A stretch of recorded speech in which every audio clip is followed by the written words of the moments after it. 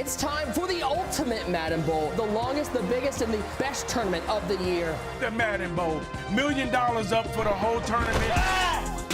Come on, man. Head into the Bay Area. Who will be that guy? Right now, it starts the epic run. Most unlikely story of the year. To the end zone. What a start for Cole. Let's go, baby. Cole is on to the quarterfinals. He's going to San Francisco. To the end zone. DCROFT scores an OT. Oh, what a pick. DCROFT with the overtime victory. Daniel Mycroft gets the job done. The biggest tournament of the year, the Ultimate Madden Bowl. Live and in person. This is going to be one of the best Madden Bowls ever. Pressure. Oh! Touchdown. Kid has a chip on his shoulder. Kiv is back. The accolades go on and on. That is why he is a legend in the sport. 17 years old, the youngest Madden champion ever. Let's go. End zone touchdown. He's climbed the mountain to his first ever belt. The kid is the real deal. He's the future. He's now. He's next up. The Madden Bowl is underway. I cannot wait. That's the type of energy you got to bring when it's the Madden Bowl. Welcome to the Madden Bowl. It is show time.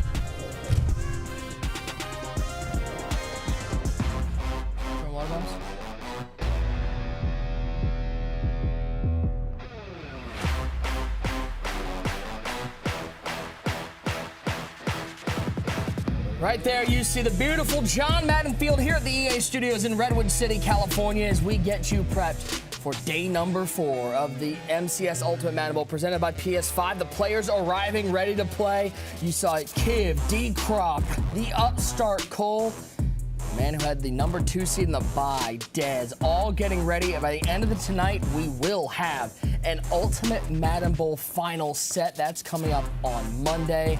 Somebody will be taking home $250,000. So happy to have you guys along with us once again. Nick Mazesco alongside one great user, Tyler Davis, Boogs, and Clef, as we get you prepped for the day's action. There is so much going on today and a lot of fantastic games, user. I cannot wait because we have 2 games here that I think could be the closest of the tournament. Yeah, I mean, you're talking about the legendary games we got with Kiv and DCROFT, but then we're starting off with Cole and Dez. Dez already proved that he can be a former champion, and Cole proving that he can beat anybody. He's already beat the number 3 player that we have in our power rankings, so he's not afraid of facing the top of the top. I believe this is going to be an instant classic. Yeah, and we got a lot of great action yesterday, including, I think maybe if anybody didn't believe that Henry could do it, Henry went out there and put on a show. Yeah, I mean, I don't think he has many doubters left, but if he did, he proved them all wrong yesterday. You know, finally doing it in person, right? We saw him back a couple years ago in the Classic, making that run. But to cement himself in the finals Monday night in a game that he just dominated against Fancy, just so impressive what he's doing. We know he's a great defensive player, but he's improved so much on offense, and we got great games. Obviously, I cannot wait for that Kiv DCROFT game. Boogs, out of the 4 players today, who are you most excited to see out there playing here on the live stage? I mean, I'm really most excited to see the Clef Killer. I'm most excited to see that guy.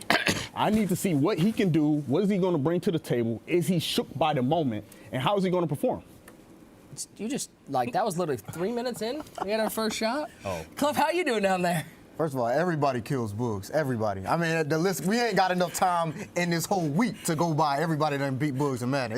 The list is too long, and I don't know them all. We don't even know their names, you know, so. But I'm doing good, Nick. I'm happy to be here, man. Glad to be Friday. I mean, it's Thursday. We about to have a But it's almost Friday. But it's almost Friday, but we got a lot of good games today. We got Kill versus DCROFT. It really don't get no better than that. Yeah, well, if you missed any of the action yesterday, we had a full day as Henry worked his way through and once again made another Madden Bowl Final. If you missed any of that, here's what you missed.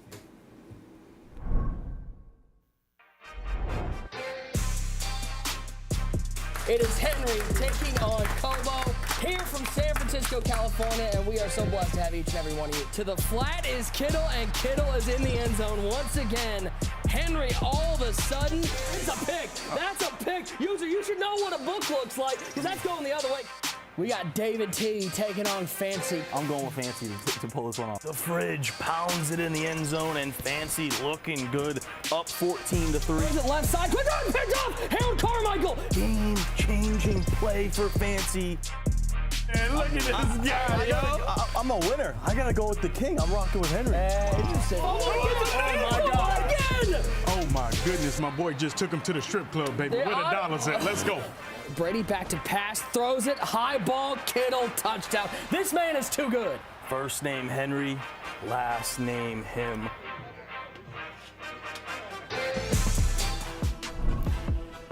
And here's a look at the updated bracket here from the Ultimate Madden Bowl presented by PS5. Henry, he's got a long way. Got to sit there for a couple days as he awaits who he will face in the Ultimate Madden Bowl Final. You see at the bottom half, that is what we will settle in the broadcast today. And after it all, after today, after our Monday Final, somebody is taking home this beautiful Madden 23 Ultimate Bowl belt, adding to their collection perchance, maybe getting the first of their collection, and adding 250 G's to their pocket. Not too bad for a couple weeks' work. All right, gentlemen, let's talk about our games, and we kick things off with talking about Cole versus Dez. And let's talk about Dez for a second, because for Dez, this is a guy, number 2 player. He was able to get the bye from his performances. He's a belt winner this year.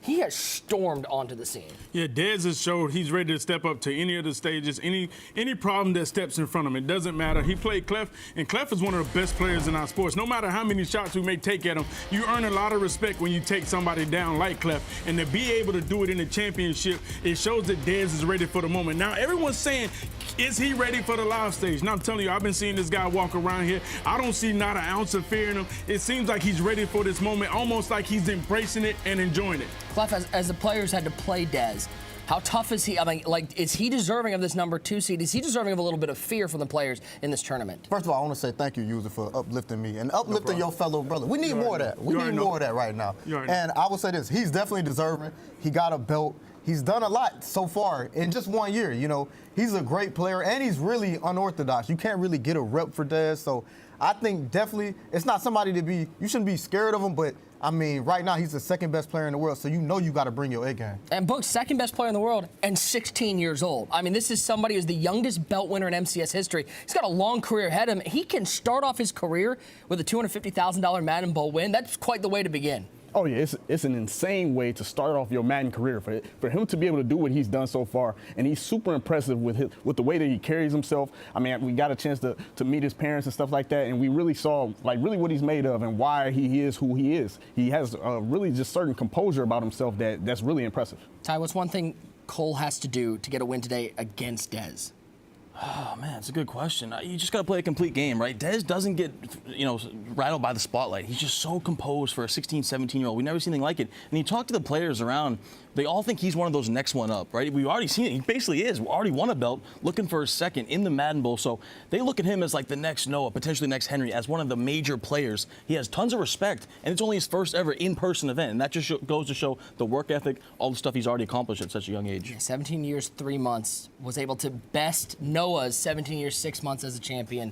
Now, Dez earlier, we got some great pictures of this one. This is maybe the part about the Madden community you don't say. Look at this. This is some pictures of Dez's dad coaching him in football. Clef, you're a football dad. You got to love seeing this stuff. Yeah, you got to, man. And just seeing Dez's dad and just seeing him around here and how proud he is of his son and just the great job he's done, man. It's no secret why this kid is where he's at. Well, we were lucky enough to sit down with Dez and his dad as they chatted about his meteoric rise in Madden, as well as looking to the future. Let's hear from the dynamic duo.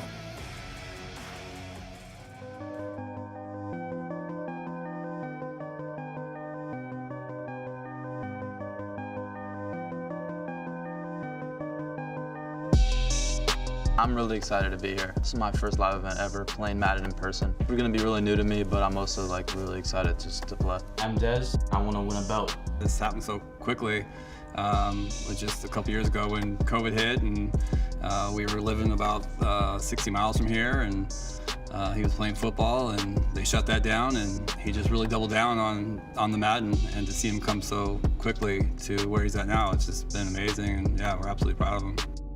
This is an absolute clinic by the 17-year-old. I mean, he's doing whatever he wants against one of the top 5 players in the world. Especially after I won the belt and I made the second event, and even now I'm still getting DMs on Twitter, emails from colleges asking for meetings on Zoom. They're telling me when letter of intent day is, so they want to get me out there. So it's all like surreal. I didn't even know it could be possible. Quick throw, right side. Touchdown, Dez! I coached him all through youth football, so I knew he had a mindset to do this. First, when I first started watching him, I thought, oh, I could probably help him here. But it's just so different. The game is so condensed in a shorter fashion. I mean, yeah, the plays themselves are very similar, but he has to process this so much faster than in a real football game. So yeah, there's really not much I can. He's teaching me stuff all the time. I just want to play as long as I have fun with it. That's really what it is. Like, I have so much fun playing Madden. It's really what I love to do. You know, I play anytime I have free time. I like to get on the game. So as long as I have fun with it, I'm gonna keep playing. The 17-year-old puts the first score on the board. You know, my wife and I just remind him that, you know, like, there's no pressure on you. I mean, this is just, again, you're 17 years old. Whatever happens, happens. Look how successful you are to this point. You know, just have fun with it. There's a lot of young Madden players coming up just as me, you know, 16, 17 years old, that I think are gonna be just as good as me. And I think that really, me winning the belt and Thanksgiving becoming the youngest belt winner ever, I think that really set like the mark that you can be 17 years old in high school or college. You can do it. Throw it up and picked off. Pull him out with the interception. The youngest Madden champion ever. He's climbed the mountain, he's took down the top of the top, and he's dancing his way to his first ever belt.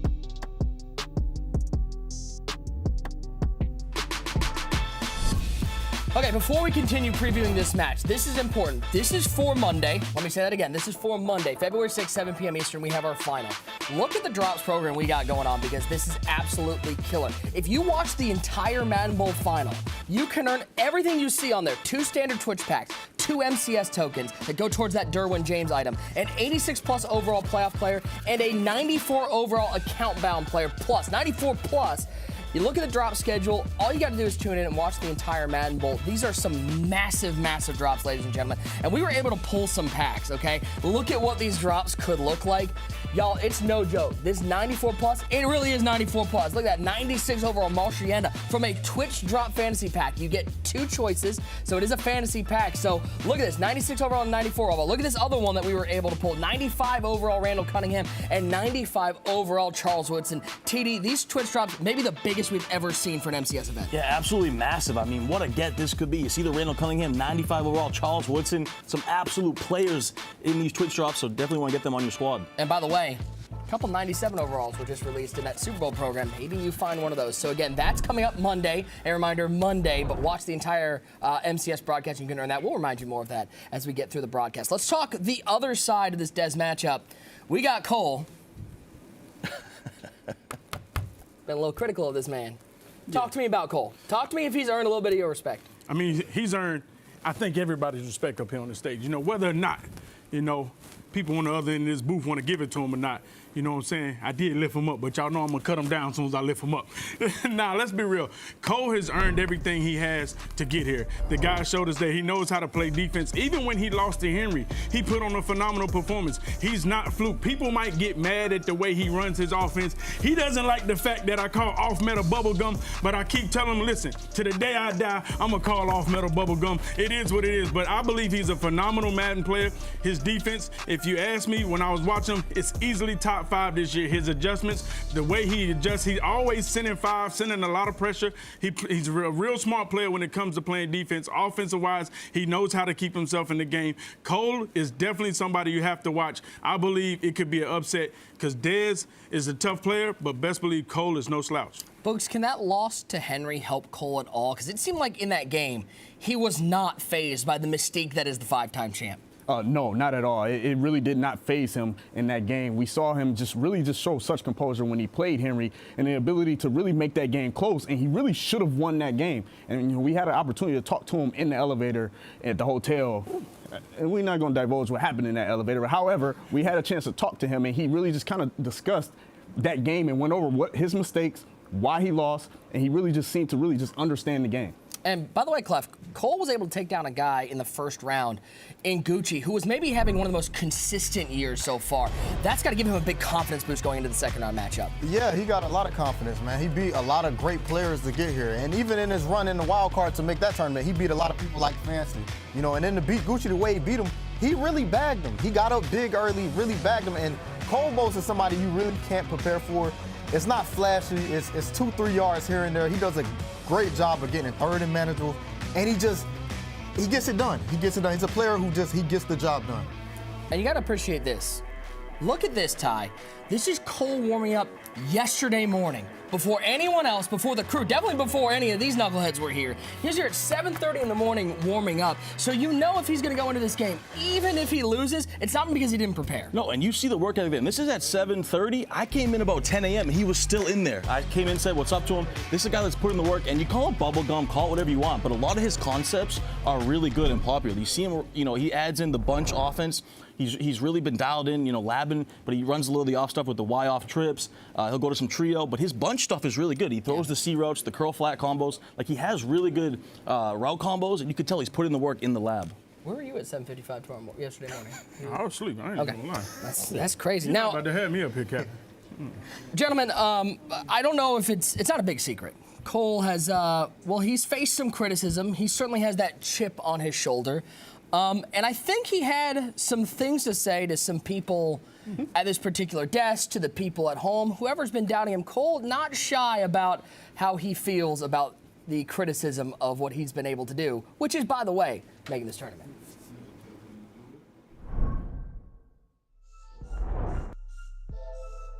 A lot of people run their mouth online. It's a lot different when you're 2 feet from me. So I'd like to see how the rest of this goes, especially in like the lounge and stuff. There's been a lot of said by a lot of the people here online about me and to me. So I'm curious if we have the same energy. Well, for starters, dude, Clef bet his career on me to lose to Henry because I beat him and sent him home. Bugs and User said I wasn't good basically for like 30 minutes straight on the broadcast. When neither of them are relevant. And well, Bugs isn't relevant playing Madden. Fancy's calling me the luckiest player. Kiv called me the luckiest player. I beat both of them. Pissed off. I'm top 8 for a reason. No one's had my path to get here, and I should have beat Henry. So, yeah, this is the first year I've had time. I'm 29. Like y'all, had a life and a family and kids. I haven't had time to like put into the game. I just put 1 year into the game and hang with these guys. So. Something changed. I got the hell beat out of me by somebody in a game, and I was like, oh, this don't work. And I changed my approach. To get here, I beat Kiv, Fancy, Noah, Clef, Gucci, and a couple other like pretty good players to even make it here. And not many people have done that, and the people that are left. So I think I've had the hardest road, which happens when you're nobody. But no, if I win the belt, I might be annoying for a little bit.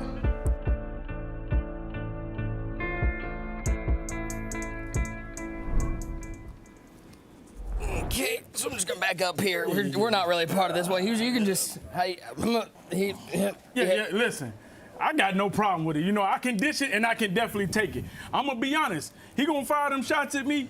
He's right. I had no respect for his game, period. But I'm going to tell you this. He's earned my respect the way he's played the game because he plays by defense, and I respect the defensive player. Now, these guys on the other end, we don't know about that. Like we said, like Boogs was hinting to, we met him in the elevator, and I'm going to tell you right now, that guy, he stands on it 10 toes down, and he's earned nothing but my respect. But he's going to have to do it once again to beat players like Dez. He doesn't like the fact that I call his offense bubblegum. That's just something he's going to have to deal with. You know what I'm saying? Two things can be right at the same time. But at the end of the day, you got to respect him. You got to understand he's going to stand on what he believes. And right now, he has a chance to still prove me and everybody else wrong that thinks that he doesn't belong here. Speaking of irrelevant, Bugs. God, okay. Oh my okay. God. That's my response. All right. All right. I'm just going to chew on my bubble gum because that's what I think of it. But it's okay, man. I'm not going to get into the back and forth. He's here, I'm not, and he's proven he deserves to be here.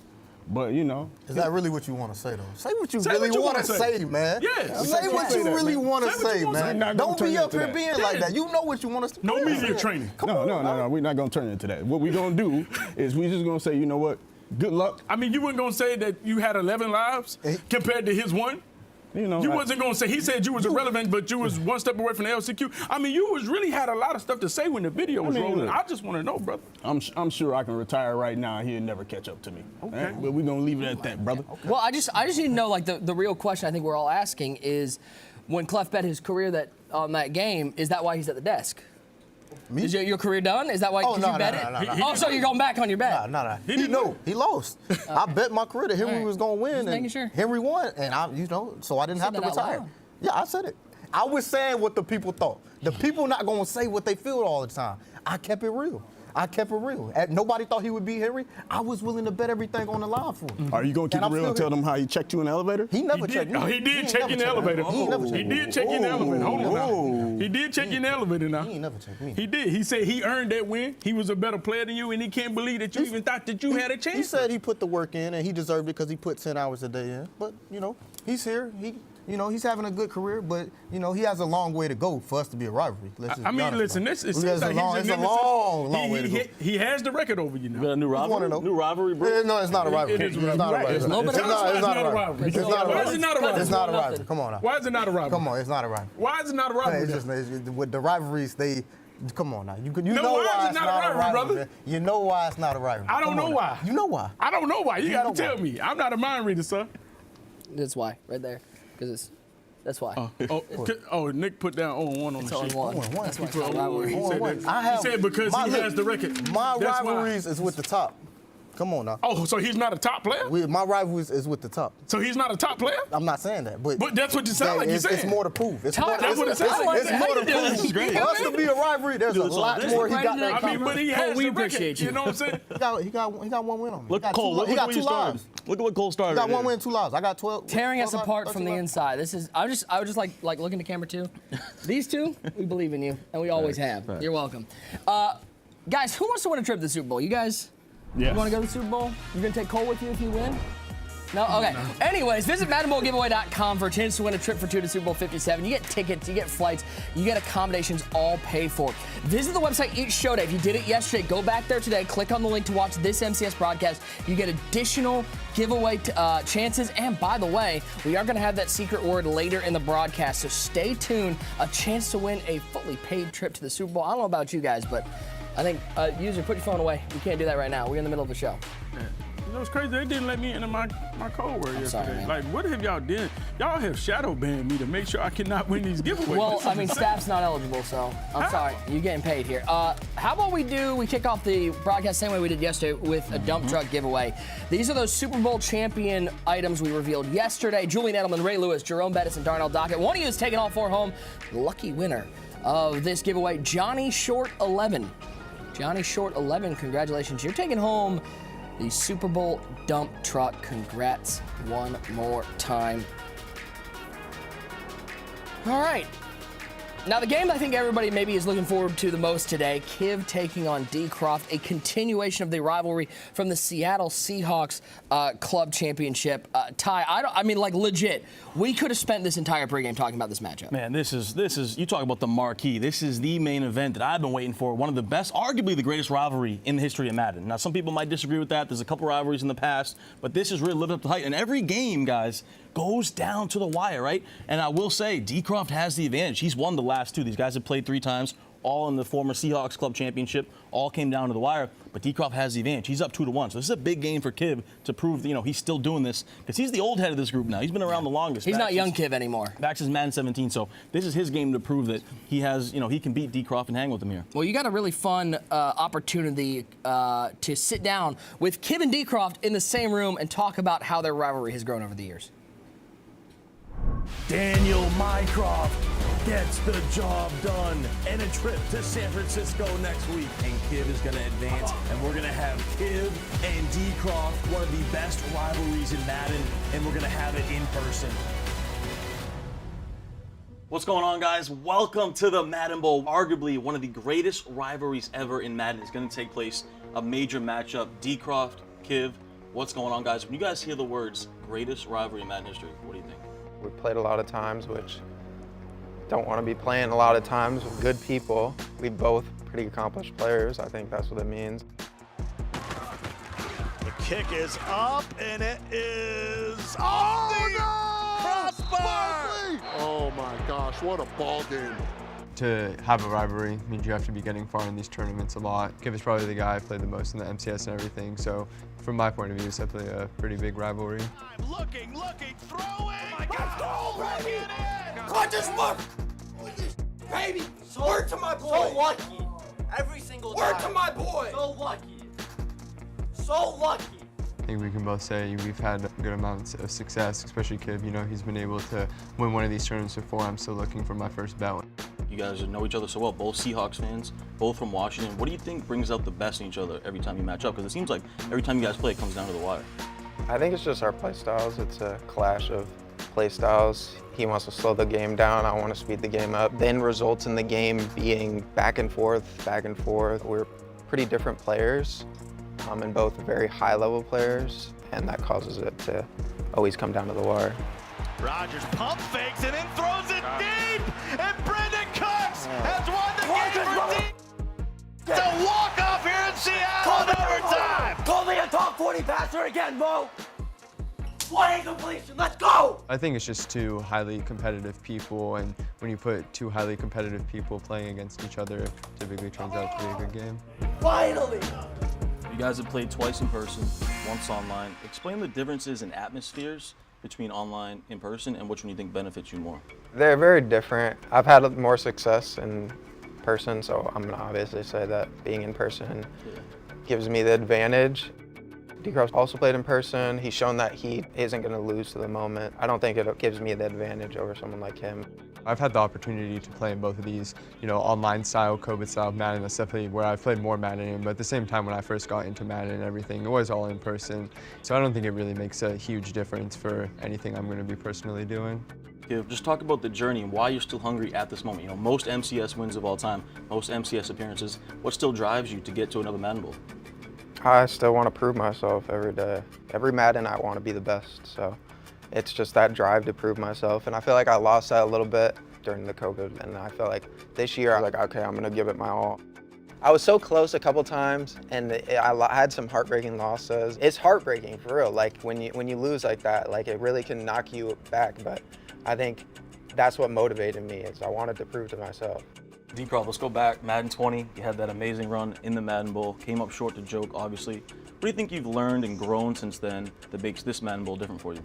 For me, it's definitely what I've learned and everything is just not focusing so much on like the future and everything like that. Like it's gonna happen eventually for me. Like focus like right now, give everything you have right now in this present moment, and just try to prove myself that I can do this. I know I speak for the whole Madden community when we cannot wait for you guys' matchup, one of the best rivalries in Madden history, and it's gonna be a great one between these two.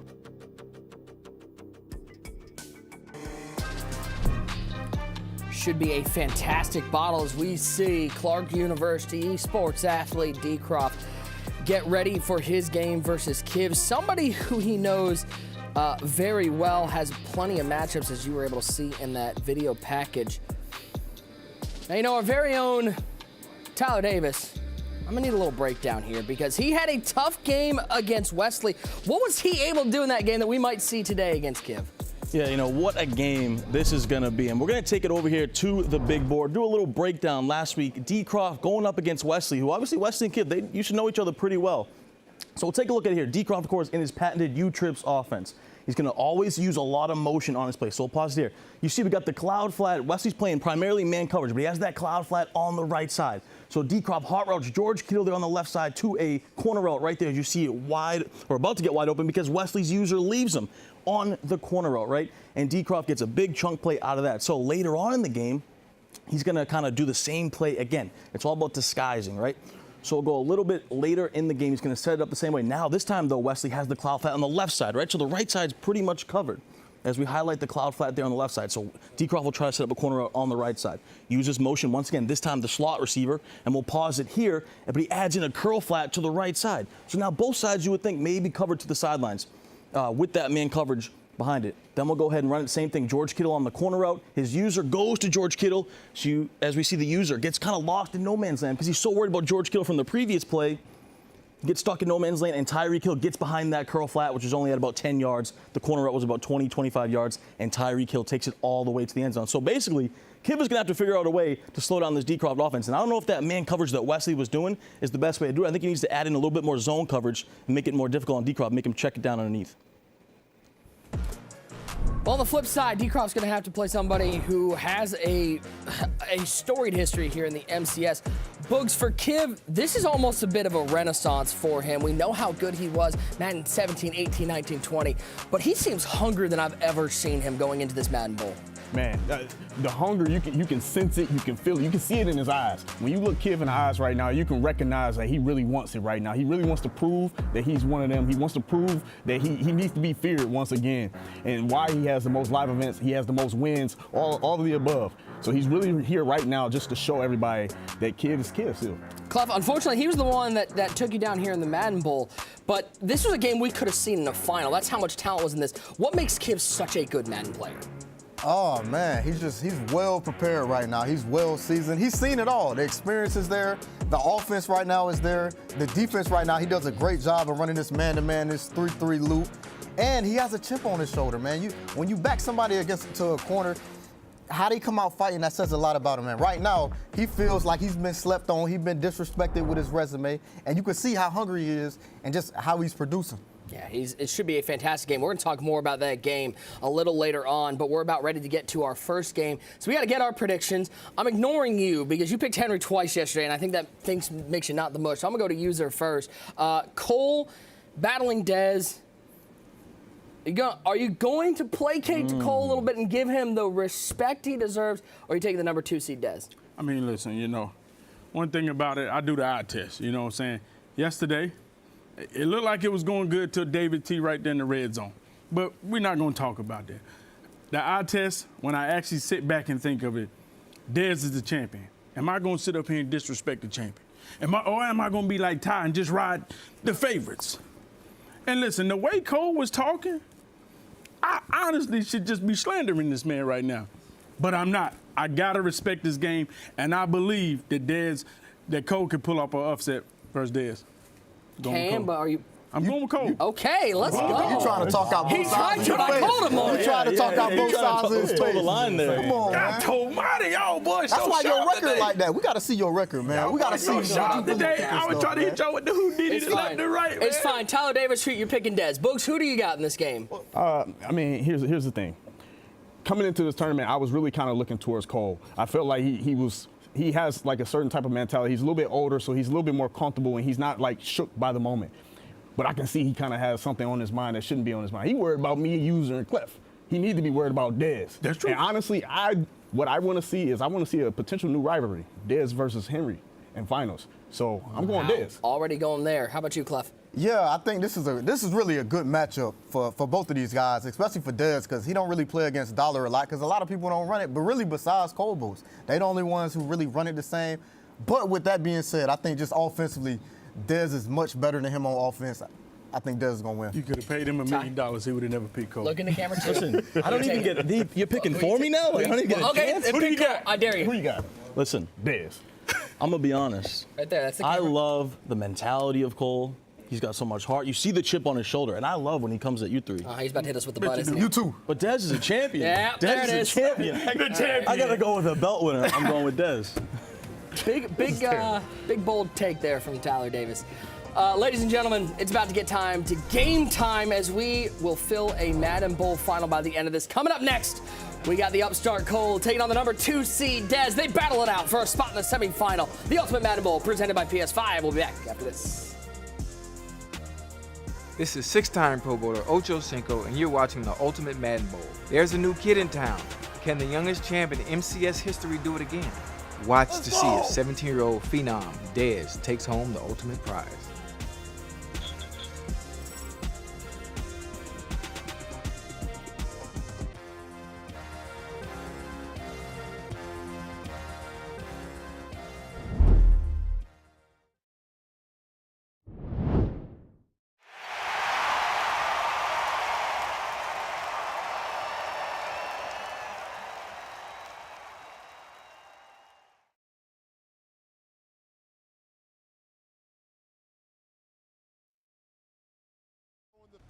You lose all the momentum, but here you are, marching right back down the field.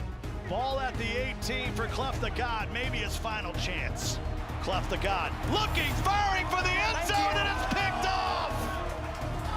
And no one's gonna win the belt, swagging around!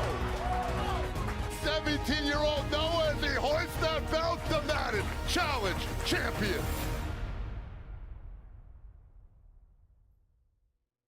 People say you don't know what you got till it's gone. Truth is, you knew what you had. You just never thought you'd lose it. What we thought would be weeks turned into months, which turned into years. 3 long years, nearly 1,100 days. A community is built by the thing that unites it. It could be a place, practice, circumstance, a game, but it stays together through the relationships, the family created within it. And as a community, you persevered and kept going. Hundreds of miles apart, you never stopped. Tonight, the Madden community reunites. En route to crowning a champion on competitive gaming biggest stage. This is prime time, so be happy.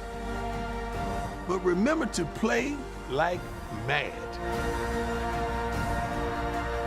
The Ultimate Madden Bowl, live and in person, starts now.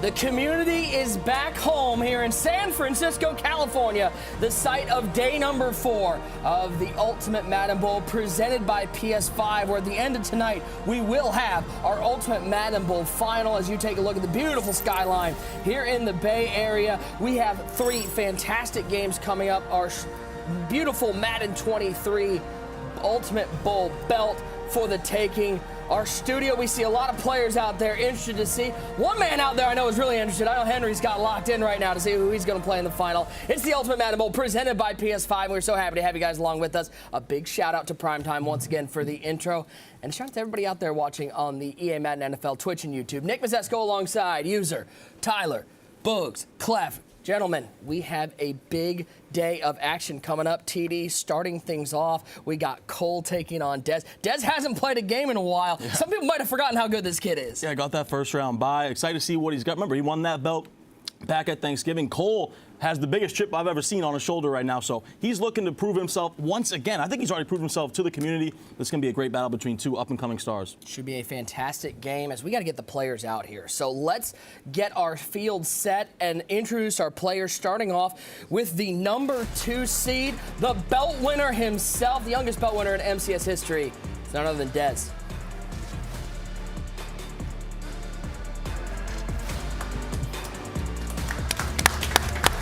Gritty at? No I thought you was going gritty, Dez. Come on, man. What a flex that. Yeah. Well, you flex on every picture. Come on, Dez. Come on, Dez. You know you want to flex.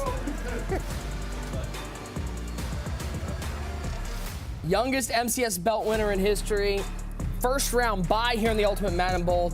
Punched his ticket to San Francisco with that belt win. And now he is looking to take home a second belt this season. Oh, and, you know, $250,000. He's already sealed himself a nice chunk of change of $55,000. Now, he has a tough matchup going up against one of those guys that just seems to have that chip on his shoulder and fights harder than anybody. Welcome to the MCS stage, the number 10 seed, Cole.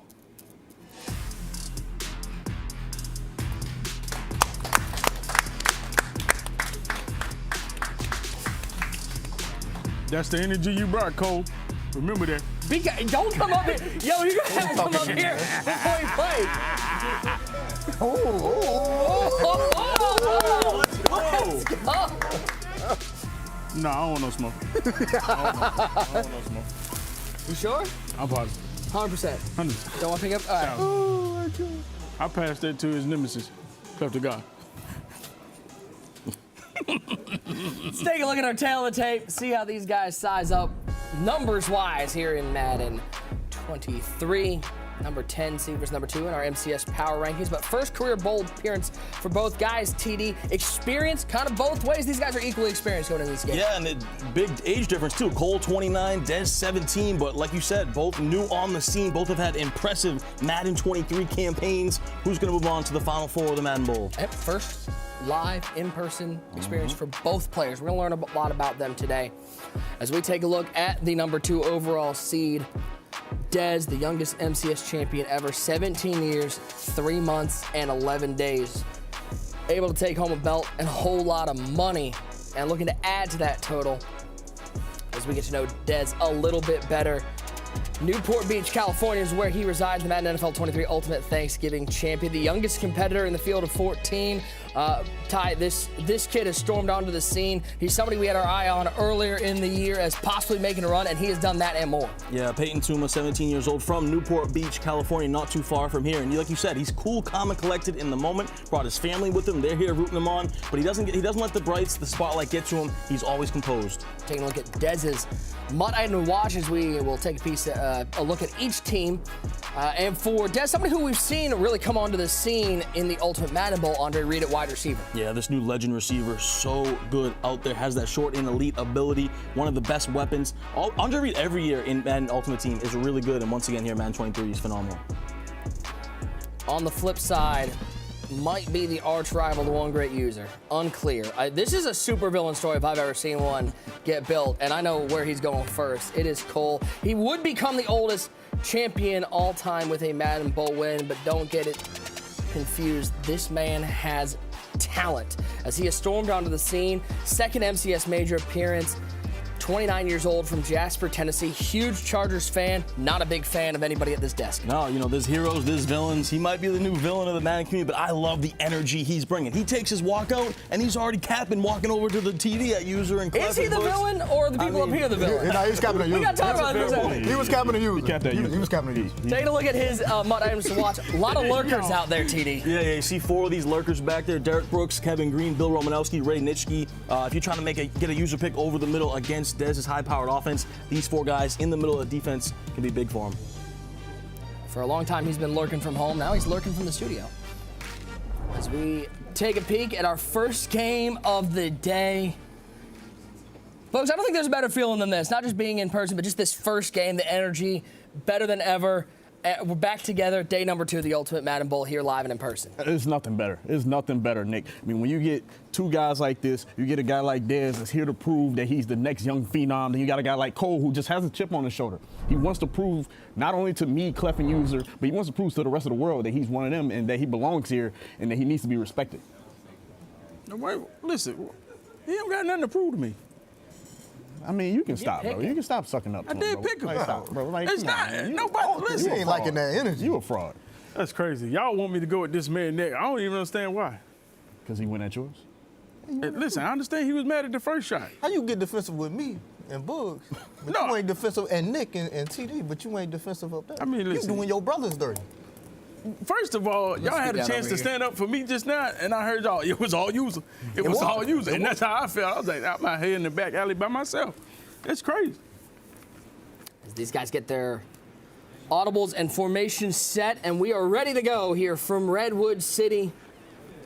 It will be Cole with the ball first, rocking that Mark Brunell at the quarterback position. 3 wide set, 2 to the right side, 1 to the left side. It looks like it is Keith Byers in the backfield. It will be Byers with the carry to start things off.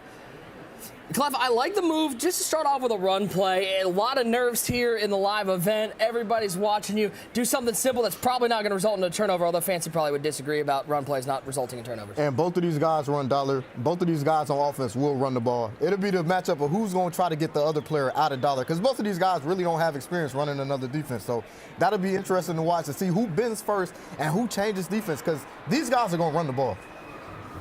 Fancy looked over at me. I don't think. Hey, dude, man. I think Cole. He's like, shut up. I think Cole, these first 2 plays, has a little message for user. 2 bubble gums right in a row. We went read option, then he You went. just called it bubble gum. Well, that user's term coined it. So, I'm just repeating what he said. No, y'all listen. One thing y'all not gonna do is come up here and slander the man and say user said this. These words are coming out of y'all mouth. Quick throw to the seam. Looks like the KO lights up to pry that one free. Boogs, is Mark Brunell the best quarterback out there right now? I don't know if he's the best quarterback, but he's one of the best budget-friendly quarterbacks. You can get all those abilities that you want, except for Gunslinger for 5 AP, the Fearless, the Set Feet Lead, and the Hot Route Master, all for 5 AP. That's what makes him so valuable. But one thing I do want to point out to you, Nick, part of that conversation that happened in the elevator, Cole did tell us in the elevator he was going to be running this trio. He said that the dollar cannot stop the run out of this formation. So we're going to find out if he does that. I don't know. Maybe he was just baiting. Maybe he didn't trust, Clef. Maybe he thought Clef was going to go tell him. I don't know what it was, but we're going to find out how valuable it really is. We're now 3rd and 10, stepping back under pressure. Quick throw underneath. He's got Calvin Johnson, who makes man miss. And there goes 81. Megatron into open space. To the 10, to the 5, to the house. Cole Bolt's on the board first as he looks to become the oldest Madden champion in history. Cole Bolt's just like that, early, getting going, running that spread offensive playbook too. Brooks calls out the trio offset. He wants some read option, but he has lasers too. When he goes to that gun bunch on 3rd and 4th down, he can make some big plays happen. What a way to start it off. 7-0 as Calvin Johnson houses it. Kick is away. We'll be taking it to the 13-yard line. Naheem Hines will take this up to the 20-yard line, and that is where Dez will start his first drive. So we take a look at a replay. Tyler Davis underneath. This is a simple drag route that just gets out of hand. Yeah, he loves that wide curl play. On 3rd down, he goes to bunch a lot, right? He starts with the trio, the wide trips on 1st and 2nd down in that playbook, but 3rd down goes to wide curl. It's a simple crossing route over the middle, and he's able to make it some nice stick work happen, take it to the end zone with Calvin Johnson. Clef, in a live event in this sort of atmosphere, how much does scoring a touchdown on that first play, as you take a look at the youngest champions in MCS history, how much does scoring a touchdown on that first play calm the nerves? 1,000,000%. I wish I had a bigger number. To go up there 7-0, because when you go and you kick 3, it doesn't really feel like a win. It feels like a win for the defense. To go out there, your first drive, get 7, it relaxes you. Now it's like on defense, I don't even have to stop him from getting it. I just need to hold him to 3. If I hold him to 3, get the ball back, now I'm in a great spot. I'm in the driver's seat. Dez, of course, able to usurp Noah as the youngest champion in MCS history. Fun fact, that tournament that Noah won, that was the last one we had live. The last belt we got handout live user. It does seem like that wasn't that long ago. Can you believe that Noah at this point is 20 years old? That's unbelievable to think about how much time has passed since the last time we were here live, and now we're looking at Dez being the youngest player ever, and Noah's the seasoned vet now. And Clef, you look at that list, the oldest champions in MCS history. It's a pretty good group if he's able to join it, W, Skimbo, and Joke. Yeah, you got W, you got Skimbo and Joke, and you got dudes who are just established, stamped forever in Madden, man. These dudes they've been around for a long time, and to get it done at that age, it's not easy, because you got a lot of stuff pulling at you the older you get in Madden. For them to be that disciplined and have that sacrifice to win it all, it's impressive. Take a look at the Ultimate Madden Bowl belt. Somebody will be taking home in just about a week's time. These guys got their audio settings all set up, and we are back to work. Ty, as Dez gets to go out on offense for the first time, we saw this yesterday, early touchdowns. Not necessarily deciding the game, but certainly it puts a little bit of pressure on Dez in this first drive. Yeah, it definitely does. You never want to give up 7 on your opening defensive drive. And we're going to see Dez here set a few of his audibles. He loves that New Orleans Saints offensive playbook. And we'll see that with Kiv later on, too. But he likes to move around his formations a lot. So you'll see him in bunch. You'll see him in tight. He'll go to stack Y flex. I want to see if he utilizes the ground game a little bit, because if you watch the film on Cole's game last week against Gucci, in that Darwood defense, he really struggled against the run. He gave up some huge runs against Gucci. So has Cole been dialed in to stop this run game? And will Dez go to it, try to attack that Dollar defense, gash him up the middle? Boog, something I think that is important, I think really cool about what we've seen this week and with Dez is that we saw that piece on his parents. His mom's here, his parents so supportive. I mean, just seeing these players and their parents being supportive of a Madden career, I think it's something, I don't know if I would have expected this 10 years ago. No, not at all. I mean, for sure. It's not one of those things that you expect parents to do to support, a Madden career. It just seems unfathomable. Oh, man, I butchered that word, but it doesn't matter. It just seems like something you could just never dream of. So to see something like that is so special. I mean, I wish I was able to get something like that. It is indeed unfathomable. Hey, no, you ain't have to do that. All right, I tried to go ahead and divert from that, and you wanted to bring it right back. It is unfathomable that you could not pronounce unfathomable. First and 10, Elway throwing it left side to Reed. That's a dot. He's still got that John Elway out there. Which is kind of wild, because, so many quarterbacks have been upgraded now since John Elway. But John Elway is still a stud. He still has the best release in the game. And over the middle, he finds George Kittle, who has been, I think, on every single roster. TD, that Kittle's a monster. Oh, so good. Goes with the high ball post, too. And there you see it. He's already ran tight. This time he goes to stack Y flex. He's got the wheel route to the running back on the right. This time he goes over the middle, brings the user to the left, and there's George Kittle with the high point pass. Gets it down to the 5-yard line. 1st and 10. Looks like Deuce Close out here. Is Karen Q out here? Hand off to Byers on the stretch. Nowhere to go left side. Quickly back to the line.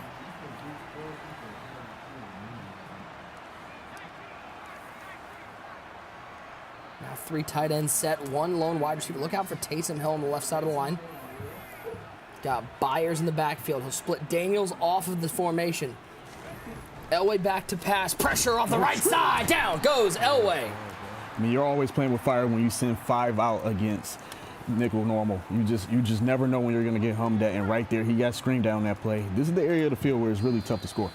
This is a big down right here. And user, this is something, Cole, when we were talking to him in the last tournament, he said defense is where he feels most comfortable. Yeah, and you know, last time we saw him when he's playing Gucci, he was keen in the red zone right there. Oh, that's a big dot. That's a tough throw. How hard is that wheel route to stop from that tight end? I mean, because that was a quick read, and all of a sudden he's in the end zone. It's the hardest play in Dollar to stop by far. Anytime a good player sees you in Dollar, they're gonna call verticals a million times. It's the number 1 dollar killer. And right there, Cole Boats, he has to man up that tight end right there. 7 apiece. As Dez answers the call, goes right down the field and scores. Hesters will take this into the end zone. And we'll start at the 25-yard line one more time. This is the big 1st and 10 play. You said that Andre Reed's going to come up big. Yeah, that was his MUT player to watch. Andre Reed on the corner route, then goes right back to that verticals route that Clef talked about out of the wheel route. And Dez fired up. That's how you bounce back, right? Face a little adversity, get right back in it. Tie ball game. We'll see what Cole can do. We talked about Cole going to this read option out of these multiple different formations, right? Against that Dollar defense. He's had some success with it. Let's see if he keeps going back to it.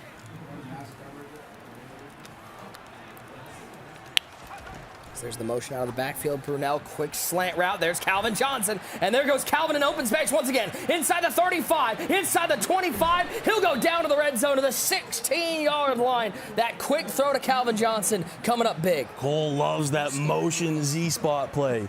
He always utilizes that play. You got the tight end on the streak. You use that auto motion from the running back. Then he always comes backside to the slant. That's his bread and butter in the so-called bubble. And he's got him end zone. Plaxico Burris. High ball. 3 plays. Cole's back in the end zone. He looks pretty comfortable on offense. He does. He is absolutely locked in all these formations. You can tell he's been putting in the work. He's so comfortable in this spread playbook.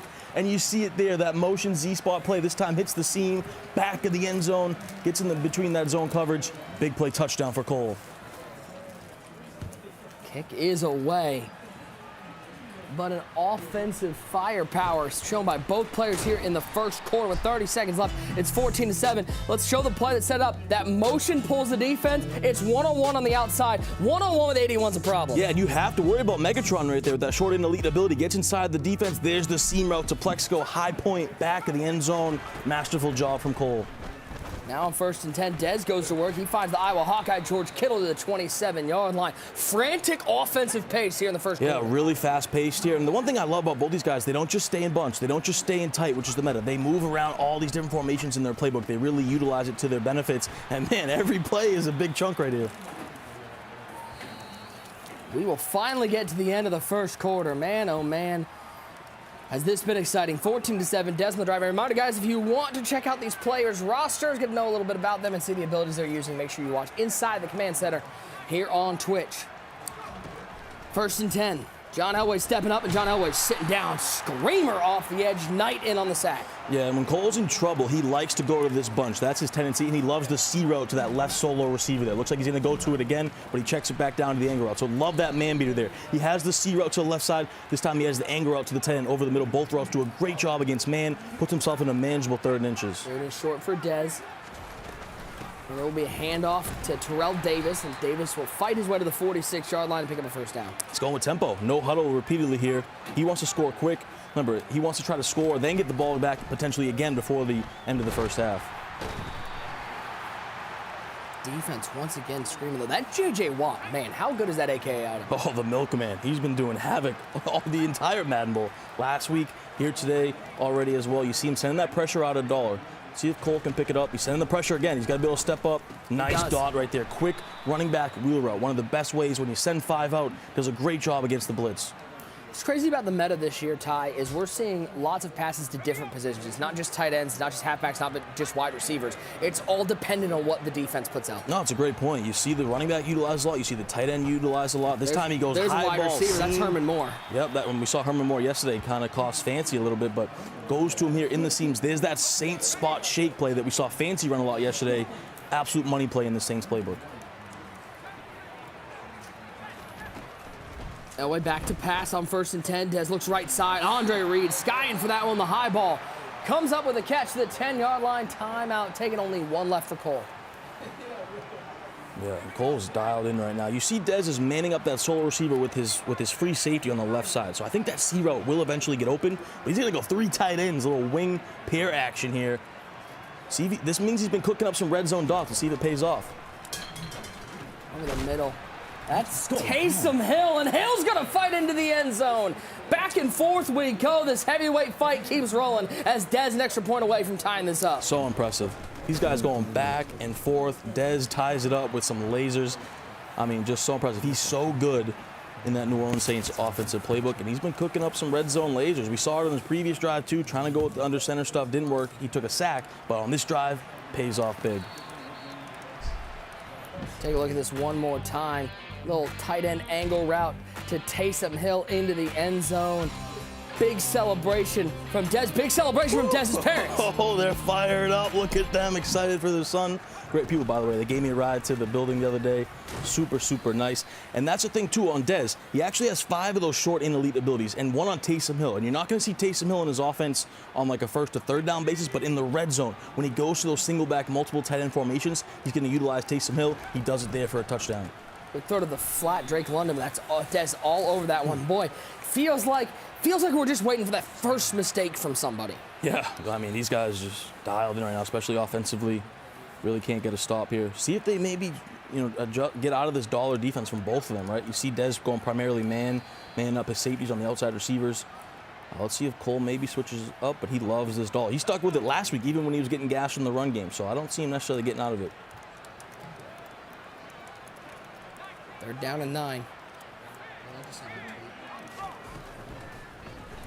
Brunell in trouble. Down goes Brunell. Hassan Reddick, the destroyer for the Super Bowl bound Eagles, going crazy. 4th down and 11. This seems like our first momentum play of the game. 3 wide set, 2 to the left side, 1 over to the right side. Byers on the right hip standing behind Mark Brunell.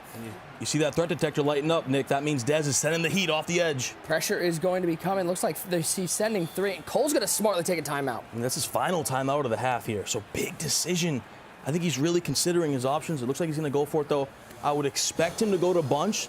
That's been his main stuff in these big play situations like 3rd and 4th down. But does he try to catch him off guard? Maybe go to the wide trips that he's. But how many times have we seen guys outthink themselves and try to go with something maybe cuter than maybe they should? Got to pick up 11 here. Yeah, this is huge. This is massive for both guys. Buck 27. Looks like it's Calvin and Plaxico over to the left side. Drake London on the right side of the formation. Brunell surveying. Back to pass. Here comes the pressure. Down goes Brunell. The threat detector told you there was pressure coming. The pressure came, and there was no answer from Cole. Absolute screamer. You saw it. The threat detector, he noticed it, but I think he ID'd the wrong defender, and that guy just came free right off that B gap. Huge defensive stand for Dez, and he's in business at the 15. And then it's a handoff for Dez. Off the stop, he gets the score. Keith Byers from 15 yards out puts the number 2 seed on top. And you see he's a little bit upset. I don't think he wanted to score that quickly, especially since Cole has no timeouts left.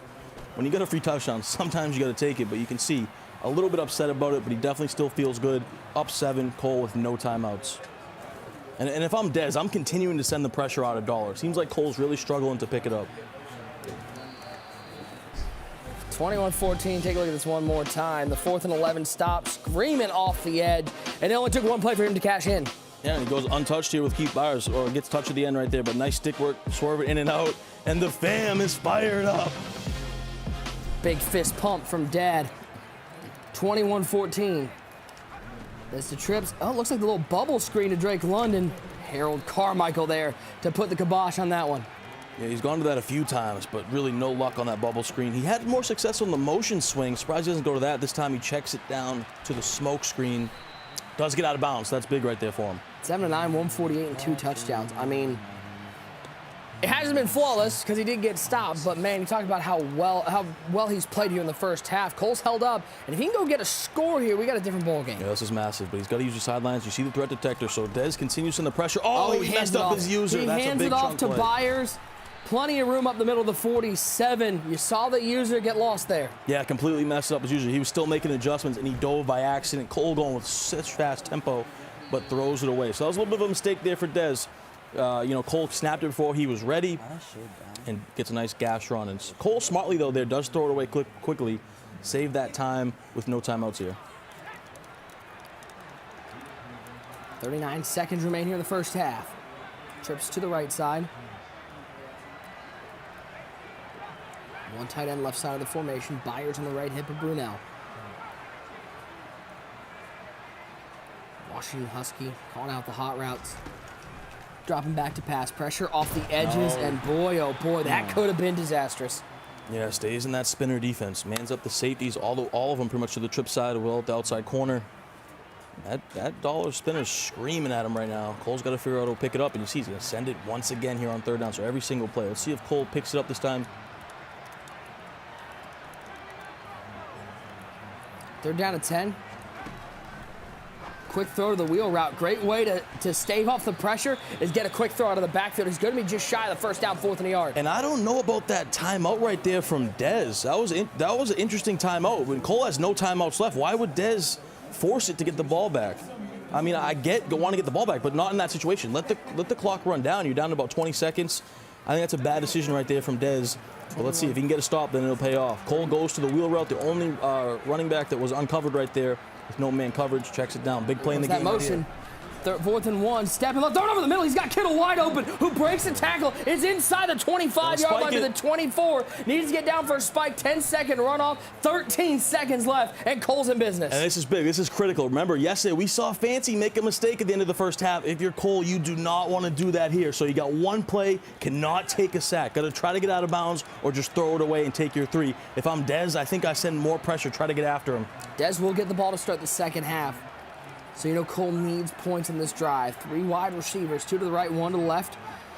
Byers on the left side of Brunell. There comes that pressure, throws it to the sidelines. I don't think he got his feet. He was able to get the foot drag. Brilliant play. Such a smart play right there. No outside zone defender. Dez was kind of backed off. He just throws a baby out route underneath that deeper wheel route, gets it out of bounds, gets the feet down. Now he has another chance at the end zone.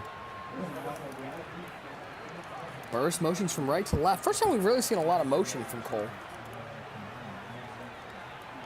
See the threat detector letting you know that there's pressure coming. He's throwing it up to Burris. Did he make the catch? The KO knocked it free. Wow, and he had a similar dot like that last week against Gucci through a streak route with a free-form beauty to the back of the end zone. This time he cannot come down with it, takes his 3, but I like the aggressive play calls. It perfectly precision pass. If you're Dez, you got to feel good there holding the 3.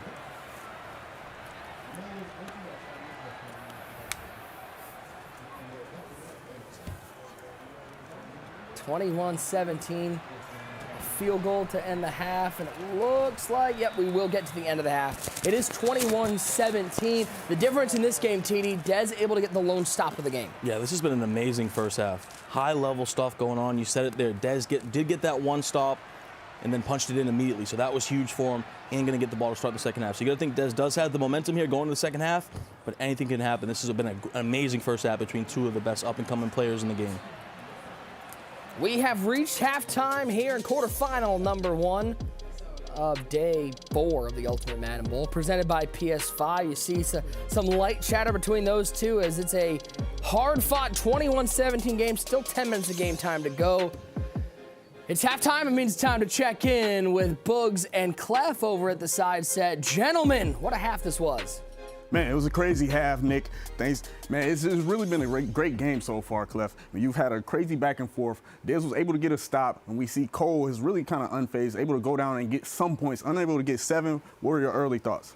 I think early, Dez did a good job of, weathering the storm. Cole came out, struck first. But I'll say this, Dez inexperienced right there to call that timeout. could have cost them giving up 3 points. You're supposed to let that clock run down. It's not important to get the ball back. It's 4th and 1. You're pinching your line, worried about the run. If he runs the ball, he's doing you a favor. It's not that much time left. So I think right now, Colbolt's got to feel decent enough to get 3 right there and cut this to a 4-point game.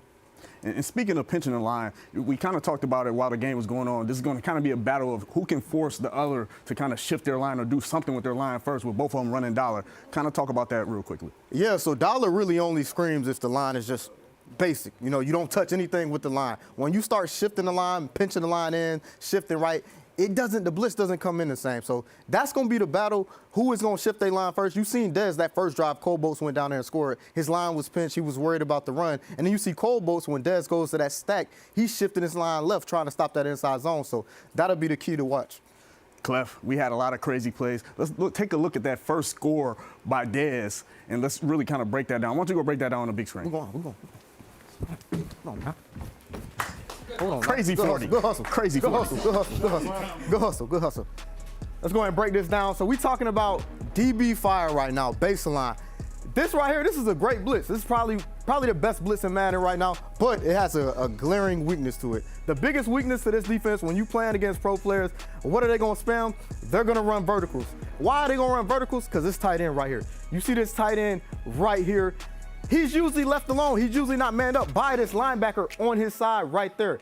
That linebacker on his side, when he's just in that stock vert hook, this is a really tough play to deal with. And people will send this running back out as well, put him on whether it's a streak or wheel route, because this corner over here, he's usually just in a soft squat or a cloud flat. So let's roll this play. Let's get it going. You can see exactly how this play opened up. And he quick hikes it. It's hard to get these adjustments off. You see Colbolt's, he's fighting. He's trying to get him off. George Kittle wide open. This was a huge play on 3rd and goal from the 11-yard line to give up. Really to keep Dez in momentum, man, because you don't get 7 points there. You only get 3. The whole dynamic of the game, it changes. Nick, Ty, User, back to y'all. It's giveaway time once again. Call us a construction site because we got dump trucks all over the place. We've got another one. Winner taking home these 4 Super Bowl champion items. Julian Edelman, Ray Lewis, Jerome Bettis, and Darnell Dockett, the winner of this dump truck. How about Top Shelf 808?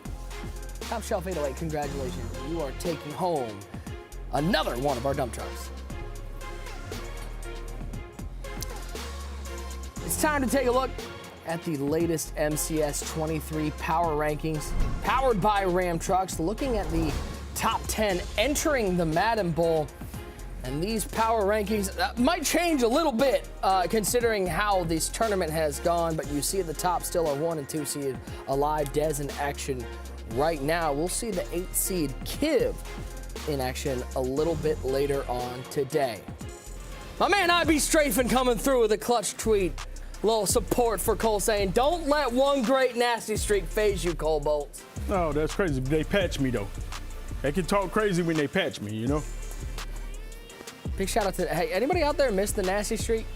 Yes. There are a lot of players out there. I don't see anybody raising their hand. There's nobody like, miss nasty streak? Anyone? Nope. Astra says no. Nope. Henry's ignoring me. There's nothing but passes in here, man. Nothing but daughters. Shout out to IB Strafen, the legend. My favorite thing about Strafen is a nice throw over the middle to Michael Irvin, first time we've called his name, is that Rico would never go visit Strafen because he had about a 7-pound dog. And Rico said it was Rico and dogs don't mix. Yeah, Rico and dogs definitely don't mix. Would always scramble. You don't see a lot of that scrambling up the middle. That shows the pocket that Dez has. I mean, it's just tough because Dez already has Omaha, and that's a tough situation to be in so early in the game to have your opponent have Omaha. That's a X factor where you'll be able to see every adjustment on defense. And there's Byers. And right here, you feel helpless if you call balls. You feel like, I have to get a sack. You have to send pressure here because he can see your whole adjustments if you sit back and cover it. So you might as well just send heat and pray you can get a throw out a sack pick, or pray you can get a sack and take away this Omaha. 3 wide to the left, 1 to the right side. Pressure off that right side. And Byers is going to fight his way to the goal line. Dez opens up a 2-score lead. What an opening drive for Dez. That Omaha is so massive, seeing all the adjustments. This time goes for the quick out route to the sidelines to Byers, punches it in the end zone, and you see Dez starting to get that confidence, get that momentum. He's bobbing the head. He's in a groove. Boogs, Dez looks unstoppable right now. I'm not seeing if Cole's going to get a stop in this game. Dez is just looking comfortable. Yeah, Dez is really looking comfortable right now against Dollar. I mean, he runs the defense. Typically, a lot of times people will run what they don't like, but it's starting to look like Dez likes this defense. He wants to see it. He really wants to expose it. He's seeing that Cobos is going to keep that line spread, and he's really just taking advantage of it. And you know, that's one thing about it. Bugs who ran in the Coboats and the elevator. And to be honest, my pick was kind of like Dez, but he kind of had me believe that the bubble gum that he had. Hold on, let's be real. The man gave us a good story why he was going to take down Dez, and I bought it. I bought it. I ain't going to lie about it. Man, look, I know Prime is your favorite player of all time, but the backpedal right now is crazy. No, I'm just saying, like, let's be real. He said he was going to run a certain offense. He was like, Dollar can't stop it. I was like, it can't. It's bubble gum, but it can't stop it. You know, and he kind of sold me on it. You know me, I like the bubble gum. That's how I started offense anyway. So I'm like, you know, you might be able to catch him off guard. But obviously, you know, it ain't working. User, are you that guy that no matter who comes to your door selling something, you're going to buy it? Nah, not at all. It doesn't matter? Because I ain't got the money. I could use a Bowflex right now. I will take one. Thank you. I'm going to tell him I ain't got it. Hand off to Byers. That's cool. Shook him off. That was a big old stiff arm. And Cole going with some tempo. I'd like to see him go back to that motion Z spot. He had a few nice dots out of it. I think he can set up that corner route to the left side with Dez setting so much pressure. He goes wide curl, nothing doing. But every time he goes to that motion Z spot, he seems to make a completion out of it. Dez really has kind of an old school game where he's going to send pressure relentlessly. He's not going to back off. He's going to send 5 at you every single down. He's not going to waste time. He's going to say, you know what, prove to me you can make a read under duress. And what's crazy is with threat detector, you know he's setting pressure every time, and he's still getting home. Big 4th and 2, as only able to get 3 on that little motion screen. 3 wide over to the right side, 1 tight end left side of that formation. Brunel back to pass. He's going to take a shot down the right sidelines. I don't know if he got it in. He did not. Dez with the stop. He gets his second stop of the game and takes full control. Yeah, that's what you call a bag right there. Absolutely nothing open. I mean, absolutely. And Cole just threw it up. Tried to throw the wheel route. Tried to high ball outside to the sidelines, but nothing there. I mean, is there any way I can miss this next segment? Because I know y'all get to go crazy on me. I'm just saying, I don't want to be here. You're going to try to act like you picked him. You're going to sit up there and be buddy like you picked him, man. We should probably get Dez's parents down here and he can look him in the eyes and say, this is crazy. Look Mama Dez in the eye and explain to her. Why does it have to be all this? I just want to come up here and make picks and do my job. Why it always got to be more than that? That's it. And it's crazy how you and Ty really get so emotionally invested in y'all picks. Like, this is crazy. Oh, man, the people be coming at my neck no matter who I pick. That's a beam. Good dot. I mean, more. Yeah, this is why, and I think like 6 years of commentating, RG didn't make a pick one time. He's like, you're not going to come after me. Because either way, it's win or lose. You're not going to catch me. You're in a bad spot. Yeah, they're going to come to you no matter what. You know? Hand off to Davis. It's crazy. Cole sold me, though. He sold me, man. Did he not, though? Did he not give us a great... he broke down a great analyzation why Dez was going to be... Yeah, he broke down the game very well. He really showed that he does have some Madden IQ. He really did. Like, he really did break down. It was a great chance to be able to talk to him and understand that he does understand the game. Yeah, he's not and just someone that doesn't belong here. That's why I bought it, man. But you should have changed your pick after he said you was irrelevant. Just, you feel me? Yeah, that's when you're supposed to change your pick. That's exactly the reason why I changed wanted to be a professional. To be honest, I wanted to be a professional. I wanted to show the people that I, too, can control my emotions and not go there. And in fairness, you did prove you were a professional. Yes. A professional mush. 28-17. Elway going to hand this off on the stretch run to Davis. Not a whole lot of room over there. He's going to drop for a 2-yard loss. Listen, I realize this is what happens when you turn the other cheek. You know what I'm saying? This is why they say no good deed goes unpunished. Don't worry, it won't happen again. The gauntlet comes back out. 2nd and 12. Those are right. That's a scary read. That could have changed the game. Lucky that one falls incomplete. I mean, that's definitely a way to bring your opponent right back into the game. I'm never really going to be a fan of someone throwing high balls in the middle of the field. I understand the concept and everything like that, but you really can allow your opponent to get right back into the game. But I like what Dez doing right here because 7 puts this game away. He got Kittle wide open. Kittle, touchdown. Too easy for Dez. And now what's scary, Clef, is we're starting to see Dez's confidence rise even higher. Yeah, he's a confident young man. he has had that confidence, and as you win and you validate what you think about yourself, it's even more. It's even more. So what he's doing right now in impressive, and like I said, I like that drive right there because if you get 3, this is still a game. Getting 7 right here, this game is pretty much over. Yeah, this is an absolute clinic. I mean, 18 for 20 passing the ball. You saw the clock management come into play, and you see the confidence just growing and growing. It's amazing for 17 years old. It just, nothing gets to him as we take a look at this laser beam George Kittle. Look at the free form to the right side, high ball, and that's an absolute beam in the end zone. A little flex for the belt winner, Dez.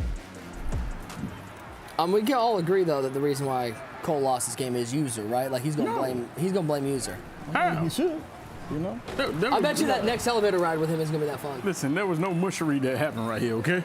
None. Oh yeah. To be honest, this was just a clinic. To be honest, when I looked at this, it seemed like Cole didn't have the fingers when he was getting snapped. A lot of times he was just not prepared on defense, and he just wasn't getting his defense set up and getting quick snaps. Can we talk for just a second? Does the entire crowd have fruit snacks? I mean, this is out of control. What is going on here? Our fruit snacks. And these are our fruit snacks. These are ours. What's going on? Y'all can't see it right now, but the entire crowd, as that's picked off by Peppers over the middle, he's got a lot of room left side. Call this the fruit snack touchdown. Peppers to the end zone. Oh, Dez here in this quarterfinal. And sticky with it. Sticky like a fruit snack. How many times did you sit in that audience and how many snacks did you ever get? 0. Disappointing. Jen gave out the whole box. Most of these players have made a lot of money playing Madden too. They're getting stuff. Yeah, I mean, they ain't got nothing And time she on know their I'm gonna ask for some fruit snacks as soon as we get a break. And she gonna say, sorry, user, then we got problems. Because you're gonna crinkle it in the microphone. Here's the pick over the middle. Great user lurk from Dez. Phenomenal user. Little stick work, getting jiggy with it. Julius Peppers goes in the end zone. And rough day at the office for Cole Boats. Byers up the middle for Cole, down 42-17 as we work towards the end of this game. Kevin DCROFT coming up next.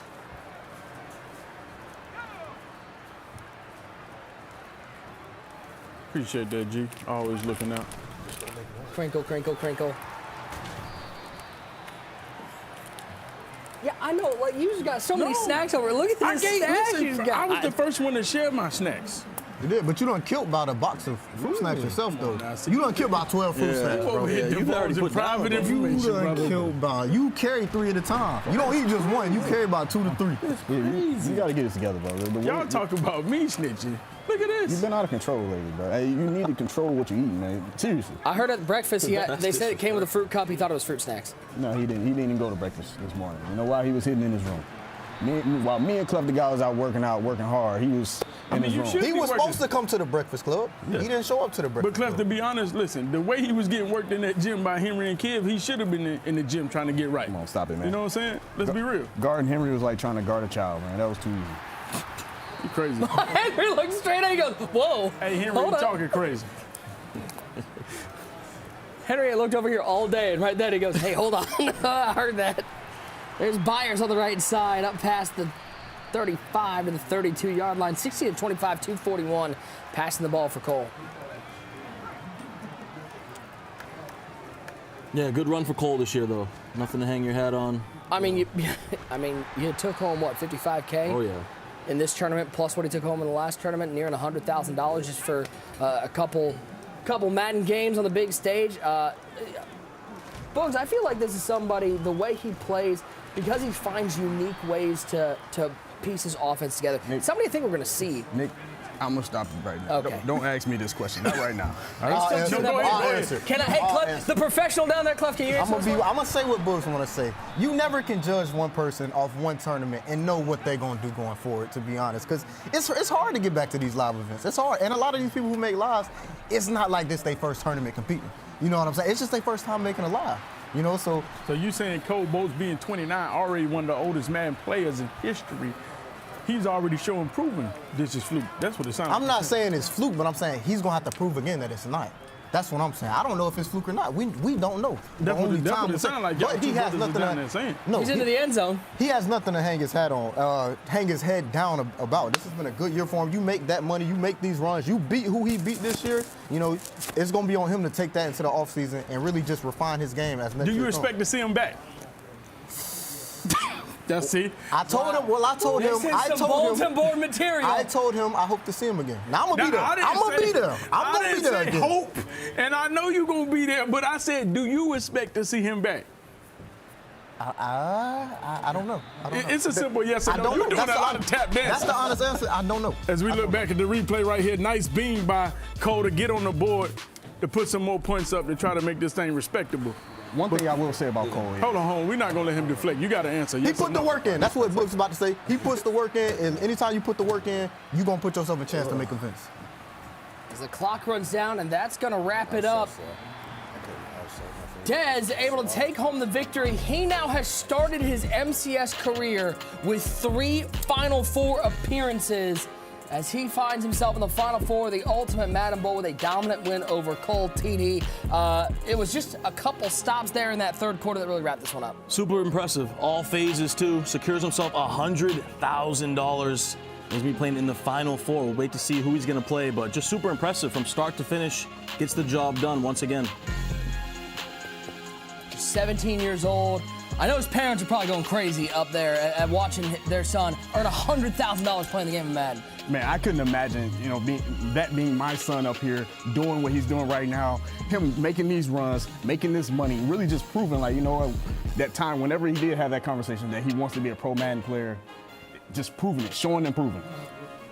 User, did Dez prove today he is the number 2 seed?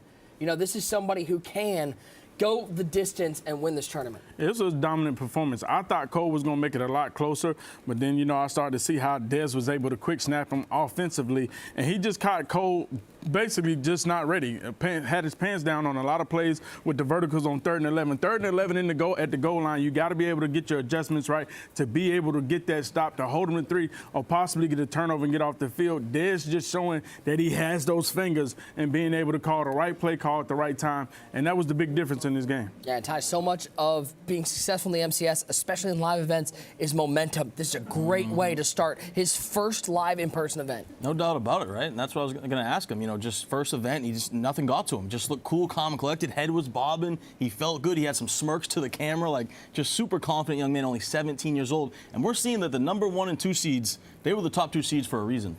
Let's take a look at our updated bracket here from the Ultimate Madden Bowl presented by PS5. Show you where we stand at this moment. Dez is on to the semifinals. He will take on the winner of that Kiv and DCROFT battle coming up in just a little bit.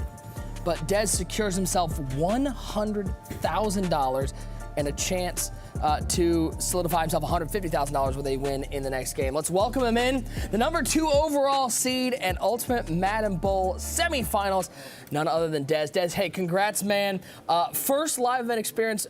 Talk to me a little bit overall, what it's like not just competing here live, but being able to do it with your parents here supporting you so much here in your first live event. Yeah, for sure. I guess as a viewer, I didn't know there's so much that goes into this beforehand. Like the game You is. figured out media day was a big thing, yeah. huh? Literally, a lot of stuff goes into it, and the game is just such a little part of it, and just the way you got to shake it off quick. Everything that's going on, you got to shake it off quick.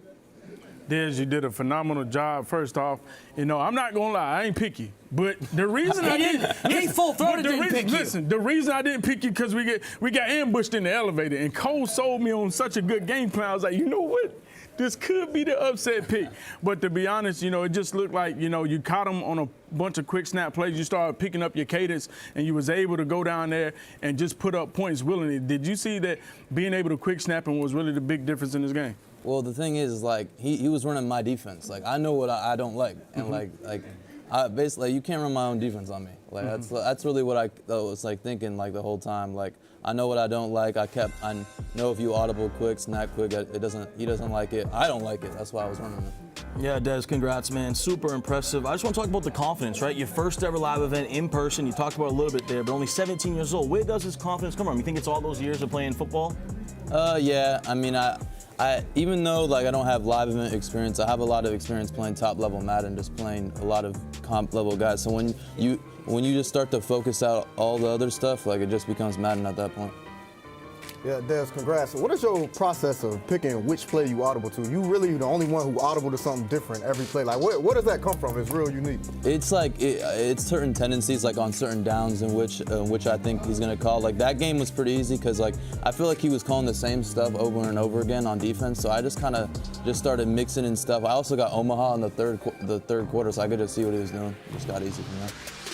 Interesting part is you're going to have to face the winner of this Kiv and DCROFT battle. Talk to me a little bit about, are you scouting during this time? Are you watching this closely? Are you just trying to enjoy yourself and stay loose in this game where you sort of get to watch who you're going to play in the next round?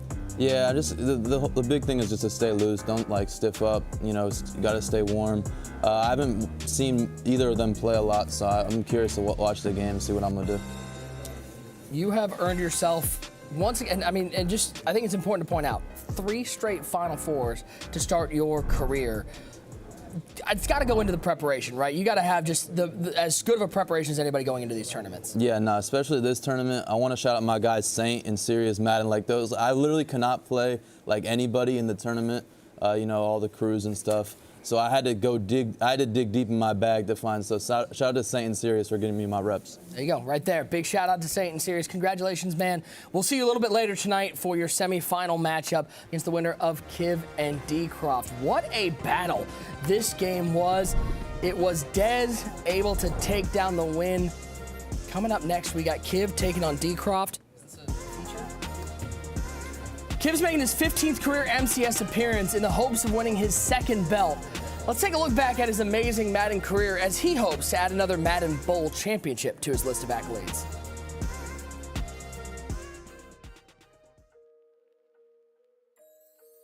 One special thing about young Kiv, he actually skipped his high school graduation because he wanted to be here. That's dedication. His first in-person tournament, and it's interesting to see how he's dealing with that pressure. Fullback dive, Gronk up the middle. Is he stopped? No!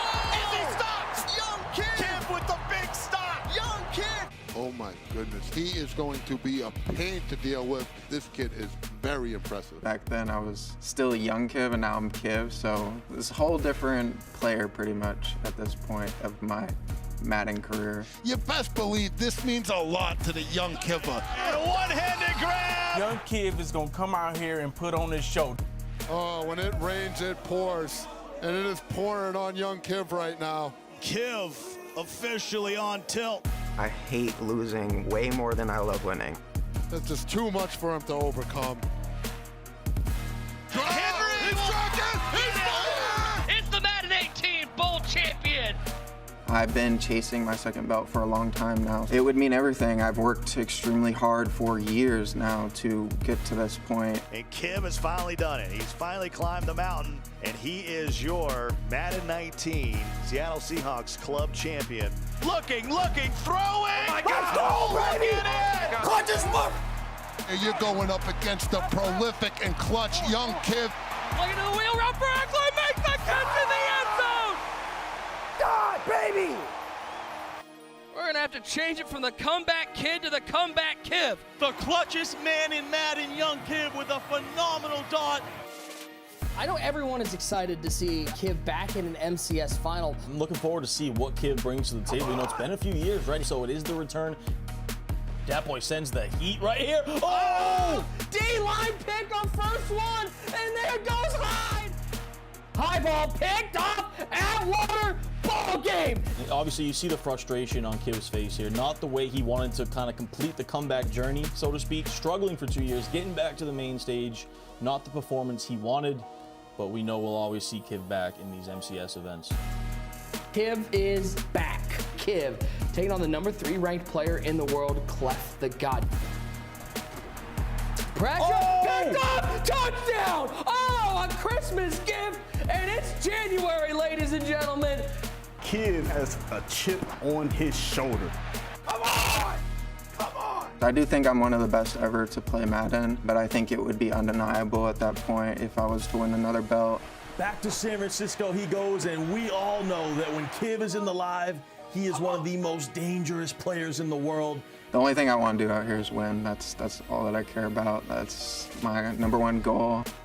most MCS appearances, most MCS wins, most EA majors, most Madden Bowls ever, most MCS wins ever, most MCS games played ever. The list goes on and on. The accolades go on and on. That is why he is a legend in the sport.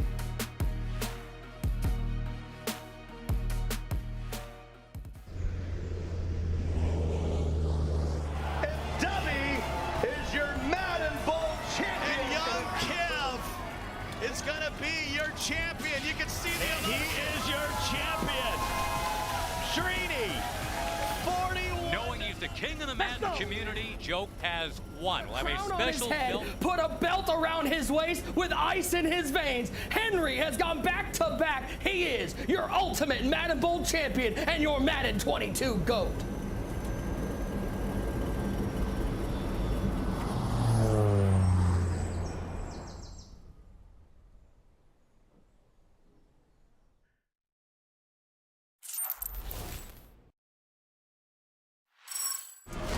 Looking, throwing. My God. Let's go, baby! Clutch is look. Baby, so what? Kiv and DCROFT. Oh, no! Crossbar! Kiv versus DCROFT. This is it. This is the heavyweight match. If you're a fan of competitive Madden, this is what you came to see.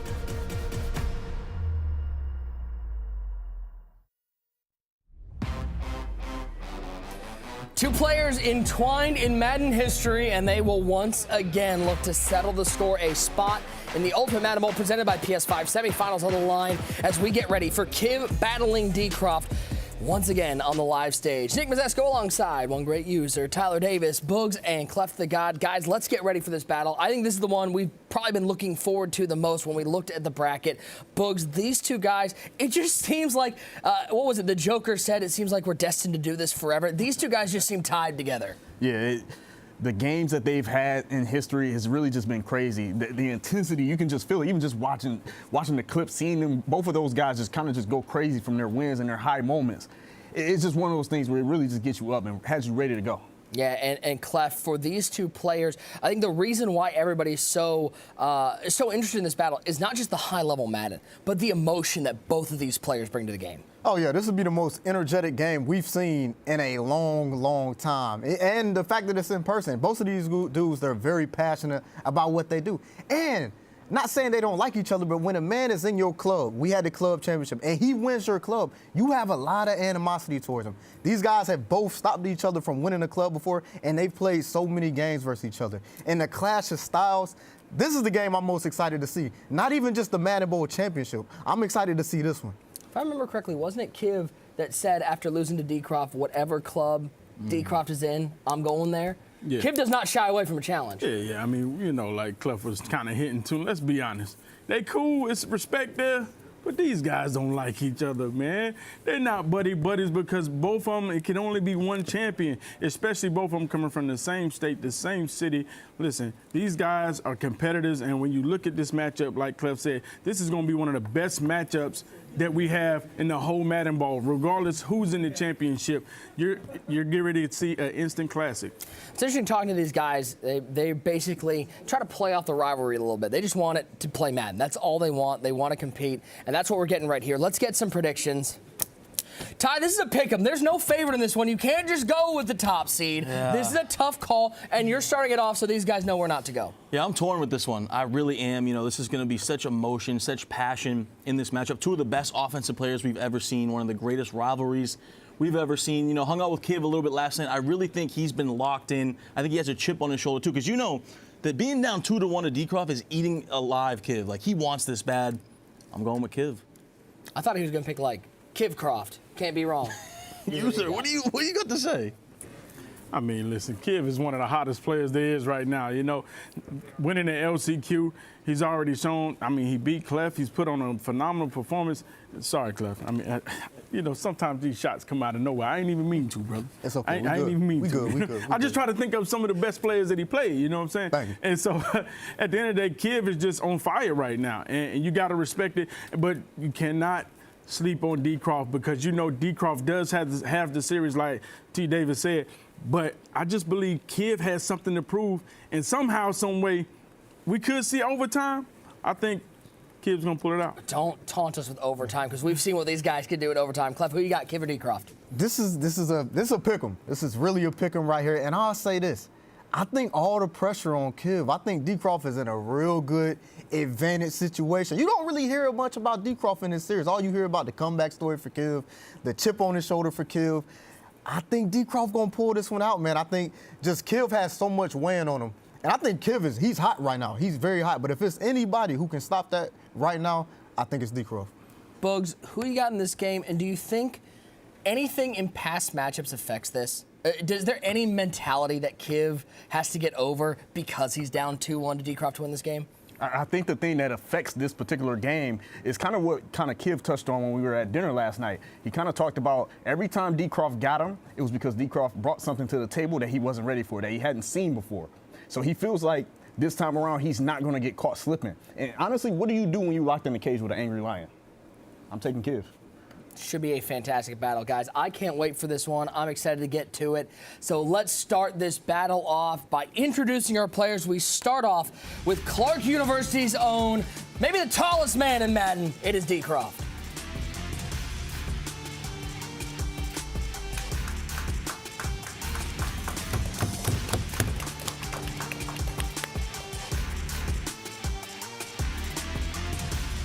Daniel Mycroft makes his way to the main stage. User talking with him. He's so excited to just be back in the line. Yeah, DCROFT. Look at that energy already. Yeah, he's one of the players. He's just been licking at the chomps to get back here, man. But I'm gonna tell you one thing. That guy, he's a competitor. He's a fighter. You might not see it on the outside, but he got a lot of dog in him. His opponent, one of the most accomplished players in Madden history. He's no longer young. He's a veteran of the game. It's Kiv.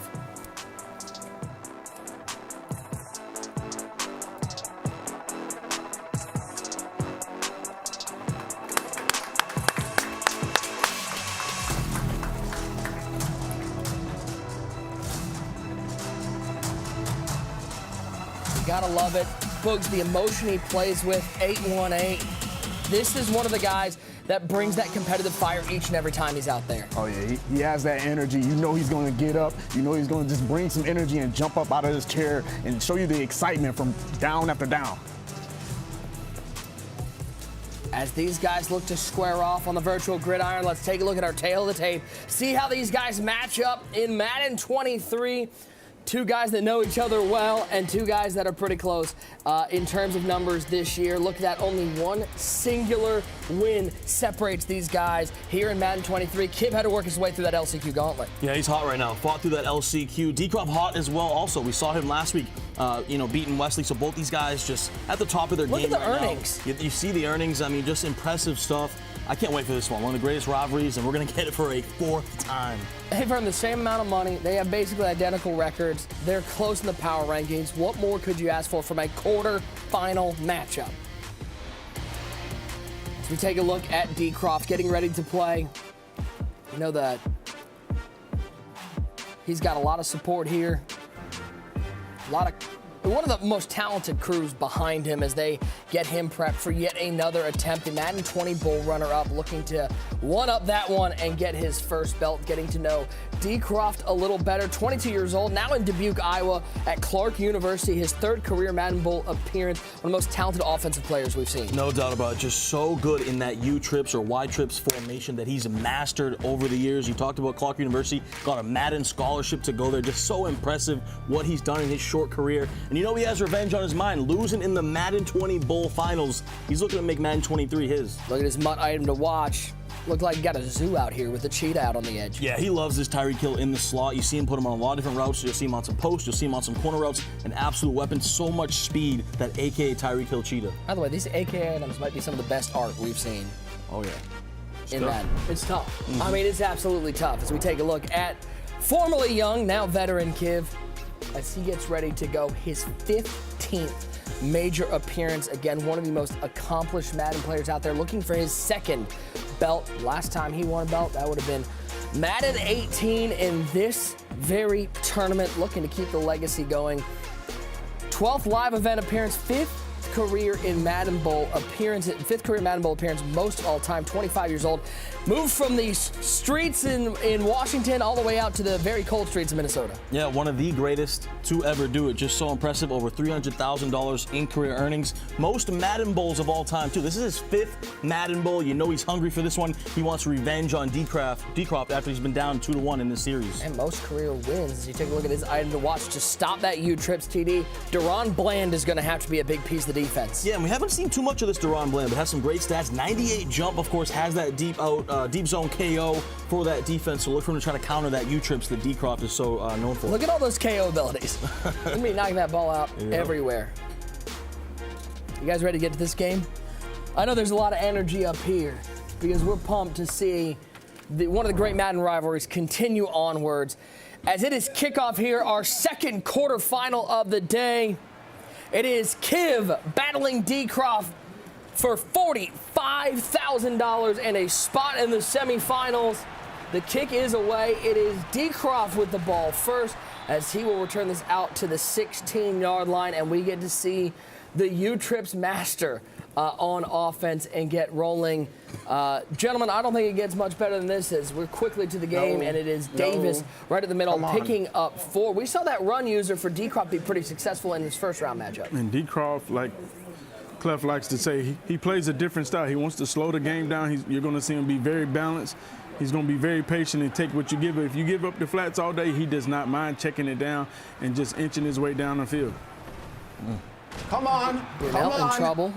Come on. We got a little chirp from Kiv with us. That's what we're going to get. Listen, if you're expecting a quiet game from these two, I don't think we're going to see it. Yeah, and don't get it twisted, right? These guys, you know, they respect each other, but there is no love lost between these two. They are going to chirp. You are going to hear it. They're going to cap. They're going to get emotional, and that's the type of John Madden football I love to see on the big stage.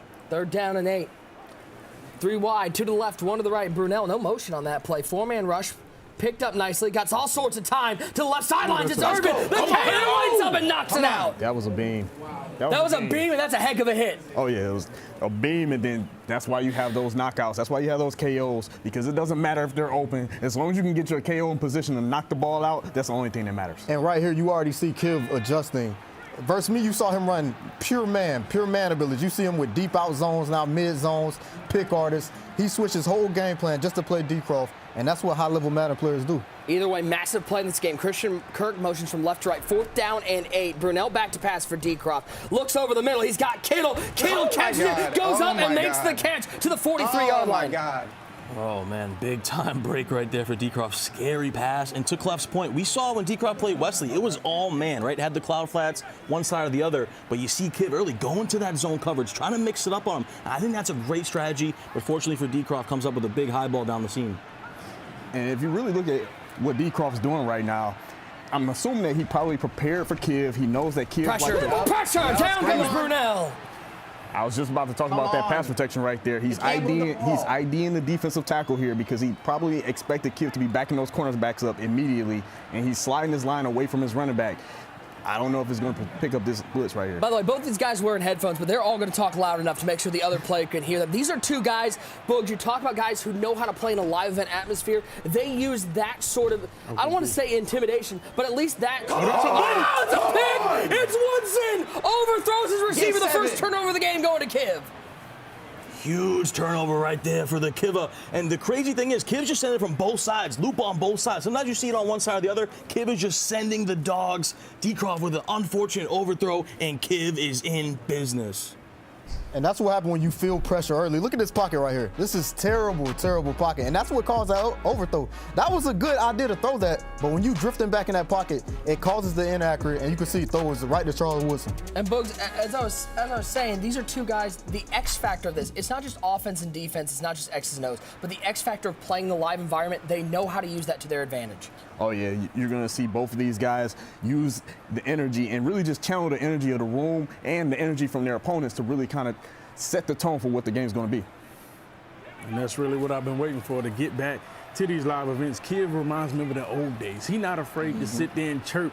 Like, that's what I've been expecting these Madden players to do. You got the advantage to be face-to-face. Out of there. And there goes Herman down the right sideline. Inside the 30, to the 20, to the 10. Welcome back to the live stage, Kiv. He's on the board. Big time play for Kiv. Simple wheel route, throws it to Herman Moore in the flat and takes it all the way to the end zone. Don't remember, Kiv has been around since Madden 16. He's still only 25 years old. He's been around for a long time. He's been in this moment. Oh, he's very seasoned for this moment.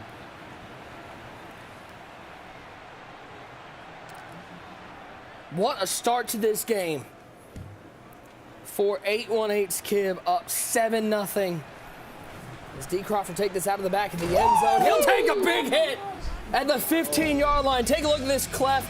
Big play to Herman Moore, and once Herman Moore gets in open space, you can forget about it. And that's a great job by Kiv. Knowing he gonna get man, playing against strictly man, and it's not shaded down. When it's not shaded down, you can call wide curl, throw that wheel route. That's been popular all year, and just a great job of getting sticky and getting to the end zone. User big drive here for DCROFT to respond. Yeah, he has to go down here and get some points because you know the type of momentum. That's a nice dot right there, high ball down the middle of the field.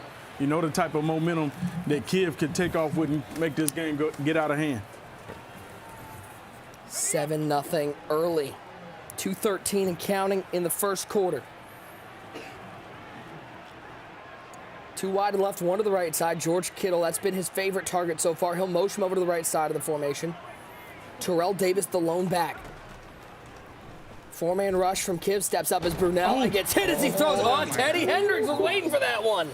Boy, thought he might have had Kittle down the seam right there. And, of course, DCROFT known for this U-trips formation. You can find this in the Patriots or the Raiders playbook.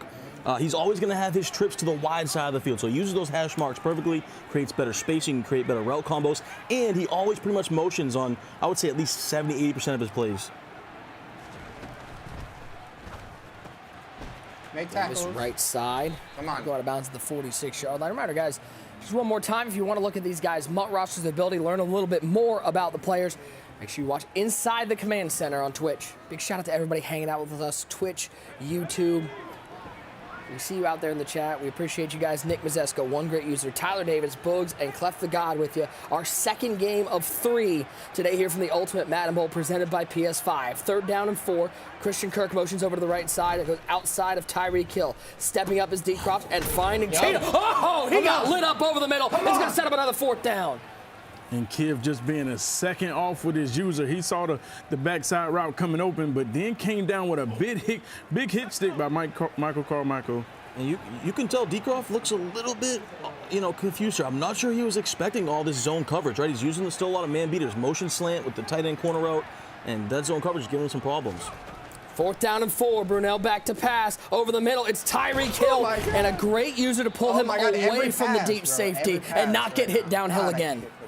Tight window right there. One of the best route combos every year, the slant post combo.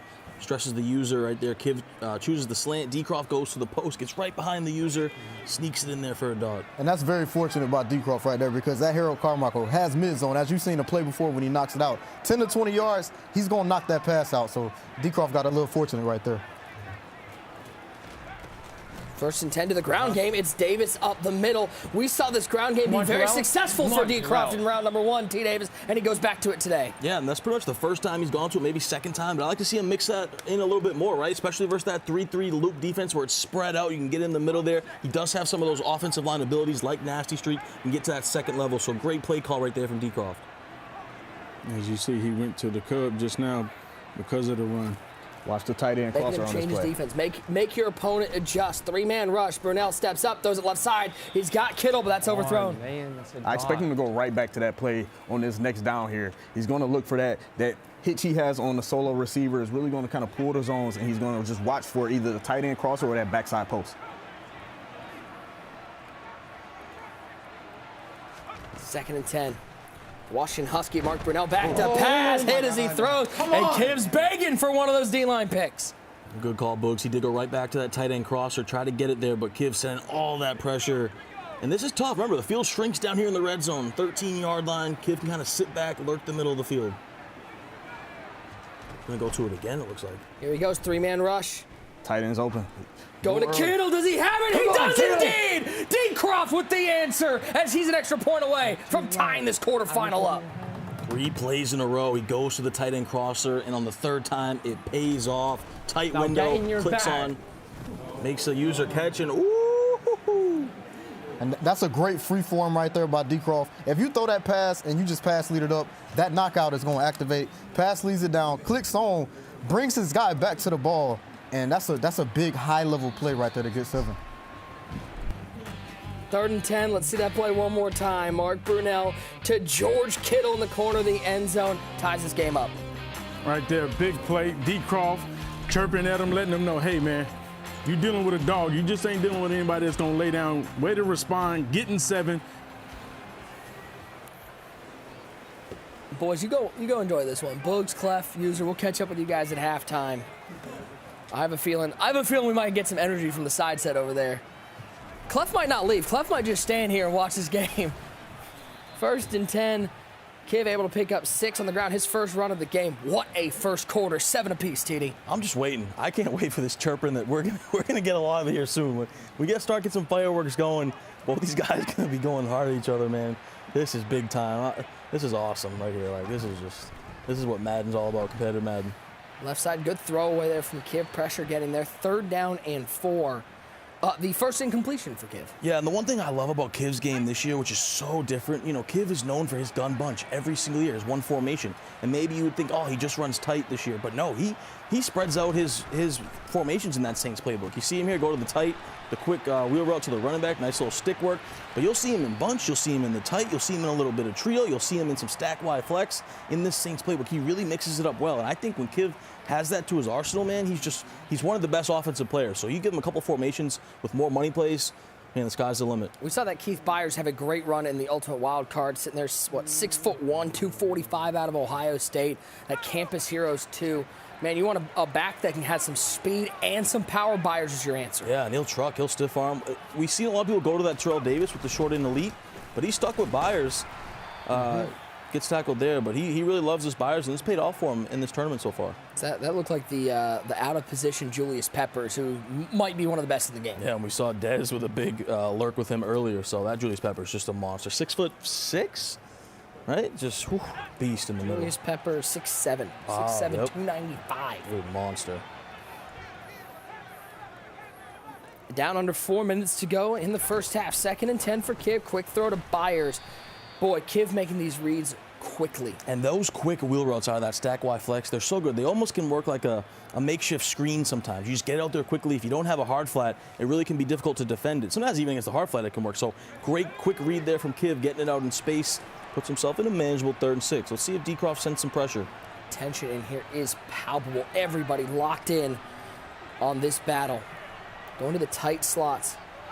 Got Byers on the right hip of Brunell. Quick play action.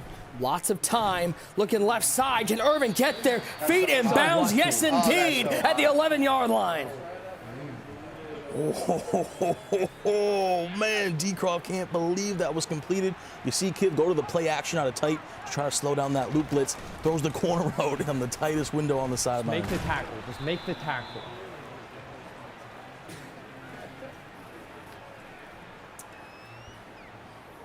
Yeah, you can feel it, Nick. You can feel the energy. This is different.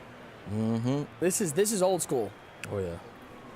This brings me back to some of those games back in Madden 19. Yeah. This is what we've been waiting for.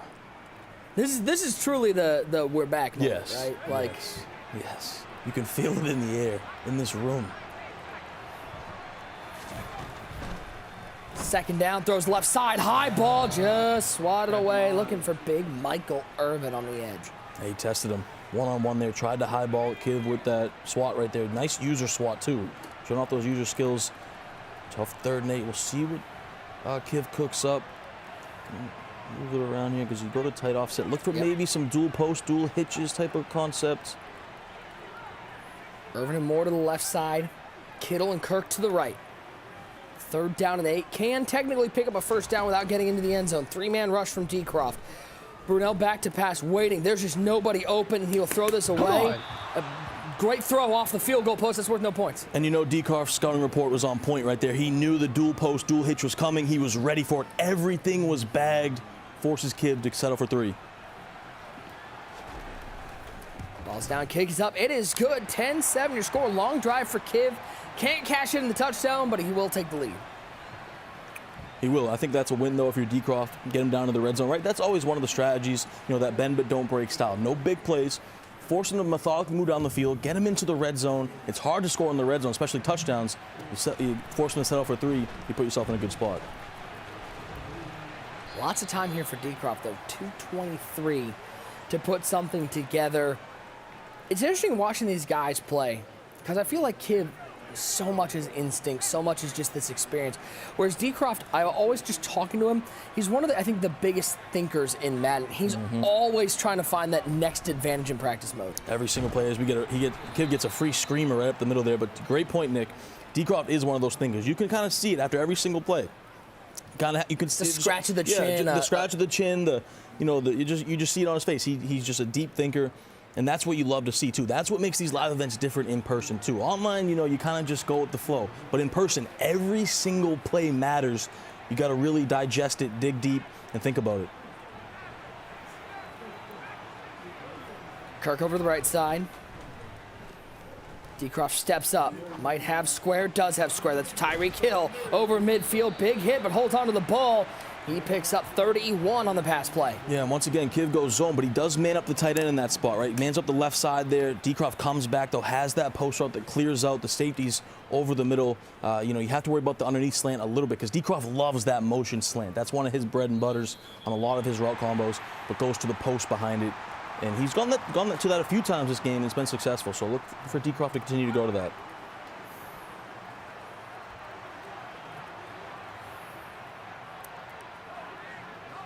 Two-minute warning.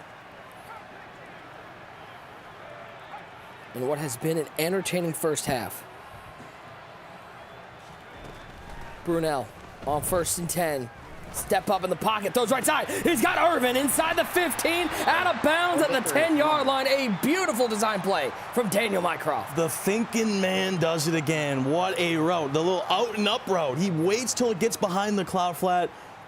I mean, just phenomenal right there. Just the patience, the pocket presence, steps up, waits for him to get behind the defender, and throws a beam down the sideline. $45,000 on the line.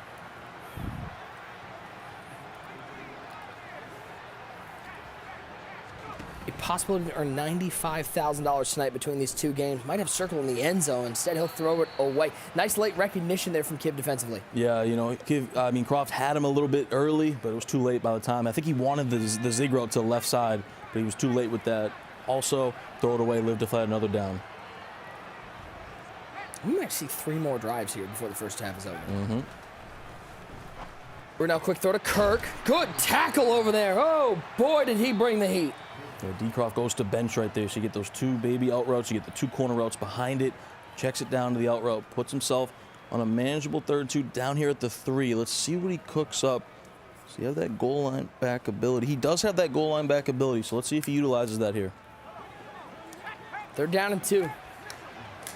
Once again, does look like he can technically pick up a first down. He's going to go to the run game. Byers avoids the tackle and is into the end zone. Now, DCROFT, 2 touchdowns on 2 drives.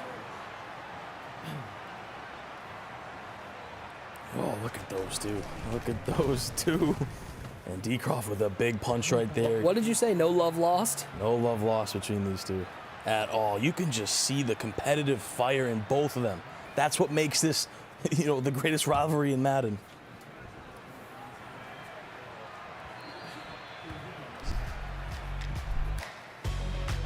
We go on 1st and 10. This was big play to set it up. It was Michael Irvin up the right side. Yeah, that out and up route. Just patience, waits for it to get behind the defender, and then easy, quick base, punches it in with Byers, and DCROFT is fired up.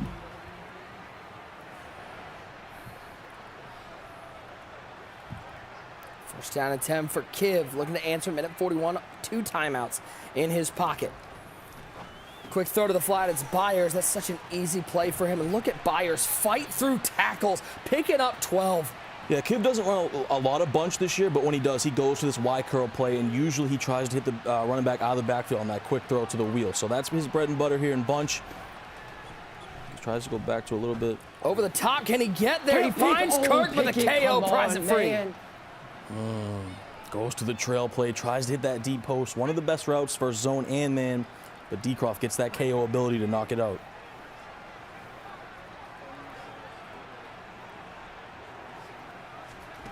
On 2nd down. Look at the pancake on the right side, and that might have freed up Kittle, and he missed him. He had him open for a touchdown.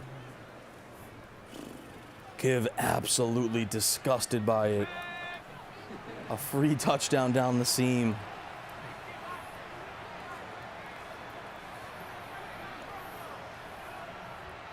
How does he bounce back? 3rd and 10.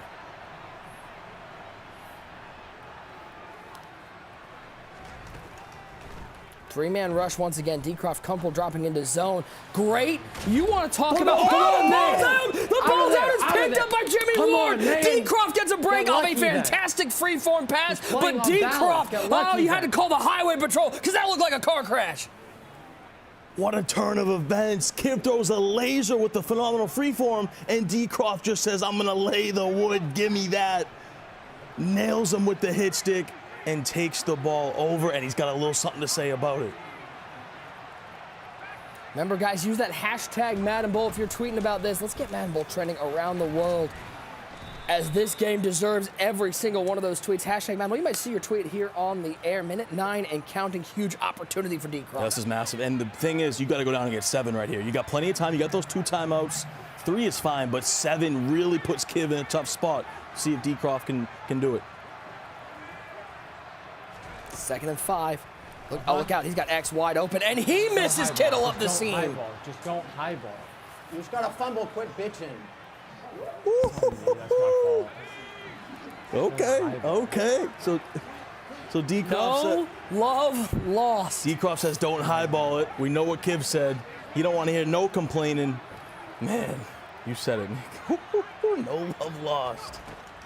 3rd down and 5. Great defense from Kiv. Gets to the backfield, 4th and long. Come on. He can't move the ball. He literally cannot move the ball. Impressive stuff from Kiv. That's how you fight through that adversity. You fumble, but you come back, you get a defensive stand, you send the pressure. And that one's just going to find the end zone. So once again, how about Kiv avoiding disaster? The fumble, but able to stop DCROFT now with 35 seconds and 1 timeout can put on points. Yeah, that was huge. That was huge. Kiv relying on his defense. Known as an offensive player, of course, but the defense coming up big. And still time for him here with 1 timeout.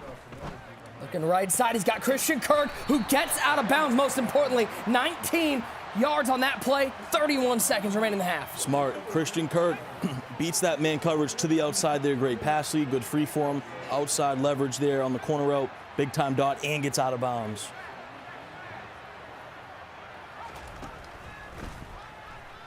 On 1st and 10, outside of the pocket goes Kiv. Nobody open on the free form, so he'll throw this one away. 25 seconds left in the half. Yeah, Kiv tried to set up bench right there. DCROFT going man coverage, but he was all over that corner route to the left side. Had an extra defender over there in that zone drop. Completely takes away that corner route to the left. Everything was bagged. Look at how locked in these guys are. They want this. Brunel throws it to the flat. It's Byers. Byers going to fight to the 46-yard line. Kiv will use that final timeout. Yeah, tough play for Kiv there. I don't think he loved that, throwing the wheel route. Forced to cut it back in and use his final timeout. So needs a little bit more, obviously, here for a field goal. Got to attack the sidelines. Oh, he loves this play out of trio. Comes out in bunch, goes to trio. And he's going to throw it up. Can Irvin make the catch one-on-one? Nope, 4th and 4. Yeah, Kiv loves that play out of trio. Hot routes the outside, trips receiver to a C route, has the inside seam that can get in between zones. That time, obviously, it was man. He tried to attack the C route behind it, and now a big decision for Kiv. 14 seconds left. DCROFT has 2 timeouts in his pocket. Kiv's going to punt this ball away. He has said DCROFT can't move the ball. He's trusting his defense. Exactly. I think he feels confident in what he's doing on defense. You saw him get the previous stop. That loop around the edge, both sides, is giving DCROFT some trouble. So he's comfortable punting the ball. Good punt out there. Yeah, probably going into the half down 4 here.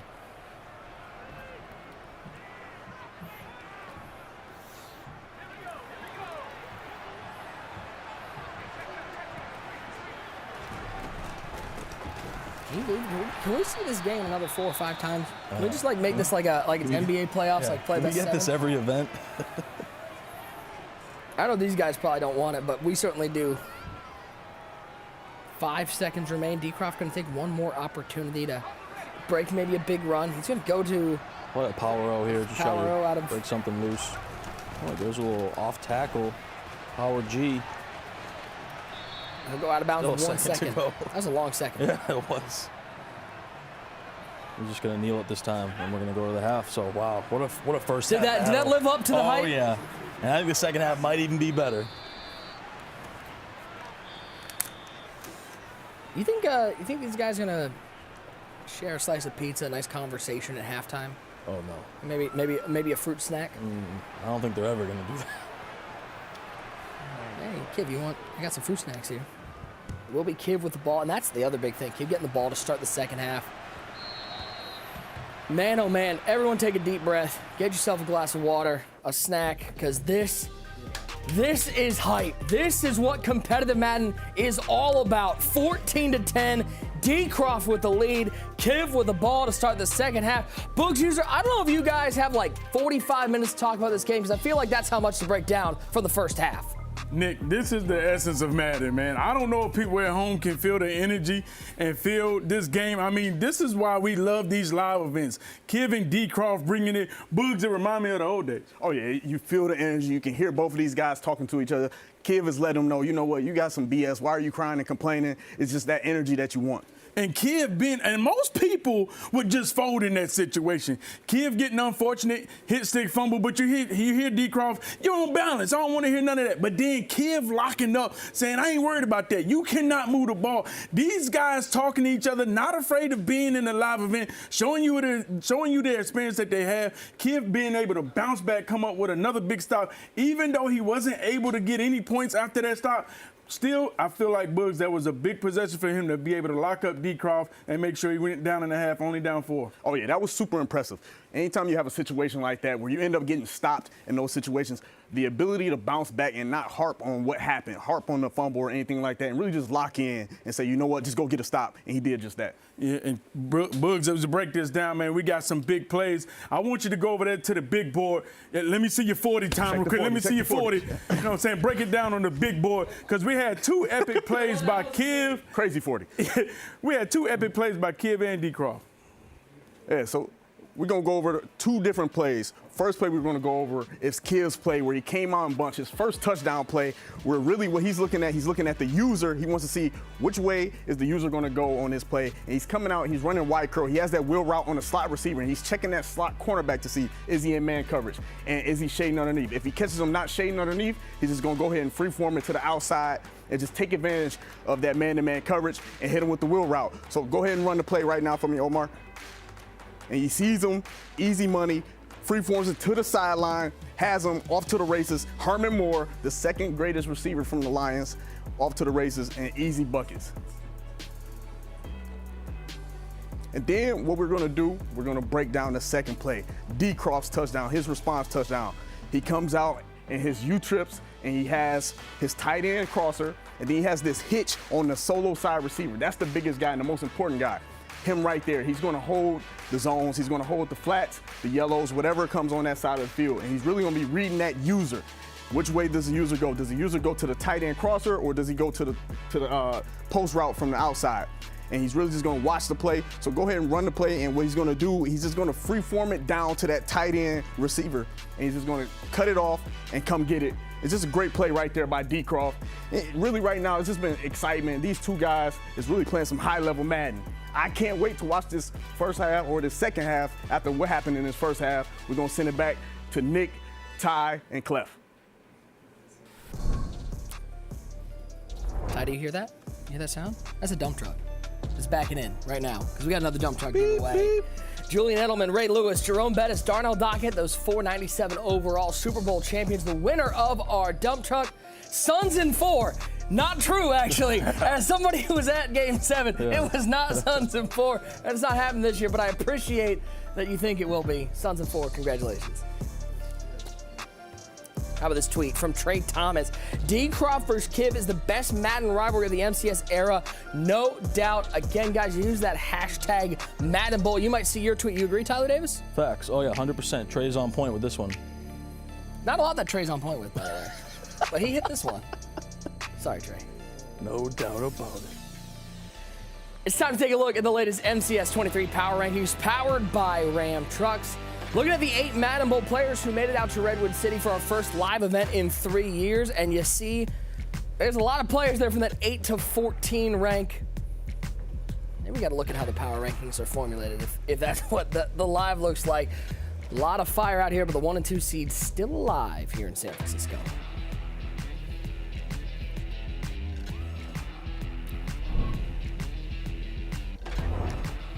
Remember, guys, head on over to MaddenBowlGiveaway.com. Here's your secret code for some more of those entries. You can win a trip for 2 to the Super Bowl in Phoenix, Arizona. Your secret code, MCS. MaddenBowlGiveaway.com. It's super easy to sign up.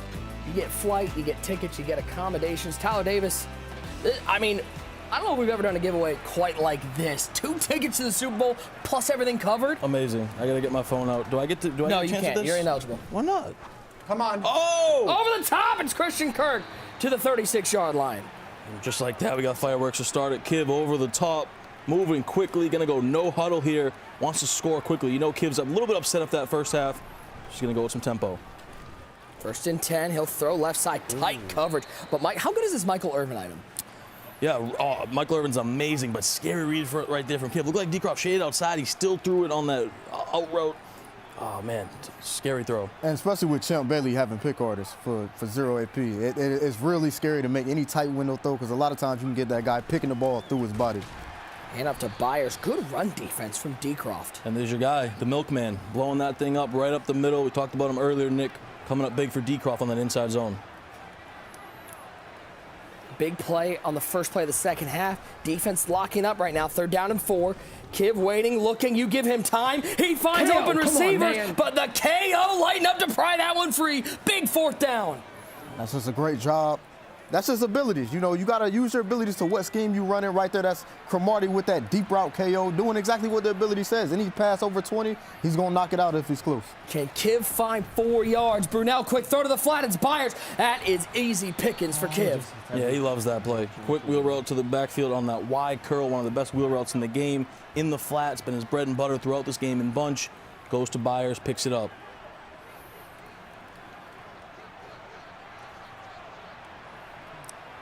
Trips formation over to the left side. 1 tight end right side of the formation. Play clock down to 3, down to 2 seconds, down to 1. He just gets the snap off. C route. Looks to that C route. Triple coverage, and that one almost picked, almost caught, fell for an incompletion. Clef, I don't know what just happened right there. I don't know why he threw that. He had a lot of people over there. You know, that's just kind of one of those throws that you just pray they don't pick it off. Like, please, whatever you do, don't pick it off. Somebody just knock it out, run it to the defender or something. But that is every throw I make in Madden. X That X, oh, he had X wide. It almost takes a hit, too. And that's when good pocket kind of messes you up having that good of a pocket right there because he almost stepped across the line. He kind of was forced to just run that and try to get the 1st down. Does he try to run in here on 3rd and 1? Has had no success on the ground so far. Byers on his right hip. Nope, we are not running this ball. Forces DCROFT to audible. Wow, he has He him. had X, he had Byers, he finds nobody. And he high passed that for no reason. He's wide open. He walks in touchdown if he just throws that regular. Oh, my goodness. The defender didn't even get out there on the table route. He could have just threw it. Oh, it's a heartbreaker. 4th down and 1. Another 4th down opportunity for DCROFT to get off the field. Into that tight offset. Brunel back to pass. Flat route's not there. Stepping up with Brunel. He can pick up the 1st down. He will indeed, and he'll slide down. That's the pocket clutch. That's what makes Kiv one of the best in the world. Yeah, he got an amazing pocket right there. No panic in him. You know, sometimes 4th and 1, you kind of get sped up in that pocket, and that timer goes off. That's a great job by Kiv. Throw it up to Herman Moore, 84 with the score. And that's Kiv's red zone money play. He goes to the wide trio, PA wide receiver in, high balls the wheel route to Herman Moore and punches it in. Masterful job for Kiv to punch it in the red zone. 10 plays, 76 yards in 3 minutes. Clef, one of those drives where it could have stopped on many moments, those 4th downs, but that's why Kiv is one of those clutch players we've seen. And when you go into halftime down 4, you got one thing on your mind, getting 7 by any means. So to come out here and do exactly what you planned on doing all half while you were waiting on that break, that gives you so much confidence. Look at this 4th and 1. Ty, we talked about how quarterback runs with escape artists being toned down haven't really been a thing, and yet Kiv seems to use them at the right moment, then just throws it up to Herman. Yeah, and I swear Kiv always has the best red zone offense every year. He's always finding something that no one really knows, always has the glitchy dots, and this time he highballs the wheel in the end zone.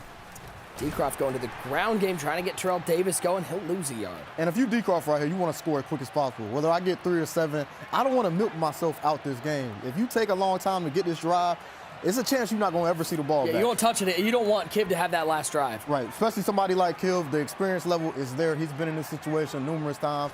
He's not going to make mistakes. 2nd and 11. He's taking a shot. Might have a man. It's Christian Kirk inside the 25-yard line, down to the 23. Big play for Daniel Mycroft. A little bit of a blown coverage right there. The seam just completely uncovered. Simple streak route to the inside. And that's Kiv using those adjustments, the safety NB adjustments out of 3-3. He had his outside safety in an outside third. Why? Because he's been getting killed with that fade route. So DCROFT notices that and streaks his slot right up the middle. This isn't just a chess match, boys. This is chess, checkers, backgammon, game of life, and Candyland all wrapped up in one. 51 seconds and counting. Pressure up the middle. Oh, he got screamed at and had to take a seat. Yeah, and DCROFT loves that route called a motion slant with the backside post, and then he also has the zig route with it. One of his favorite route combos every single year, but Kiv was ready for it that time, sends the pressure. Once again, the pressure. Clef, he is dialing up. You can tell that Kiv knows it's an important drive. Yeah, you can tell because the thing is about Kiv, he's sending heat right here. He knows DCROFT has a great pocket. What's he doing over here? The young man trying to get them fingers warmed up. He's See him trying to get them fingers warmed up. I thought it was tea. Hey. That's the worst part. I'm like saying, is he gonna make himself a cup of tea? Now, Dez gonna send 5. He gonna man them safeties up. So I don't know what he warming them fingers up. He used to that, man. He done did that a million times. We will face the winner of this game as our final game of the night. 3rd and 15. We near the end of the third quarter. Pressure up the middle. Oh, bad stick from Kiv, and a fortunate play from DCROFT. DCROFT calls it a dive. God, bro. He's getting so that's fucking when lucky. you no risk it, no biscuit, man. It's 3rd and forever, and you really want 7 right there. That's just DCROFT saying, I gotta get 7. I gotta try something. And questionable read, but bad job of Kiv clicking on. He didn't know he was gonna get clicked onto. He thought it was gonna be the safety, so you see him pull away, and just a fortunate break for DCROFT. And Kiv cannot believe that DCROFT just threw that ball. I need everyone in the chat, YouTube, Twitch, here in the put your 4s up. It's 4th quarter. Pressure ramped up. 5 minutes to go until we find out who will take on Dez in the semifinal. Kiv with a 3-point lead. DCROFT knocking on the door. 1st and goal from the 4-yard line. Hand off to Byers, trying to find some room right side. Good run defense. Porter in on the tackle. He'll lose 2.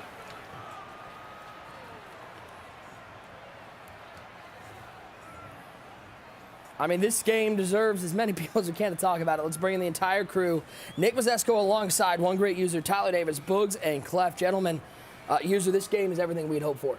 Yeah, and this is what we talked about, the instant classic. Both of these guys not backing down, even though you see mistakes are being made, unfortunate plays, but each guy stepping up when their play needs to be made, they come up with it. Here we go, 2nd down and goal. Back to pass is DCROFT. 3-man rush this time. He's got triangle right side, but he'll throw this one away. I thought he was throwing it to that receiver. He looked open to me. Oh, yeah, he was definitely open. I think DCROFT kind of got fooled by that outside cornerback. The cornerback, the way he was kind of strafing, looked like he was going to sit to the outside, but he just he backpedaled to the inside at the last second. 3rd down and goal. 2 wide to the left, 1 to the right side. Kittle, the tight end on the left side of that formation. Christian Kirk comes in motion on 3rd and goal, usering with Hendricks, trying to cover everything. And what user there from Kiv? He throws it right side. Davis is stopped at the 3. That was just great defense. User, Kiv just showing phenomenal user, hopping from route to route. Just it seemed like his eyes was jumping everywhere where DCROFT's eyes was jumping. Go get 7. And how about this? Go get 7. Clef, 4 minutes to go. We have a tie ball game between these two rivals. Yeah, and DCROFT right there, decisive to just take 3. You know, I think a lot of people right there in that situation might even give it a thought to take 7 when you at the 3-yard line and with the time left. Like I said, this is easy to clock out if you experience. I need a straw poll from all the Madden players that are in the studio right now. Who's taking 3 at that point? Who's taking 7? I need to know. I know Henry's going for 7 there, but he's probably up 31-3, isn't he? And this is a situation where you kind of wonder how Kiv is going to approach it. You know, does he go down and try to score quick, or does he just milk this game out? He finds Christian Kirk over the middle, takes a seat, picks up 13 in the first down. I think he just told us. I think he told you exactly what he's doing, right? Going down like that, trying to take this whole clock with him.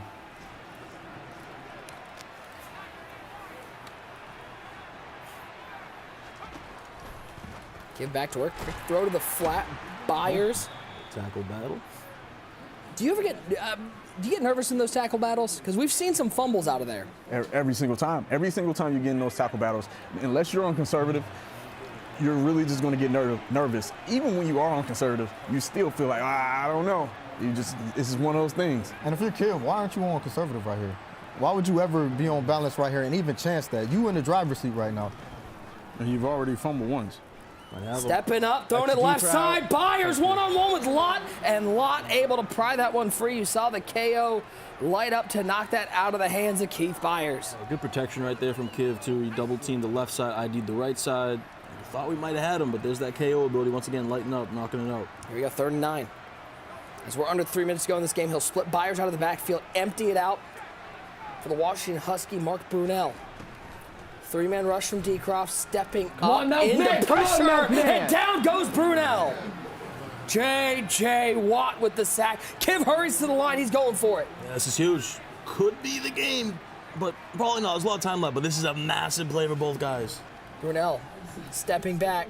Pancake on the right side. He's got all sorts of time. He's got no one open. He's throwing it late. He's got Kill! The freestyle completion for Kiv. Come on, finish. And that's why it's so key right now. You see these guys, they both have post-ups. You got that Jensen and you got that Hillenberg. If you send 3, they are going to have all day. Those post-ups, they're going to dominate, double team blocks, and Kiv just a huge play on 4th down. Was that as crazy as I thought it was? I mean, he had calendar amount of time in the pocket. Hey, everybody just yelling out each decision. He's open, circle, triangle, scramble, do something. Just able to come up with a clutch play right there. Look at the head-to-head history between these guys. Anybody else? Yeah, we were asking Clef this. Boogs or user, anybody have a player like that you've just played so many times in high-pressure situations, or is this unique? I have, but, you know, I'm not going to talk about those games. So, you know, Did you win? That's not important. How many games have you had? What you mean? I ain't had those with somebody. I ain't got no. I mean, Cole is his nemesis. Okay, his robbery. Passing is your nemesis. How about that? Oh, that's wide open dot. I'm over the top. It's Herman Moore to the 13-yard line. Come on. Finish. This isn't the worst position right here by DCROFT. You know, it's at the 13. It's really hard to pick up a first down here. He'll get the ball back if he can get a stop and at least give himself a chance. He's got one timeout in his pocket. This has got to be a run call here in this spot. Hand off to Byers. Has room. He's down to the 2, and he picks up the first down and takes the seat. GG's. Look at DCROFT's face right now. He cannot believe what has happened on this drive. Perfect situation for Kiv. And if you DCROFT right there, why aren't you run committing? Why aren't you selling out to stop the run? Why? You know he's not passing. Run commit. Give yourself a chance. Get him to 2nd and long. Most definitely. You have to do that in that situation. And I think the funny and the weird thing to look at here, we're going to see how this one ends up, but you saw the previous one that Kiv won was 20-17. I think we're going to have the same score. We're going to have the same thing.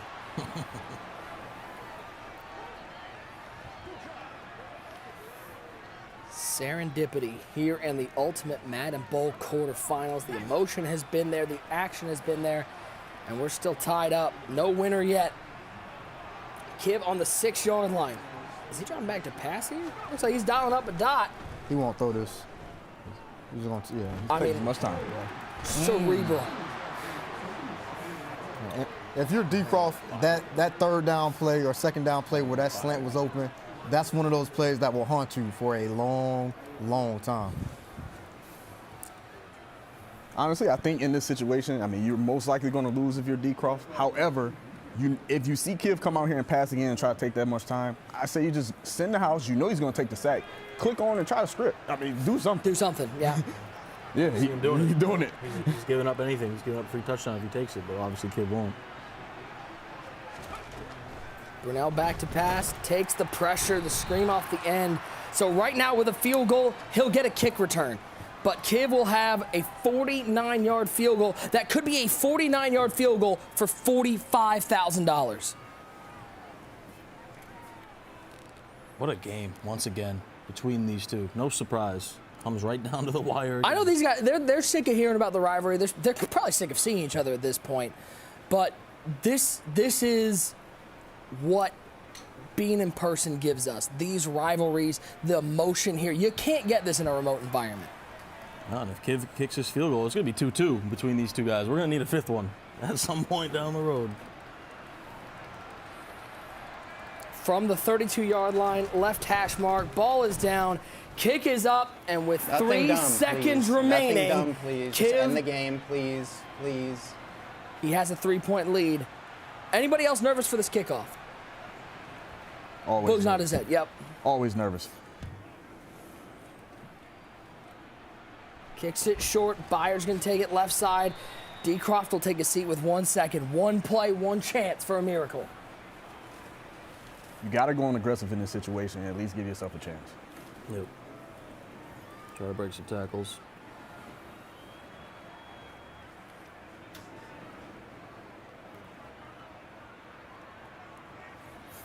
(20-17).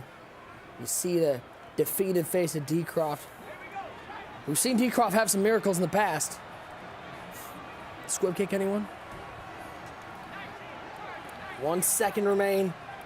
Man up 3 deep right now for Kiv. DCROFT getting his offense set. Going to play a C-route probably. Back to pass to Brunell. Final play of the game. Throwing it up. Ted Hendricks is out Let's there. go! Peppers with the pick. Go! Welcome back to glory, Let's go! Kiv. He is into the semifinals. He once again is making a run here in the Madden Bowl. Talk about give me I've Kiv. seen a lot better handshakes. Hey, motherfucker, let's go. Come on. Come on. That's what he said. They cut him off. He said, give me Kiv. Mm-hmm. You see what happened? Mm-hmm. We saw it. Talk that talk. We saw it. That's what we did. And he got I like a fumble. Motherfucker can't fuck with me. Talk that talk, champ. $45,000 richer. One win away from the Ultimate Madden Bowl Final. The series is 2-2, and you know this man, with this reaction, he wanted it. Man, and the crazy part about it is when we were at dinner yesterday, Kiv told me the series was 2-2. I didn't even know it was 2-1 until now. I thought it was 2-2. Maybe he just was saying, you know what, this is a win. Lock it up. I mean, he locked it up today. Clef, a masterful fourth quarter from Kiv. Yeah, masterful. Just the experience right there is showed. He did a great job of just managing that situation, and it feels so good. Not only to get a win right there, but for him to get a win versus DCROFT and to even that series up, it means a little bit more. Even if he don't say it, but he said it right there, and you got to respect that because a lot of people be media trained, won't say how they really feel, but for him to win that win, oh, he feel like the man right now. User, what was it you said? This is why we love the live. That's why we love the live. You get players like Kiv. Kiv reminds you of the old days. He's not afraid to talk that talk. He said, hey, I heard you. You said, get you Kiv. Well, now you got me. And this is what you got. You got sent home. And you love to see that type of energy. A lot of people now, they shy away from it. They want to talk, all political. Nah, he's cool. I'm cool. I like the way Kiv bring it. Like, no, man, it ain't nothing. Listen, it's nothing but bad blood right here. It's a lot of money on the line. These guys want to prove that they're the best. They're competitors. This is what you expect. Let's take a look at the bracket. You know, Kiv loves to see this one as we take a look at where we are right now. In the Ultimate Madden Bowl presented by PS5, we have our semifinal matchup. Dez will battle Kiv for $50,000 and a spot in the Ultimate Madden Bowl Final. And joining us now, a man who needs no introduction at this point, back in a semifinal. He's got $100,000 now, looking to make another final. It is Kiv, the Madden 18 Bowl champion. Kiv, congratulations, my friend.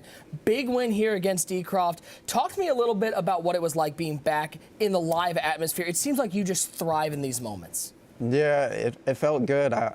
Honestly, before the game, I was anxious like all today. And then before the game, the nerves just settled completely, and I was just fully locked in. And I wish I played a little bit better. I feel like I didn't play my best game, but I was able to come out and get the dub, and I'm ecstatic now. And now I got Dez, so I just got to focus on that next matchup to get advance onto the finals. Yeah, quick turnaround for that one. Let's take a look at some highlights while we keep talking to our second semifinalist, Kiv. And Kiv, let's point out, you mentioned how you had to win this game. You maybe didn't play your best. You had to bounce back from a little adversity, a fumble early. Talk to me a little bit about how you're able to recover from that one, because there are a lot of people out there that would have tanked them.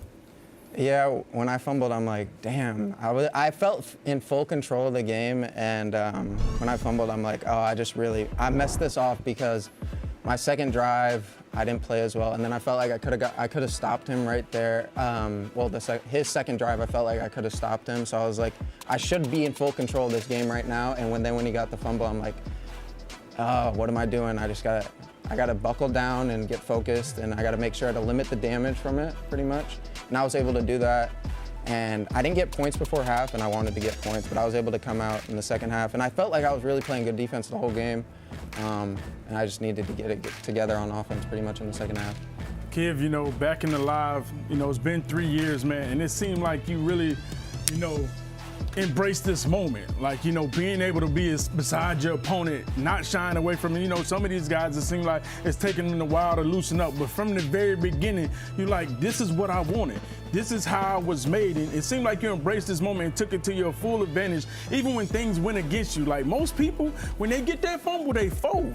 You not only came up with the stop, but then started capping and say, hey, man, you can't score. And then you proceeded to put play after play together until you sealed this ball game. Do you feel like your mindset when you came into here is like, listen, man, I've been here and done this before.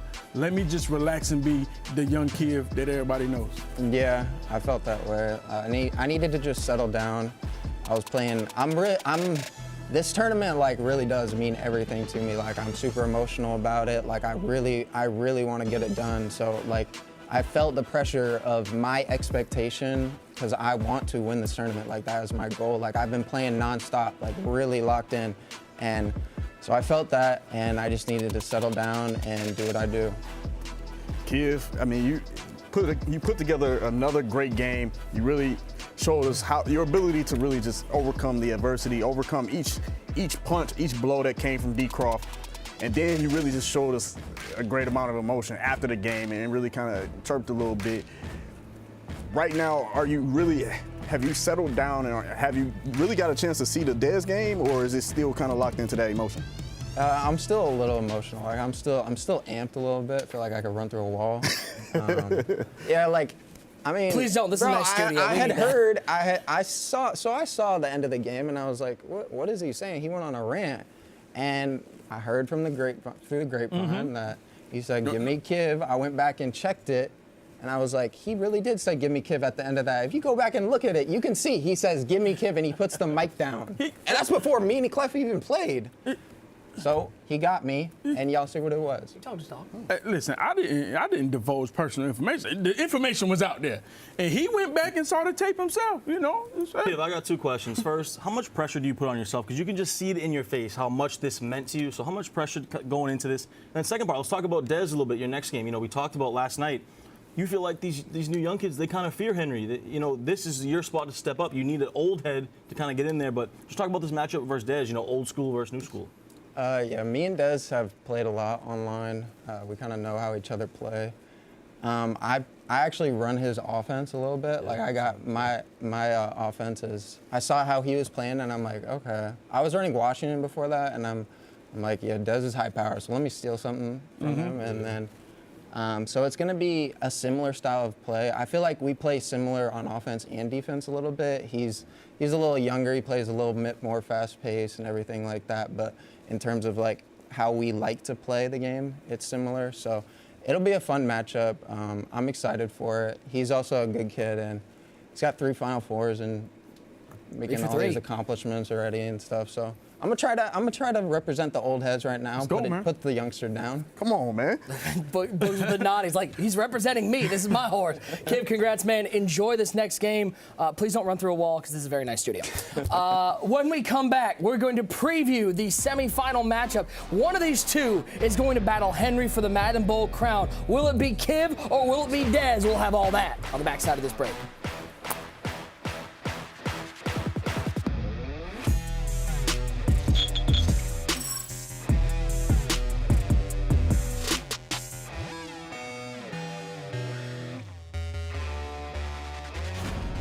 be the ones. The wide-eyed dreamers, playmakers, and leaders, transforming the world to our canvas. We be the ones pushing humanity. We be the ones defying gravity, leaping and jumping into our greatest dreams. We bring the hope and the healing, that celebratory curtain call feeling of jaw-dropping, show-stopping, unbelievable play after play. We're creatively made to move the game forward. Let the Pro Bowl games begin in Madden NFL Mobile.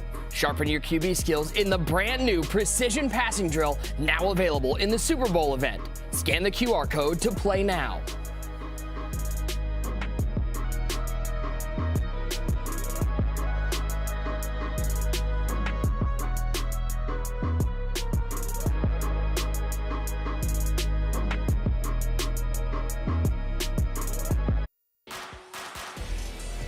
Micah Parsons and Justin Jefferson return to represent the NFC and defend their title against the AFC's Tyreek Hill and rookie Sauce Gardner at the NFL Pro Bowl Madden 23 edition presented by Visa. Carissa Thompson returns to host and will be joined by co-host Marshawn Lynch, as well as coaches Yo Boy Pizza and Spice Adams. The NFL Pro Bowl Madden NFL 23 edition presented by Visa airs Saturday, February 4th at 7 p.m. Eastern on NFL YouTube, Twitter, and Facebook.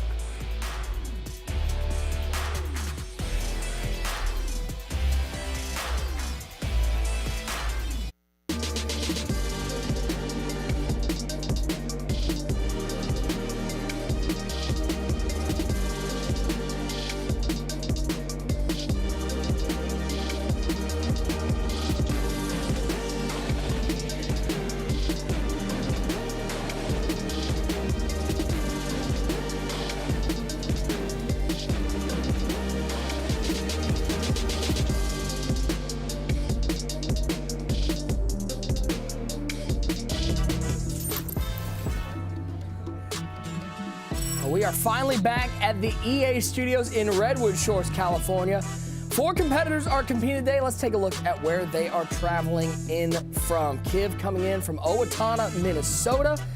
DCROFT flew in from Dubuque, Iowa.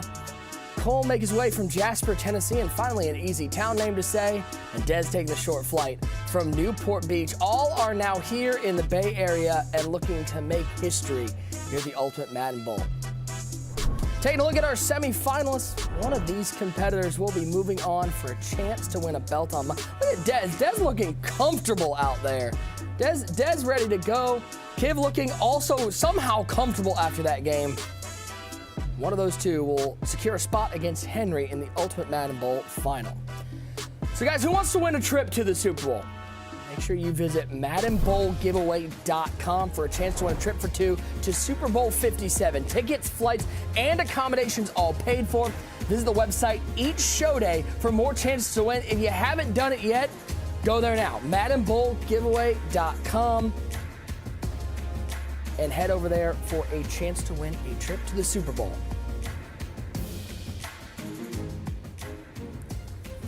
Man, oh man, what a semifinal we have between Kiv and Dez, Nick Mazesco, one great user, Tyler Davis, Bugs, and Clef. We will break it all down. But before we preview this upcoming game, we've been enjoying being back in the live environment, but let's not forget the time we spent together while in the comfort of our own homes. How could we possibly forget? Right there, it was where the lens cap took center stage in many Madden games. Let's take a look as we pay tribute to those lens cap moments.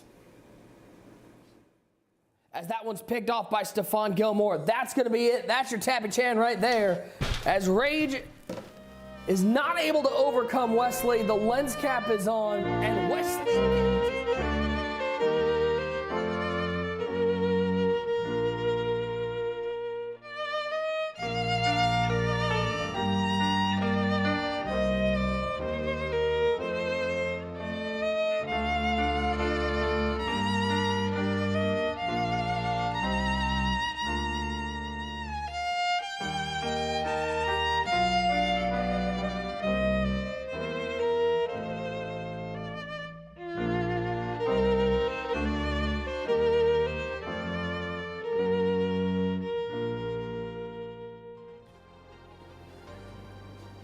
think a couple of those players out there probably put the lens cap on.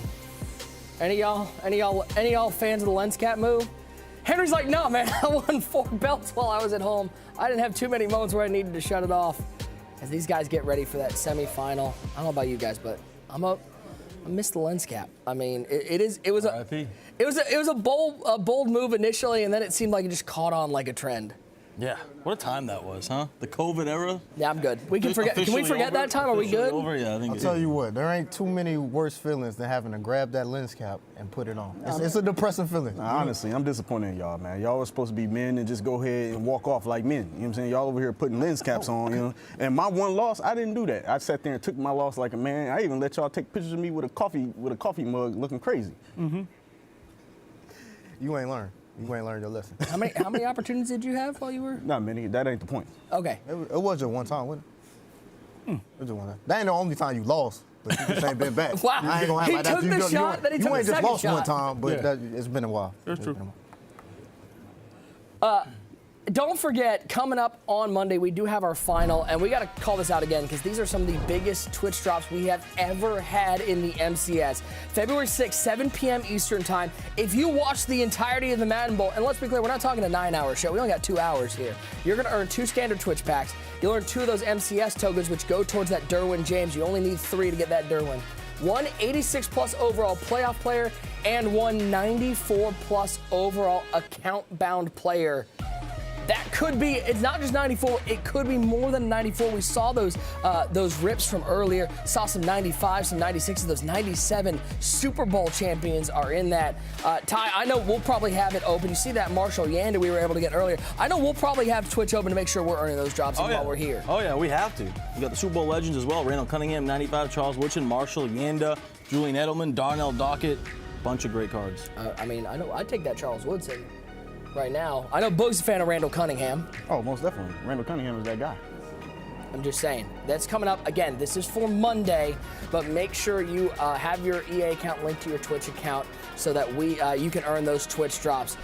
Massive, massive day we will have. Oh, by the way, we are crowning a $250,000 champion that day, but we still have one game to get to before we can figure out who's in that final, and it is Dez taking on Kiv.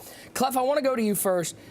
How hard is it going to be for Kiv? He said he could run through a wall right now to come down from that emotion and get centered for this game. It's hard. You know, it's hard to come off that win, especially not even just you. It's the fact that Dez is sitting back there. He had time to just sit back there and scout. You know, live scouting, work on certain run shoots, certain adjustments for certain formations. And Kiv, he really doesn't have time to prepare for Dez. You know, he has no time. So to try to emotionally come down and then try to get yourself ready to play that scheme that you're going to play against, it's hard to do. Books for Dez, he's coming off a win where he won fairly handily, was pretty dominant. His confidence got to be at an all-time high. But having to watch Kiv do what he did, is that do anything to the psyche, knowing who you're going against and what he brings to the table in a live environment? Oh, yeah, I think he looks at Kiv and says, you know what? Kiv is the kind of guy that's not really going to be shook. He's been in this moment more times than once, so he knows how to come down from that emotional high. So he's been in those games and those situations. So I think Dez really looking at it like, you know what, this guy isn't just going to just lay down and assume that I'm going to win. Ty, are we going to see anything like we saw Kiv? He brought the emotion for DCROFT. Are we going to see a little bit of that tailored back for Dez because there's just not quite that much history? Yeah, I don't think we'll see as much, but Kiv's always an emotional guy. But I think the DCROFT game really brought it out of him. And what to Boog's point on the flip side, you know, I don't think Dez is going to get nervous going up against Kiv, right? And usually you would think that in this spot. Old school versus new school, 17 years old, going up against a legend. But that Dez not that kind of kid. He's not going to get nervous in this spot against a guy like Kiv. And what's crazy, User, is, you know, we watched this Kiv game. Obviously, we were all having fun with that. But it's hard to put into perspective. Dez is going for his second final in his first 3 MCS lives. I mean, we've only seen kind of one other person come close to that. Even Henry didn't get to 2 finals in his first 3. Is Dez one of those guys that can put together a career like Henry's been able to do so far? I mean, I don't know what's in the water, man, but this generation is just different. Like, you look at it, first it started off with Noah and then Henry, and now you got Dez. Both of these guys, you know, Dez having a chance to possibly get his second belt is just amazing at his age already. And, you know, we just been watching him walk around and he's not afraid of the moment. I hate to tell y'all saying he's 17 years old. He doesn't act like it. He's not afraid. He coming up, what's up, player? Yeah, I'm out here. He ready to do his thing. And when you see a guy at that age walk around with that confidence, you understand he's going to be a problem, not only today, but years to come. It was the same way when Henry stepped on the scene. I said, oh, Lord, we got to deal with this boy for a long time. And now you fast forward a couple of years later, the man has more belts than anybody in history. I feel like Dez is the same caliber of player, and maybe Kid will be able to do something with him. We'll see. Ty, was crazy to think about.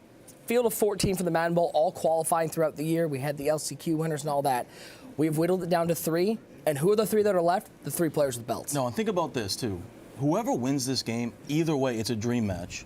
You could have Henry and Kiv. It's like prodigy versus protege, old school versus new school for the last term of the year, the biggest term of the year. Or you could have the 2 biggest stars of the new school, Dez and Henry. Like, I got goosebumps just thinking about it. Absolute dream match in our finals, potentially. Or it's going to happen. We're going to have a dream match either way in our championship game. Unbelievable. I mean, this game, talk about a pick-em. It's prediction time. I hope you guys have been thinking about it a little bit. I'm going to start down on the end. Clef the guy. Yeah, he was like, I wasn't ready. I'm going to start. Wait, ready? I've been trying to think. Wait for this. Wait for this. Ready? I'm going to start down on the end. One great user. Yes. Who you got this? That's crazy. Who you got this game? There's no way. I'm going to you first. Me being the season vet, there's no way you just want to swap. Yes. You want me to go to Mush first? Yes. I'm going to start down in the middle. Bugs, who you going with? Oh, yeah. I mean, look, I think we have a great. See, he's a professional. Hey, I'm a professional. I'm going to go ahead and make my pick. I think we have a great game on our hands. I think we have 2 guys that are really just on the roll right now. Kiv's on a mission, and then Dez is he's just showing why he's the next one up right there with Henry. I think there's going to be a really good game. I really don't know where it's going to go. It's definitely a pick 'em. However, like I said, I think I want to see the Henry-Dez rivalry come true, but not tonight. I'm going Kid. That was an old school attitude era swerve. What do you got, Clef?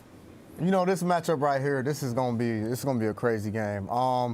It's hard to decide this one. It really is, because this is a pick 'em, and it's similar styles offensively, but defensively it is totally different. I think the biggest matchup would be if Kiv come out and run man. I think Dez has a lot of trouble with man-to-man. He's a lot better versus zone. So I think depending on what Kiv come out and run defensively, that's going to decide the game. With that being said, I got to pick somebody. You know, I wish I could see the defense first. You got to pick somebody. But I got to go Dez, man. I got to go Dez. I'm going to go to you last because you're picking out my outfit for Tuesday, and I don't want for Monday, I don't want any bad blood. So I'm going to go to Tyler Davis. TD, who you got? This might be the toughest game I've ever had to pick. Like, I literally don't know who to pick in this game. You know, it's kind of a mirror match in a way. You heard Kiv talk about it. They run similar offenses. They're both in that Saints playbook. They're audible around a lot. And you heard Boog say he wants to see Henry and Dez. I want to see Henry and Kiv. Protege versus prodigy. So I'm going with Kiv, but it's really a toss-up. Wow. He didn't go with the 2 seed. He said it's the toughest game he had to pick because Henry wasn't involved. He couldn't just ride with that. User, who you got in this? I'm just shocked. Like, $50,000 game of Madden, by the way. I think we got to just give Ty a round of applause. This might be the first time he did not pick the proud favorite. of you. I'm proud of you. The number 2 versus the 14 seed. No applause down there. Okay. We got to give you that, Ty. Good job, man. He's riding the energy, really. That's really what he's doing. Yeah. He felt the energy from Kiv. He's riding that. So it's really kind of like riding with the favorite. Yeah, always an excuse from Boogs. I mean, but it's true. I mean, obviously you always pick the favorite, but let's be real here. You have a phenomenal game that we're about to see. Dez, he's ready for this moment. And Kiv is the LCQ winner. Y'all forget, he's one of the guys, he had to fight to get here. And listen, it's been 5 years since he won his belt. Do you know how many people never make it back here after that time? I hate to tell you, Father Time is undefeated. And Kiv is not only fighting Dez, he's fighting time to prove that he still belongs, that he can battle with these young boys and put on a show. And with that being said, I gotta ride with the old school. I gotta ride with the dog, the young Kibble. Somehow, some way, he has to use this environment. He has to make an impression on Dez to say, you're not from these streets. Let me show you how it is when you play a juggernaut face-to-face. Kiv gets it done. Way to be NFL.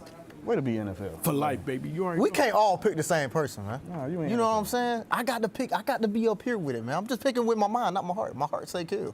You know what I'm saying? The brain saying Dez. Saying Dez right well, guess what? There's only one way we're going to find out, and it's to get to that game. Ladies and gentlemen, use that hashtag Madden Bowl. Please go on Twitter and let people know what we have going on, because this final is one for the ages. Coming up next, the semifinals. Who will take on Henry in the Ultimate Madden Bowl Final? Kiv and Dez battle it out. $50,000 on the line. It's all coming up next.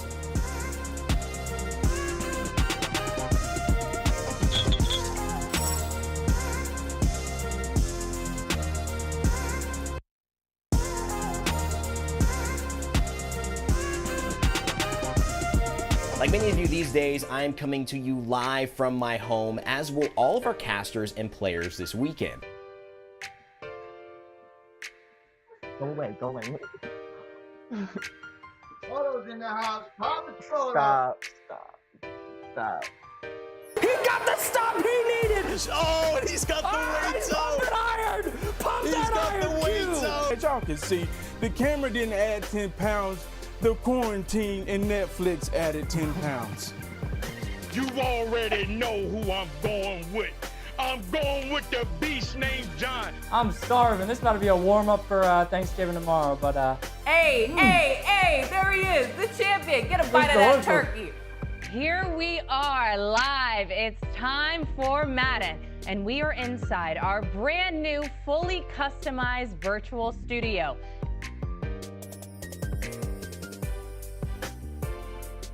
Hello and welcome to the MCS Madden Bowl Draft. The fourth pick will be Henry Drini selects out of Hartford, Connecticut, John Beast. Yo, what's up? What's up? I be doing all types of that, like, They're super supportive, my mom, my dad. What? That's here. What are you? How you doing, guys? Okay.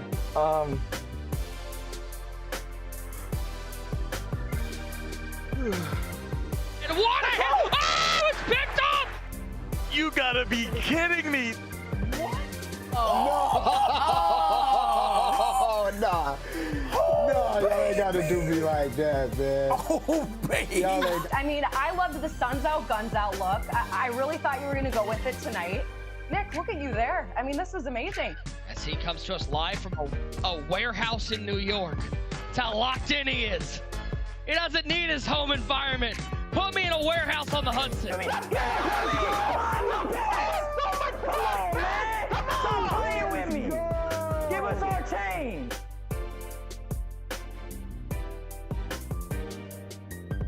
Hey, he's taking a nap. He's napping on him. He's fitting a little nap in there. The disrespect right now from John.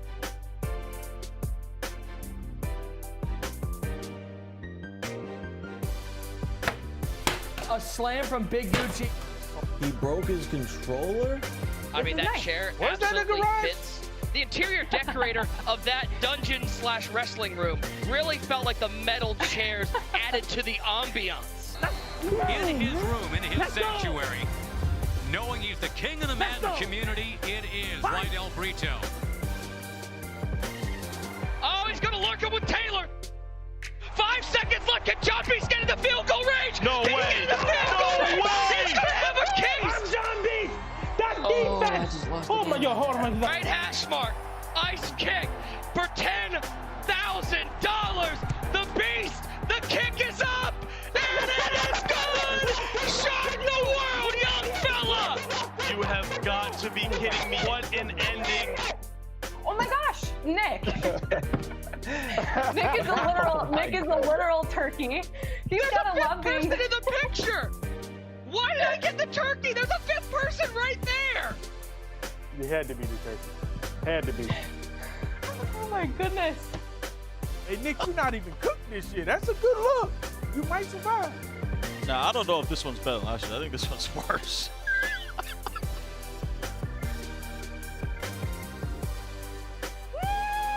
Oh, never mind. Oh, baby. Let's go! Belt me. Come on, bro. His first individual belt. It's about time. End zone touchdown! Talk to me. Yeah, buddy. William Jefferson. Oh, baby. Radical, dude. Greatest of all time. Add another belt to the shelf back there, Henry. Easy. It's too easy.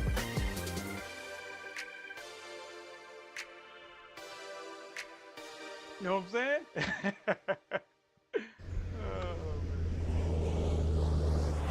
Dubby is your Madden Bowl champion. And young Kev is going to be your champion. You can see the He is your champion. Drini, 41. Knowing he's the king of the Madden community, Joke has won. We'll have a Crown on his special head, build. put a belt around his waist with ice in his veins. Henry has gone back to back. He is your ultimate Madden Bowl champion and your Madden 22 GOAT.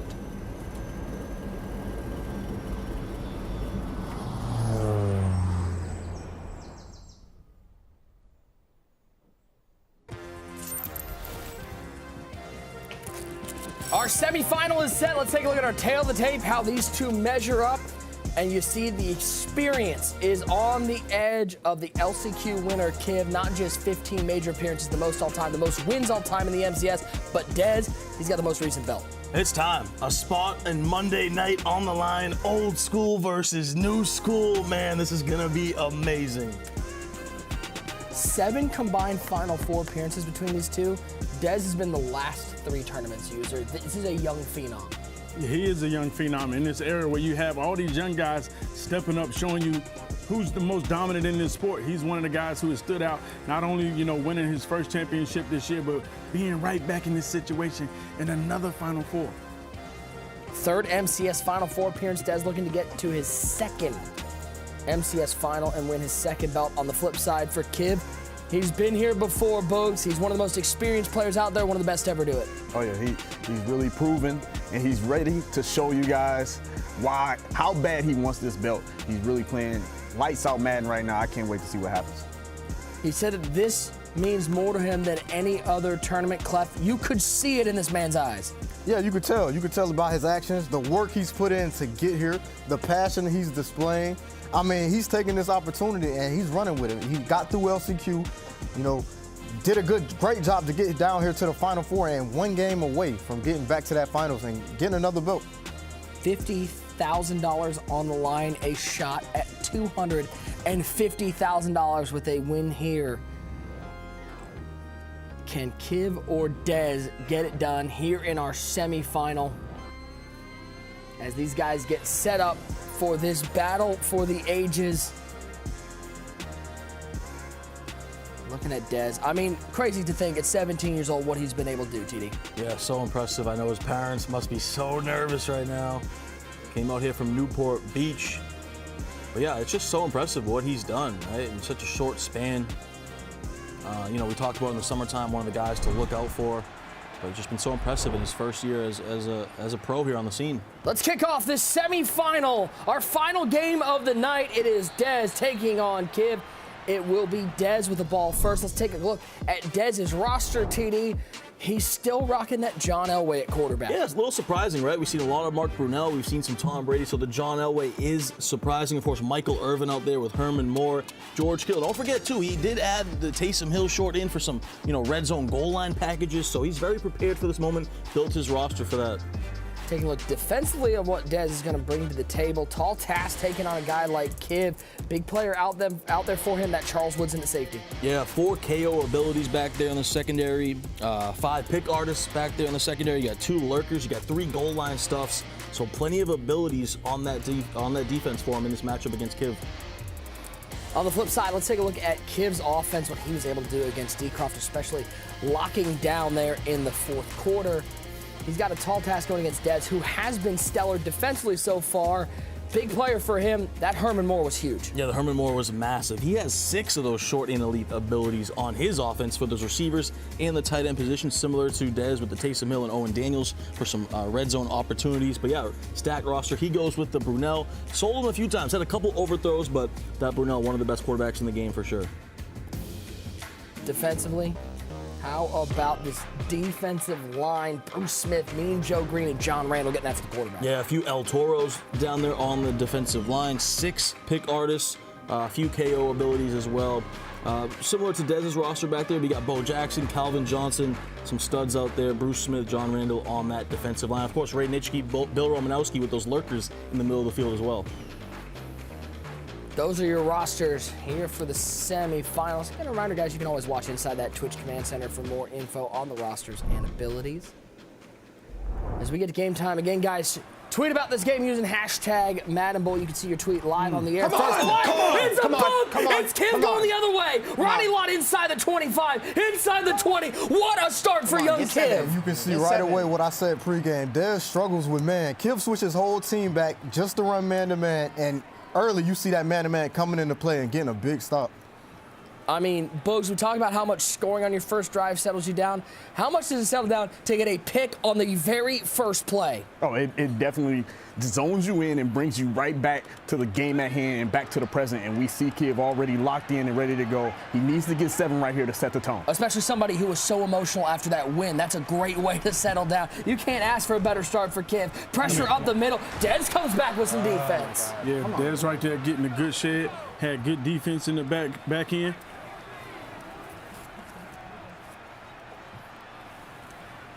Now, use your shiny. You got to get him. Come back. 2nd and 21. Hand off to Byers up the middle. Get a chunk of that back. Get 5. Set up a 3rd and long, TD.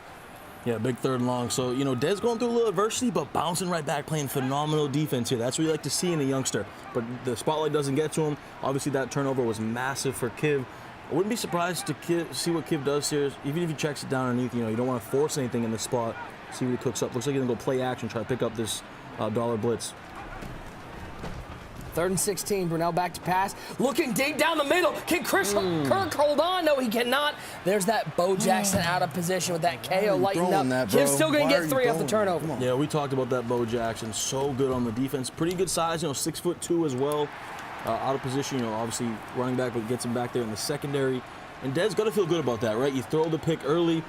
Struggle against that man coverage, but then you come right back, you play great defense, you force him to kick 3. And Ty, you hit it right on the head. Dez starting off with a terrible play, but being able to lock up against one of the best offensive players all time, you have to feel good about that, holding them to 3. Because if Kiv gets 7 right there, things could get early. He could get the chirping, but I'm telling you right now, that's a huge stop for Dez to hold him to 3. Could be wrong, Boogs. The way this game started doesn't feel like we're going to get one of those 45-41 offensive matchups. These guys are playing defense right now. And you're seeing what Kiv is doing right now against Dez. He's doing the same thing he did against Clever. He's backing those cornerbacks up. We didn't see him doing this against DCROFT, but he's getting them cornerbacks back fast, which means he's going to be sending the heat. And I'm wondering if Dez was paying attention how DCROFT had his protection, how he was able to pick it up differently. Same way that when he played Kittle. 3-0 early in this game. An interception on the first drive put Kiv in field goal range. Couldn't get in the end zone, but did get points. 3rd and 2 for Dez. Elway back to pass. Quick throw to the flat. Ty, a great way to mitigate pressure, get the ball out of your quarterback's hands quickly. Yeah, and Kiv staying that man coverage, playing that backed off man coverage. So if he doesn't, you know, shade, Dez can just check it down to these flats out of same spot shake, right? Go to the flat to the left of the receiver or the running back wheel. He does it again here. So these flats have been an issue right now for Kiv playing that, you know, backed off man coverage. Clef, don't forget, Dez's parents are here. I bet you they might be more stressed than he is right now. Oh, yeah, they definitely way more nervous, way more stressed than he is. He's definitely composed. And what I like to see from Dez right here is run the ball a little bit. Test his run game right there. He got the C route. How about he's got Irvin over the top, breaks a tackle, and he's down to the 22-yard line. He's in business. Yeah, he had both sides right there. He had the C route on the left. He also had the corner route on the right side. Both were wide open. He elects to go to the C route for a big completion down that left sideline. Look for that double post play right here in the red zone. Dez loves to go to that when he first gets down here. See, he runs an inside zone. I wouldn't be surprised if he comes up soon. That ball came out close when he went down. Look like he's going to it here. Yep, stack Y flex. Settles down the crowd. Big number 7, John Elway, Stanford Cardinal. Super Bowl champion. Pressure off the edge and forced him to throw it away. I mean, you talk about one of the ways that you can stop a prolific offensive player like Dez gets pressure on the quarterback. Pressure bust pipes, Nick, and that's what Kiv is doing, sending a lot of pressure, make sure that he keeps Dez under duress. 3rd and 11. Dez was trying to motion block right there, mistimed it right there. That route was basically a dummy route, was motioning him in to pick up that edge pressure by Julius Peppers on the outside. Mistimed it, just had to call the timeout. On 3rd down, bunch to the right side, Kittle, Reed, and Moore in that bunch. As you see that motion block, look left side, he's got Irvin wide open. Touchdown for the 17-year-old Dez. Come on, bro. And there you see him. Family's looking on, parents excited, cheering their boy on. Big time touchdown though. Once again, he had both sides open, C route or corner route. Goes to the left side in the end zone. Big time response from Dez. And by the way, Clef, we saw Dez not afraid to show a little emotion here inside the live studio. Oh, the kid is confident. He's not going to be scared. He has a lot of confidence, and it's no secret why he's here. And you'll see one thing Dez does a great job of. He keeps his solo guy to the left. Why is his solo receiver, Michael Irvin, always to the left? So that corner route can get open. It doesn't run fast to the right. Always runs to the left. He'll always have his bunch to the right side. They are definitely more nervous than he is. They are. I saw it right there. I mean, you know, you're out here watching your babies put on a great performance, and you know, you want them to win. You want them to do the best they can. Boogs, you're a parent. Can you imagine your kid having a chance to win $50,000 and you getting to watch the entire time? I couldn't imagine it. It has to be a surreal feeling to be able to watch your kid play for this amount of money and really just the composure that your kid has. That's the thing that they're probably most proud about, just like how he's handling everything more so than anything. Hand up to Byers. Kid going to the run game. Able to get 3 on the ground, pick up the easy first down. Look at the focus. Yeah. All right, please don't do that. Said at the same time. Please don't. See, we could never do that in remote, but I didn't like that at all. Oh my I need you to go back to the Zoom. All right, that's crazy. This is crazy. Tank top. Excuse me, we're the Hardy Boys. Thank you so much. We're solving mysteries. Sorry, Clef. The Hardy Boys are a book. It was written like in the 80s and 90s. I thought you Honestly, I thought you were talking about. Jeff and Matt. Jeff and Matt. I thought somebody was about a swan-time bomb out here. Definitely thought you were talking about the wrestlers. Yeah. You going too old. I try to make one literary reference, and that, you know what, never again. Look, you was a 40 and he thought you was talking using about big words like literary around here, okay? We Madden players. I thought you were going to say big words like Hardy.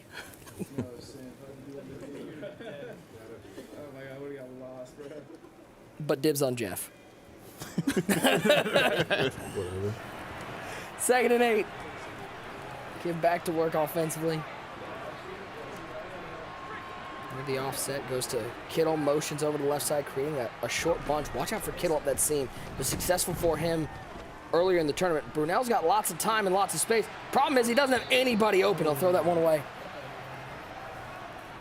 Yeah, tried to motion over the tight end from the tight position there, create a flood concept to the left side, had the streak to the tight end, had the corner route deep, but Dez was all over it. Another timeout taken by Dez here in the first quarter. Only 1 remaining. Yeah, not a big deal. Using him in the first quarter, as long as you don't use him in that second half. I want to see Kiv test his run defense here. I mean, he has the line spread out. Try him. It's 3rd and 8. I know it's a little scary. It's against the cold, but hand that thing off. Come here, come on. Instead, he's going to take a sack, losing 2 on the play. 4th and 10, end of the first quarter. Looked like Kiv had the angle out initially, just didn't pull the trigger. The user was a little bit off it. You see Dez, he's vibing, he's in the groove. And he's listening to some Yeezy. Kanye West? I don't think he was old enough for the graduation album, man. The college dropout. Whoa. It wasn't on neither one of those albums. This is terrible. You're embarrassing yourself, sir. Well, we will catch up with Clef, User, and Boogs at halftime here in this game. Our semifinal tough throw. He finds Kittle. Great click on from Kiv as Kittle's able to pick up the first down and keep this drive alive. You said it, Nick. Phenomenal click on. Great user catch by the Kiva. Throws the post, clicks on, cuts back to the ball, holds that triangle button down, gets the nice user catch, and he's in business at the 37. Just when you think you got Kiv on the ropes, he finds a big pass play, and he finds George Kittle again. Best tight end in the game right now. Oh, yeah, by far. Best tight end in the game, and you know, Kiv is a professional scorer. This is what this guy has been doing for close to 7-8 years now in the Madden game. This is what he's known for, is this offense. And he always has a little bit of a unique twist with his route combos than you would see in the normal meta, and that's why he's so good every single year on offense. He's just going to throw this one away. Didn't like how it's set up. Field goal's up and good. Not for 3 points, but big arm.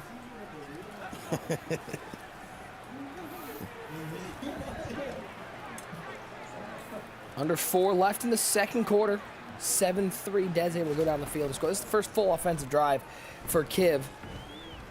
That's a cage. In trouble. That's a cage. Down goes Brunell. Hassan Reddick with his second sack of the game. Yeah, big time sack there. 3rd and 19 is really difficult. You know, it looks like he's going to go dual deep corners. Can he find anyone open? Triangle. 19. He's got Herman Moore, but the KO lights up to knock it out. Great defense inside the 50 from Dez. He's going to force another field goal from Kiv. Yeah, this is big-time defense from Dez right now. You know, forcing Kiv into field goals, that is massive for him. That's always a struggle, right? Kiv's a known scorer, so to force him to kick field goals, Dez has got to feel good in this position.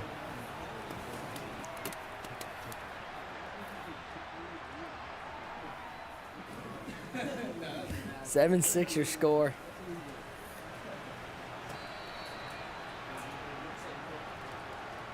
It's that beautiful Madden 23 Ultimate Madden Bowl belt.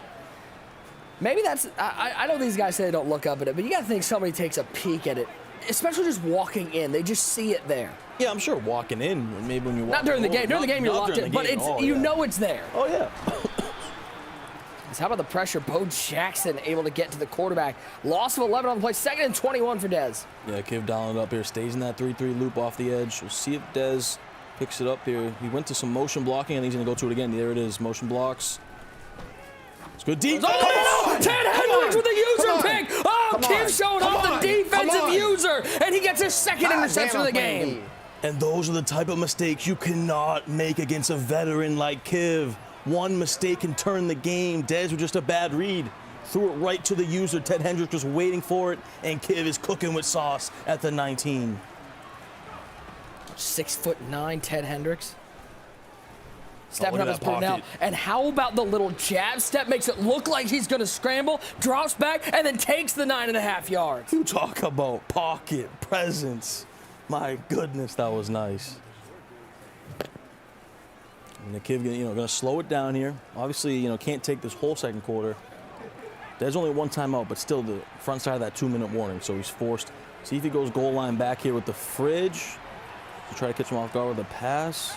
I'd expect him to run an inside zone here with the fridge. Now Byers and Perry in the backfield. He is going to go to fridge and did not surprise Dez. The run commit from Dez. Oh my God, Big time That's stuff. a bold move. It was. And you could tell Kiv was maybe thinking about going to the pass. He wasn't too sure in that spot.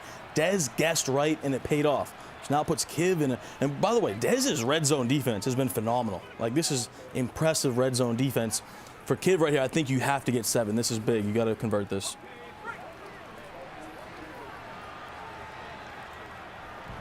Third and 3. I just need a jib camera shot of user, Clef, and Bogues all eating burritos right now. That's all I need. Looks like he's going to go bench here. Thought he might go with the PA dual posts, and he's going to call a playing on timeout. Xbox. Not gonna do So that. I think he's going to go to the tight here. I think he's either going to go bench or he's going to go PA shot and go dual post, dual hitches. But let's see. 3rd and 3 out of the bunch. He's going to stay in the bunch. And Quick he snap. snaps it quickly, stepping up with Brunell, throwing it to Herman Moore. Can't get the catch. 4th and 3. Decision time for Kiv. Come on. So he tried to quick snap verticals there. I thought he had R1 on the I thought he was going to crossing route. scramble. I thought he had it early, the crosser with a high ball. He didn't throw it, waited too late. And then you said it, he could have probably scrambled too, and he's going to go for this. So massive play here in the first half. 4th and 3. He's been conservative his first 2 drives, taking field goals off the interception. He knows he needs 7. Minute 56 in the first half. He'll motion out a bunch to trips. 3 wide receivers over to the left side. 1 tight end right side of the formation. Keith Byers in the backfield. He loves that halfback quick flat. It's well covered. Waiting. Might have had X for a second. Looking right side. Christian Kirk. 1, 2, 3. Third read from Kiv. That's why he's one of the top passers in the game. Come on. Come on. One stop. That one was stop, a one stop. hot Come on. dot from the One Kiva. stop. The patience, he waited and waited. And at the last second, throws it to the back right pylon. Touchdown. It wasn't Kiv. his first read. It wasn't his second It read. That wasn't. looked like the 3rd read and the patience to let that route come open. He wanted the tight end post. You could tell that's what he was setting up for, but the patience, as we take a look at this pick right here. Yeah. Hendricks used every part of that 6'8" frame to make that interception. Yeah, just a bad read from Dez. I mean, costly look at mistake, this. and then look at this. He Post wants route not X, there. he waits, Hendricks leaves him. Hendricks just left him at the end. If he stays on him, he's not throwing that ball. And that just shows you the patience that a veteran like Kiv has, waiting. Dez looking to respond down 13-7. Throw to Kittle in the flat, breaks the tackle. He's going to pick up a first down and get out of bounds. If you're Dez, like, listen, there's no small victories, but you're sitting here You're down only by 6 points. If you throw 2 interceptions in this game, you've still got life, especially if you get a score here. Yeah, no doubt about it, right? And even 3 in the spot, you're still in the game. Plenty of time here. No timeouts, but still plenty of time. See if he goes tempo. I would expect him to go hurry up. No, he's not. Okay. Went to that run game. He does not want Kiv a chance to get this ball back. No, definitely not. That's the most important thing, is make this the last possession. But I still think you're trying to get to the end zone. 2nd and 9. Pressure. Down goes Elway. How about Bo Jackson off the edge? That's the one issue you have here, right?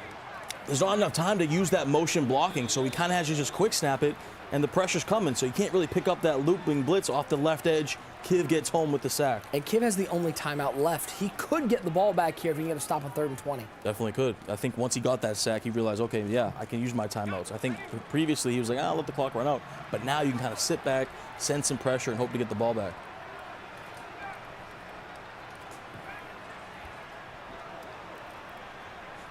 Third and forever. Ball's on the 44-yard line.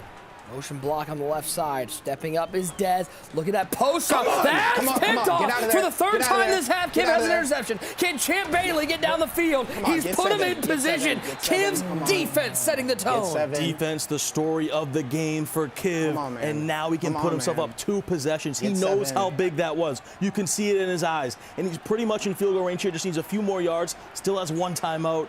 He's in a great spot. 30 seconds left in the half.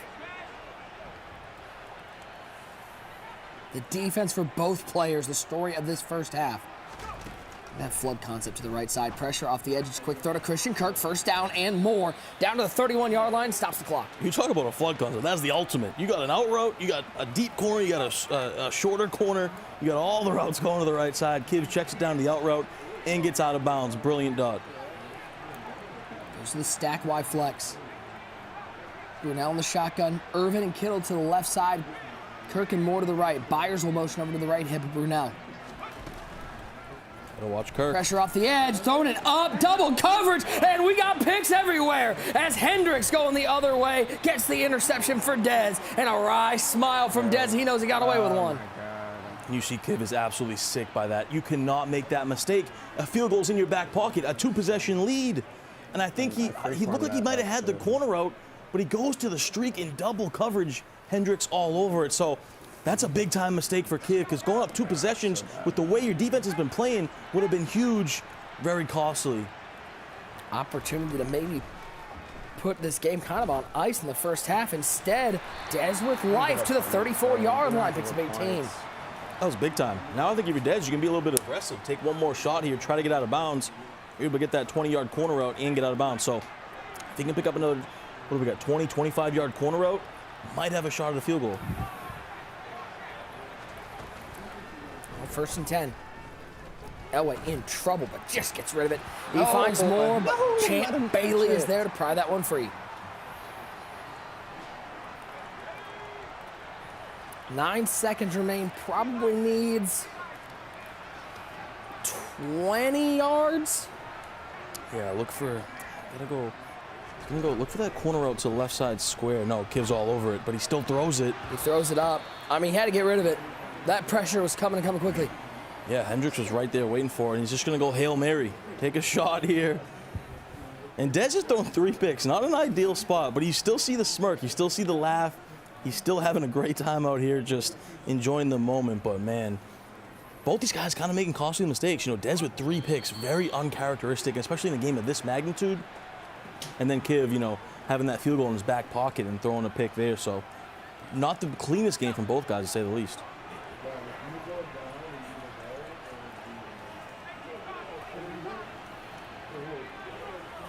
They're down in 10, 5 seconds remain in the half. Empty backfield. 3-man rush from Kiv, quick throw to the sidelines. Sherrell Davis out of bounds at the 40, 4th and 4. Yeah, you know, gets you a few yards closer, but doesn't really do much there. You stop the clock, one last play. Just make sure that this Hail Mary is the last play. As he'll look to heave one deep down the field. Elway certainly has the arm to do it. He gets it there, and it's picked off. Who else? Teddy Hendricks. 6'8". Skies for that one. 13-7. We go to half. Kiv getting the ball to start the second half. Yeah, Ted Hendricks having a massive first half here for Kiv, but I got to think Dominating about the game and you see Kiv, you know he's upset about it. The field goal in his back pocket. You go up 16-7 and you get the ball to start the second half. It's a totally different game. Yeah, it was just such a crucial mistake for him. As the kick is away to start the second half. Kiv will take this out to the 25-yard line. 13-7, a one-score game, but Kiv with the ball. Cannot wait to see how this one finishes. 10 minutes of game time. So somebody will be in that Ultimate Madden Bowl Final. Halftime, let's check in with the guys over at the side set. It's User and Clef. Clef, an instant classic already, but right before half, Kiv being up 6, forcing that ball in the coverage, I kind of feel like he was trying to end the game before half. We always talked about it. You can't win a game before half. That situation, if he kicks 3, he's going in up 9 with the ball. How big of a mistake that was? Huge. I think this whole first half has been about mistakes. You know, this has not been a clean first half by any means. Dez should feel really fortunate to even be in this game. He still got a chance because Kiv gave him life at the end of the half. Instead of going up 9 and really ending the game. Yeah, and Dez, like you say, he's had plenty of turnovers, but he's also been playing great defense, able to hold Kiv to 3 2 times and then getting that turnover right before half when you're expecting Kiv just to be the smart, veteran that he is to kick 3, but he doesn't take his 3 right there. Kiv getting this ball coming out of half in this situation, what's your mindset? I got to get 7. If I get 7, this game pretty much over. You get 7, put the game in 2 possessions, go up 13 points, and you feeling real good. You go up 9, you're not feeling the best still. He gets 7, you'll be up 2 points. So really put this game away and don't make any mistakes. And User, I got to stop you right there because you're trying to get out of this. I need to see your sprint. I need to see your 40 knees to chest, get to work, break down the play. See, you thought I wasn't going to make that jump, but I made it easy. Easy work, light work. As we take it over here to the big board, we're going to look at 2 of the biggest plays of the game. First, Dez right here on offense. As you look right before pre-snap, Clef pointed it out to you while he was motioning Herman Moore. Herman Moore was just simply here to block the blitzer. And as you see, as we go ahead, Omar, run this play just a little bit. Dez notices he's in man defense. And as you see right there, we're going to highlight the 2 man beater routes that we got. We got a C route on the left and we got a corner route on the right. And then right there, Dez is just eyeing down the user, saying which way does he go, which way does he go? Because whatever way he goes, I'm going to go the opposite. And that's exactly what happens right here. Go ahead and run that. As you see, the C route flies over here to the left. Easy touchdown, great read, big dot to Michael Irvin to put Dez up right there. And then we go back and look at Kiv's play right here. Kiv's play, it was pretty much about being patient. Dez had played great defense, 4th and 3. He's trying to cover everything. As you go ahead and snap this ball right here, and it looks like everything is covered. And Kiv is just basically looking at his user. You're looking at Hendricks saying, okay, what does he do? But if you look at everything else on the back end, everything is covered. Everything is literally put in a bag, and you're kind of wondering, Dez, just stay patient, stay on the guy you're guarding, because I believe if he stays there, he gets a stop.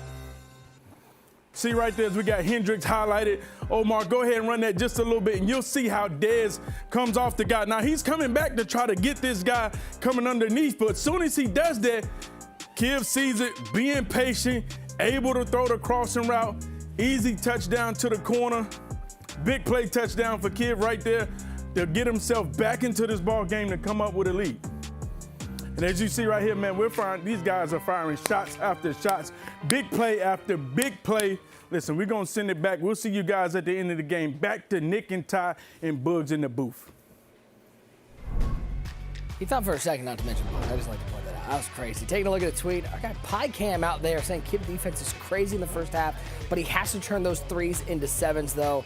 Again, use that hashtag Madden Bowl. You, too, could see your tweet live on the air. Great point from PyCam there, TD. You got to cash in with 7. Can you imagine how different this game looks if he's able to put 7s on the board instead of those field goals? Oh, 100% agree. Great tweet right there from PyCam. He's 100% on point. Kiv did give you that 1 touchdown, and that helped him.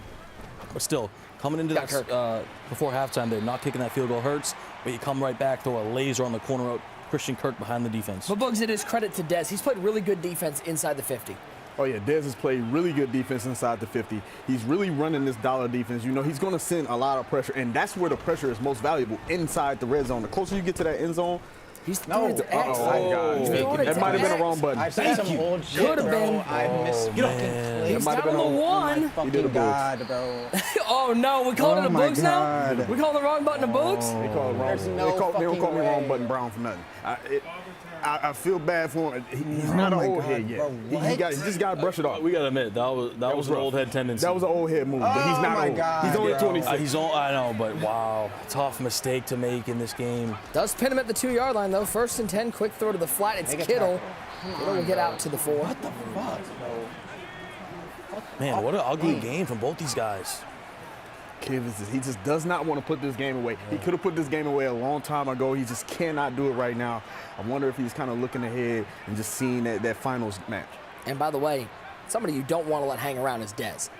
Not at all. This kid is definitely built for the moment, so you do not want to allow him to just stick around. That's a tough read. Irvin out there. That could have been another interception, the 5th one for Kiv's defense. Man, this is rough for both these guys. Someone's got to find a way.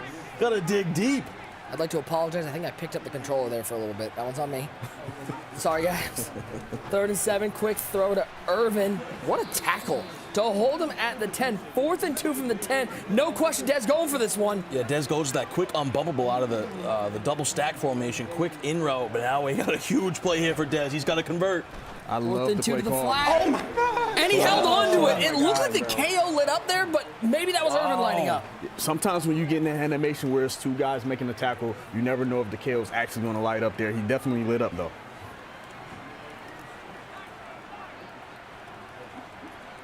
Dez going with a stretch call from single back doubles. Haven't seen this. Madden 20, we're back.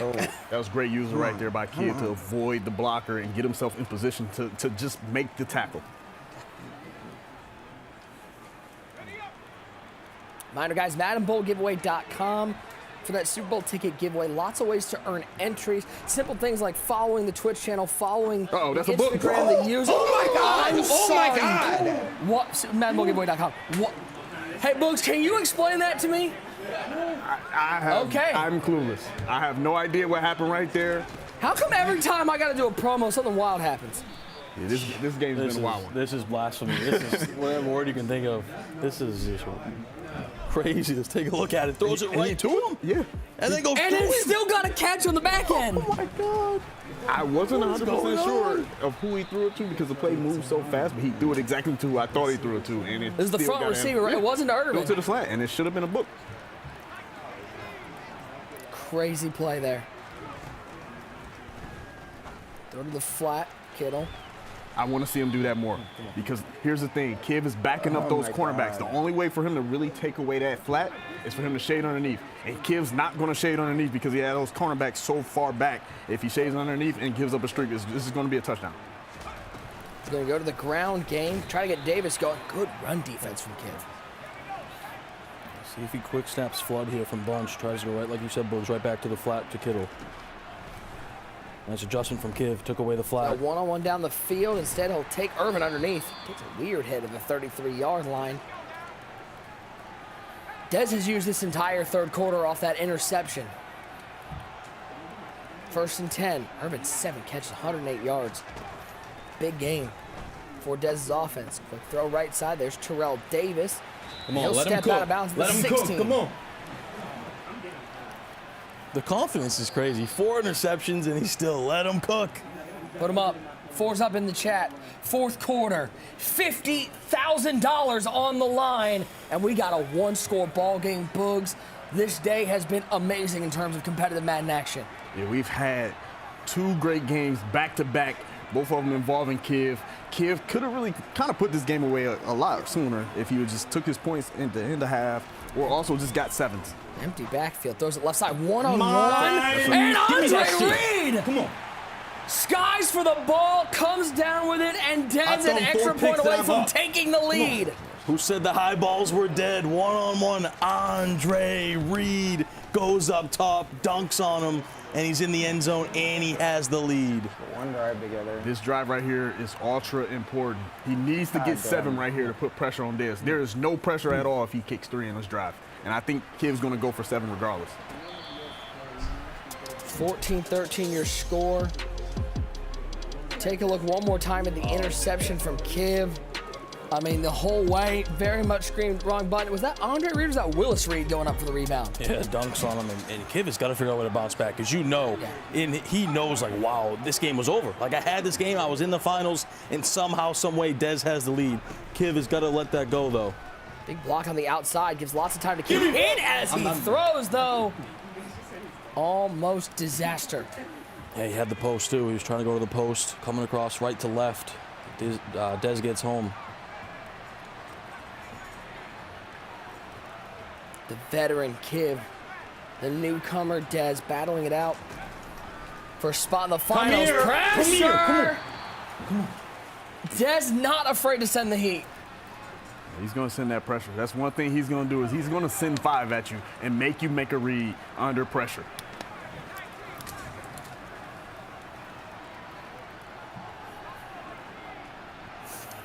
Let's bring in Clef, Boogs, Tyler Davis, Nick Mazesko with you, and one great user who almost yeeted himself off the stage. Boy, would that have been good for the views. No, you can't do everything for the vine, man. Screamer. Quick throw, and the KO knocked it out. That was a late animation by the KO. Super late, 4th and 10. I don't think Kiv's going to come out and punt this ball like we saw against DCROFT. No chance. No chance. He has to go for it. I can't believe you have Skittles left. Can Kiv come up clutch again? 4th and 10. Stuck on his D tackle. 4-man rush. Looking for Kittle. Got Kittle. You can't make those mistakes. You see Des. He knew the moment that he was stuck on his D tackle, that was it. That's an ideal situation for you as an offensive player. Once you catch them on the defensive line and catch them off their user, you're seeing red, and you want to take advantage of that opportunity. Clef, the worst feeling here, he only needs a field goal to take the lead. And Kiv, we know his ability to milk away this game. Is he thinking 3 or is he thinking 7? He's thinking right here. He's really thinking, he's more focused on taking this clock and not letting Dez get the ball back. That's your mentality right here. This situation right here, he can easily clock this out. You don't want to really score with any time left at all. Who you got, chat? I'm going to pull an RG move. Who you got, chat? Give me a 1 in the chat if you think Kiv pulls out the win. Give me a 2 if you're with Dez. Brunel back to pass on 2nd and 10. Left side, Irvin makes the catch, feet down, 1st down. Yeah, that's a beam. Corner out beats the man coverage, gets outside of that deep zone as well over there. And now Kiv gonna look to try to utilize a little bit of clock here.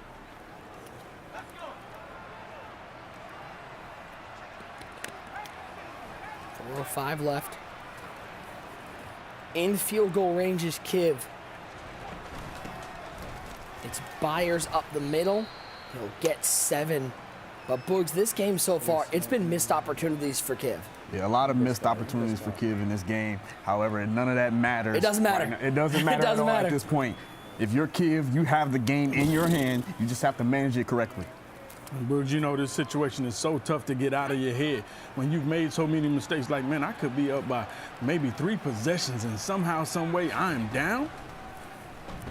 Yeah. Pressure sent. He finds Herman Moore, I believe what you said, 2nd best Lions receiver of all time? 2nd best. And that's a great job right there by Kiv to not worry about the extra yards. That doesn't mean as much as getting down, staying in bounds, and giving yourself more room to clock this out. Still 3 timeouts for Dez, but Clef, I don't know if there are many people I would put on the list as guys I would want to have the ball if I needed the clock killed than Kiv. No, at all, because Kiv has been here so many times. He's so experienced, known for his offense, known for being a smart decision maker. Dez in a different defense. He might have been doing some adjustments for a different defense and ass Madden kicked in. Yeah, wow. That's my guess right now, but we don't know. Or maybe he's just trying to concede a touchdown. What's wrong with coach suggestions? I mean, you know, that's for guys like you, Nick. Still in it. Oh, never mind, he's still in it. So I need a coach. Thank you. Is he in the 4-4? He might be trying to concede. This looks like nickel over, the old nickel normal, and he's coming out here. I think he's just saying, hey, I'm going to just send the heat and you're not running the ball. Maybe he's like, he probably feels like I can give up a touchdown, get the ball back at least. 4-man rush. Circle. Yep, he's got the hitch route, takes a seat right there. So this should take us to the 2-minute warning. 3rd and 3. How big is this 3rd down, Boogs? This third down is huge right now, Nick. This is huge. Honestly, I don't think he can really milk this all the way out. Dez has 3 timeouts. Yeah. I kind of feel like you take the first down. I feel like I would have took the first down in that situation because it's going to be really hard to milk it all the way out. Look at Dez's. Look how stressed they are. They want this. I think they're legit more stressed than Dez. Watching in the back, they want this for $50,000 on the line for the kid. I love Dez's energy, man, because that's me. And, you know, and I was like, man, why y'all want to be in there with Dez? But then I understood because if it was my kid, I would be showing so much emotion. I would probably knock my kid's nerves focus off the game. Boogs, don't shake your head. You're trying to act like I did that when you was playing the LCQ. Don't do that. 3rd and 3. Oh, that could have sealed it. That doesn't happen, bro. That doesn't happen. He does not get bumped. Like, He goes down bumpable and it got bumped right there. You heard Kiv say, he go for this here. He's going to go for it. I think you go. I think you go here. You kick. He wants to get a stop anyway. He's laying this all on the line. 4th and 3 from the 18-yard line. Kiv down by 1. I love bench on this play here. One of the clutchest players ever. Can he do it again? 2 wide to each side, pressure up the middle, gotta get rid of it. It's not free, and Dez makes a defensive stop. Still timeouts left for Kiv, but that was massive. You see, Clef, that's the football coach in him, looking at his son, seeing if he can't win that $50K. And you know he just want to do anything right now to just let his son see that emotion because that's a big-time stop right there. 3 timeouts in Kiv's pocket. There goes Byers, and Byers on his horse inside the 45 to the 46-yard line. Oh, my God, in that situation, how do you not know that the run is coming? What Kiv got to do right here, he got to get out of 3-3. You got to get in 3-3 cub right here, audible down from his 3. Right here, how he's audibling down. You got to stop the run first. If he pass and dot you, so be it, but you can't give up a run for a first down. 14-13, quick throw to the flat. It's Byers. And how about the stick work staying in bounds? Beautiful decision from Dez. Goes to the quick flat to the wheel. No man coverage on him right there. The user was his responsibility. And one more first down, and Dez books a trip to Monday night. So here we go. And up to Byers. We'll just stop in the middle for Kiv, who will use his final timeout. Remember, 30-second play clock here in Madden Ultimate Team. So there's still life. There's still life, but he's got to get some stops. If you're Dez, do you get aggressive and just try to go for it with a pass? I don't like the pass call here. I don't like a pass call here. I feel like you should just run the ball, keep the clock rolling. It's the pass. He's got him over the top. It's Irvin with a first down, and that may do it, ladies and gentlemen. Dez may have sealed himself his second final in 3 of his live final appearances. And guess what? Those are only 3 live final appearances. And that's what's impressive right there. You know, like Boogs just said, sometimes you can play too conservative and just say, I'm going to run this, and, you know, and still give my opponent a chance. He said, no, I've been here so many times. I'm so loose. I'm so composed. And I'm going to come out here and pass the ball and just end the game. I'm not going to lie to y'all, man. This is a devastating loss to see Kiv go out like this, man. I mean, you know, he's a much better player than that. Those mistakes, those are mental mistakes. Simply mental mistakes, and that's what's so important when you break down games like this, to be able to separate yourself. And Kiv has been known to be much better than that. You expect him to lose off an adjustment or something, but just basically, you know, pressing the wrong button right after half, and then, you know, just throwing it in the coverage when he could been up with 9 possessions, been up by 9 with the ball at half. You hate to see it. You can see it on Kiv's face. He knows it. He had the game in his hands, and he let it slip. The thrill of victory, the agony of defeat. It's zeros on the clock, and with a 1-point victory, we will have our #1 seed versus #2 seed. Elation in the Dez household. His parents are thrilled, and Dez a sigh of relief as he is on to the Madden Bowl Final. 2 biggest stars of the new school are going to collide for $250,000. Dez, the unlikeliest way, throws 4 interceptions, but somehow, some way, he gets the job done, and he's going up against Henry Monday night for the Madden Bowl Championship. Did you say 4 interceptions? 4. That's one of the most impressive wins I've seen in a long time. For somebody that age to just somehow fight. To fight through that. Through all that. He played terrible. He played awful. It doesn't matter, though. You look at the scoreboard at the end of the game, and, folks, we talked about we would learn a lot about these young players.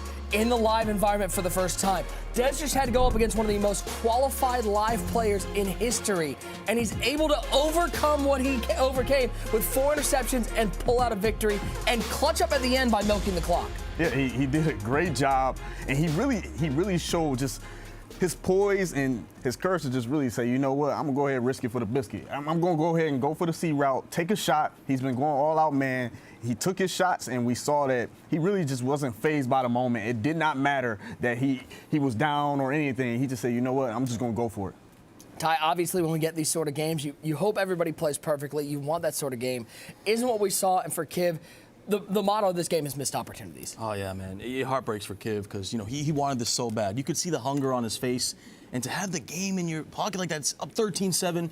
You're going down. If you got 3, if you need it, you go up 16-7.5, and you get ball. That's a heartbreaker for Kiv, man. You got to credit Dez. Just fought back. Ugliest game probably Dez has ever played in his life, one of them at least, and somehow finds a way to do it in his first live event. Super impressive. What a game this was, 14-13. The score, Dez able to just lock down at the end, and I think that's maybe more than anything able to get that stop and then to use the clock and just played a perfect final quarter. I mean, I really don't, you know, you look at the situation and Dez throwing 4 picks, I got to ask him, like, because if that's me, the first pick, I done threw it away already. The second one, oh, yeah, I'm definitely out of here. The third one, GG's, mama, I'm sorry. The fourth one, ain't no way, I can't believe it. I just want to know, how do you keep yourself in that same mindset, like, he's still giving me a chance. And that's what happened. He was able to scratch and claw and pull himself back into this game. By the way, you picked Dez, didn't you? I did pick Dez. I'm the only one up here who picked Dez. Anybody else? No, I think they all wrote Did you? I picked Nope. Dez. No, I'm not letting you do That's that. crazy. They talking about my backpedal. Look at you. Kill. You're trying to backpedal. No, I picked Dez, you know. I ain't going to pat myself on the back. That's what I'm supposed to do. I said I wanted to see the Take notes, TD. Take notes. I called it. I want to see the Dez Henry. I was on the sharp side. That was a sharp pick. He picked with his head. Well, Dez steals himself $150,000 with that win. Let's take a look at our updated bracket. You will see where we will be on Monday night. Number 1 versus number 2. The 2 best players all year long. They will battle it out for a $250,000 top prize. Dez will meet Henry in the Ultimate Madden Bowl Final presented by PS5. Joining us now, the number 2 seed, got the support of his family. I see mom and dad over there. They're waving. They're. I don't know if I've ever seen 2 people grin as much as those 2 are right now, but you might meet it right now, Dez. Congratulations. Listen, I know these guys are gonna talk about what happened in game. They're going to talk about the picks and all that. But I just want to ask you what it means to you. You're making history right now. Nobody else has made 3 Final Fours in their first 3 tournaments. You're making your second final. You're making Madden history right now. What does that mean to you? It means everything. You know, being the youngest belt winner ever takes a lot of pride. You know, most people that are helping me for this tournament are my age. You know, it means a lot because there's not a lot like me. Do you have your driver's license? Can I ask that? I actually do, yeah. Okay, thank God. I'm like, don't tell me this man can't drive yet. Is it the permit? Yes. All right, I'll make sure. Listen, it's not a crazy question. There are a lot of people come out here, they're sitting here at 17, 18 years old, like, I've never driven a car. No, I got it last year. Yeah. First try, I still feel old, but, you know, whatever. Let's take a look at some highlights from this game.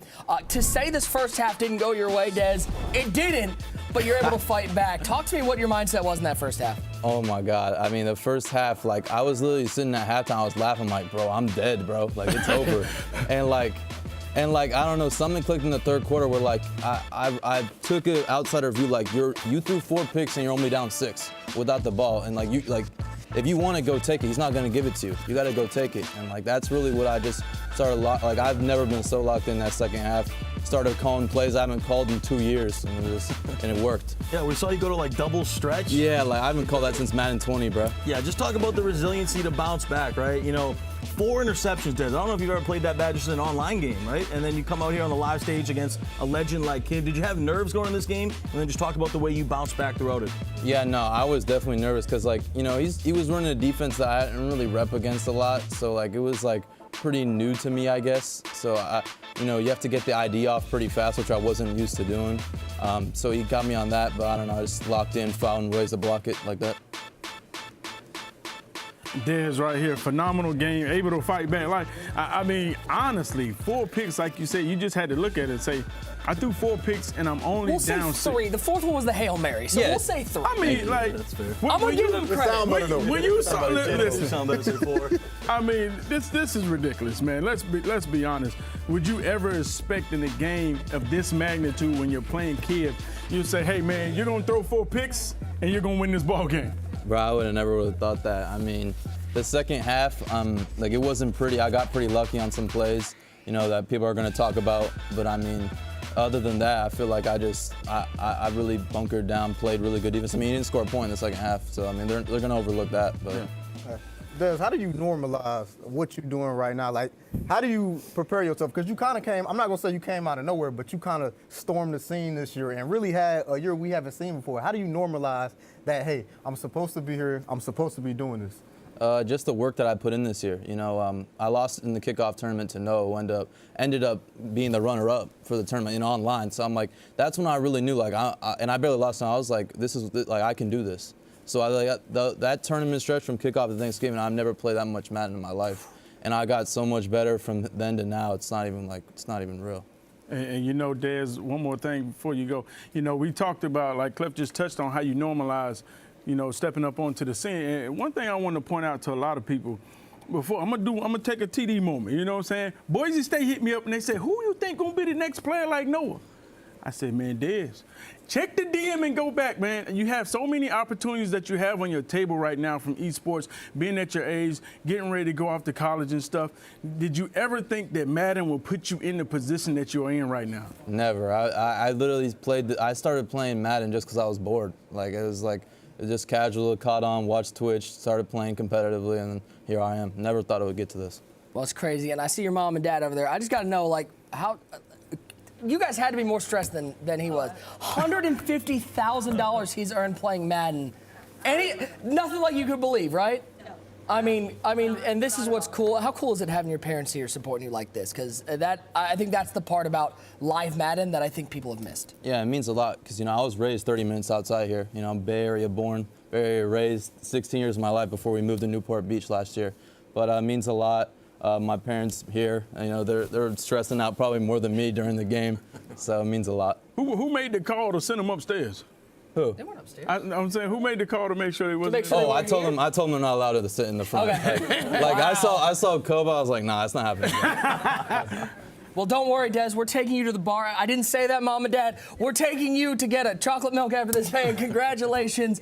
You have earned yourself $150,000 and will compete for the $250,000 top prize, man. Enjoy the next week. You get a little time off here as you prep for the Ultimate Madden Bowl Final. Man, oh man, what a game we had here, and there is your final. I mean, this is what you dream of when you have an NCAA tournament. 1 versus 2 for the championship of the Ultimate Madden Bowl presented by PS5. It will be Henry taking on Des. The 2 best players all year long, TD. They're going to battle it out for $250K. And what a Cinderella perfect ending we're going to get. The 2 best players all year long are going to collide in the main event Monday night for $250,000. A dream match of sorts. If there's anyone that you would choose that could potentially knock off Henry, it would be Des from what we've seen, man. This is going to be amazing. What a day it has been here from San Francisco. Time to get some final thoughts. Usually I'm going to start with you. We saw a little bit of everything. Close games, we saw heartbreak, we saw the joy of winning. This is what Live Madden is all about. We talked about how it's great to be in the live event, and today I think was sort of the day that sealed it. Yeah, when I look at it, I see the way Dez brought his energy. He stepped up and played Kiev, and it's not a lot of people, especially young players today, that will step up and be able to take on that challenge. He was capping. He was letting them know, hey, even though I've thrown all these turnovers, all these interceptions, guess what? I'm still here to fight. And now you see the number 1 and number 2, the best players in our sport in the best tournament of the year with $1 million up on the line total in the tournament. You get to see the best player of all year suit up. You can't get any better than that. Clef, how much is this going to benefit these two players to have a couple days off? I know these guys are going to get in the lab. They're going to have everybody at their disposal to try to get them to that final. This might be legit the most prepared we see any Madden players all year long. Yeah, definitely. And the thing is, these are two guys who are so prepared. These guys right here, they play the game more than anybody. Both of these dudes, I'm sure they will have something that the other player has not seen yet with the work they put in. And this is one of those times, like usually it's hard to get the two best players in the world in the finals of the Madden Bowl. To have that right there, it just shows you this isn't by mistake, this isn't by secret. These two dudes, they deserve to be here. It ain't no script. This was meant to happen. Kid read the script late. Crazy. No Arian Foster. Bugs, I feel like this tournament, we talked about the remote world, but this tournament, seeing what these guys are able to do, you talk about the new generation of Madden. I mean, this is some of the most talent we have seen in the game, and we're seeing it blend with the old school, and I feel like this just sets up for years to come what we are going to see in the game of competitive. Yeah, I think you're right. I think we're going to see more new school guys like Dez, younger guys going to come on the scene and show, and they're watching right now and they're like, you know what, I want to be just like Dez. I want to show that I'm one of those as well. You got guys, old heads, or guys that are, been around in Kiv's era that saying, you know what, I'm trying to get back to alive. Different guys are going to just try to show that they can really ball out with the best of the best. And honestly, like I said, I called it, man. Dez and Henry, man. I called the rivalry. That's crazy. Ty, That's crazy. Ty, I think the best thing that we're going to get, not just 1 versus 2, but we're going to get some high-level Madden. The chess match, I think, on Monday night is going to be unrivaled. Oh, man, it's going to be amazing. And, you think about these two guys, there's no strength of offense or defense, right? They're just both so good balanced. They can do it on offense and defense. They make adjustments mid-game. They're not afraid of the spotlight. They're not afraid of the hot seat. It's just a perfect ending, 1 versus 2, the new school, the real new leaders of this new generation of Madden. I just can't wait for Monday night. It's going to be awesome. Do we have fun today? This is a good day? A lot of fun. We had great games today. We had great games today. And guess what? We get to come back and do it on Monday night. A reminder, guys, coming up on Monday, the biggest Twitch drops in MCS history will be here, as you can earn from just watching the entire Madden Bowl broadcast starting February 6th. That's Monday at 7 p.m. Eastern Time. 2 standard Twitch packs, 2 MCS tokens, an 86-plus overall playoff player, and a 94-plus overall account-bound player. And you'll see the reveal of the MCS champions that are designed by the finalists. Here's some examples of what we were able to pull from those fans packs, including a 96 Marshall Yanda, got that 95 Randall Cunningham we were able to get out of there, that 95 Charles Woodson. These items are great. They will be account-bound, but an opportunity to really shore up your team just for watching the MCS broadcast. Another way you can get some nice items is to tune in and win one of these dump trucks as we continue on the dump truck party we got going on. A final dump truck of the evening. You're walking away with that 97 overall champions of the Super Bowl program, Julian Edelman, Ray Lewis, Jerome Bettis, and Darnell Dockett. The winner of that dump truck, how about Kadia_Taylor? Kadia Taylor, congratulations. You're showing up your Madden Ultimate Team with those 4 playoff champions. And one more time, if for some reason you forgot it, we hand out the final belt of Madden 23, February 6th. That is Monday, 7 p.m. Eastern Time. It will be Henry taking on Dez in the Ultimate Madden Bowl Final, presented by PS5. Do not miss it. We crown a $250,000 champ. For everybody here at the EA Studios in Redwood City, for one great user, Tyler Davis, Boogs, and Clef the God, I am Nick Mazesco. Have a wonderful weekend, and we will see you Monday night, where we crown a champ.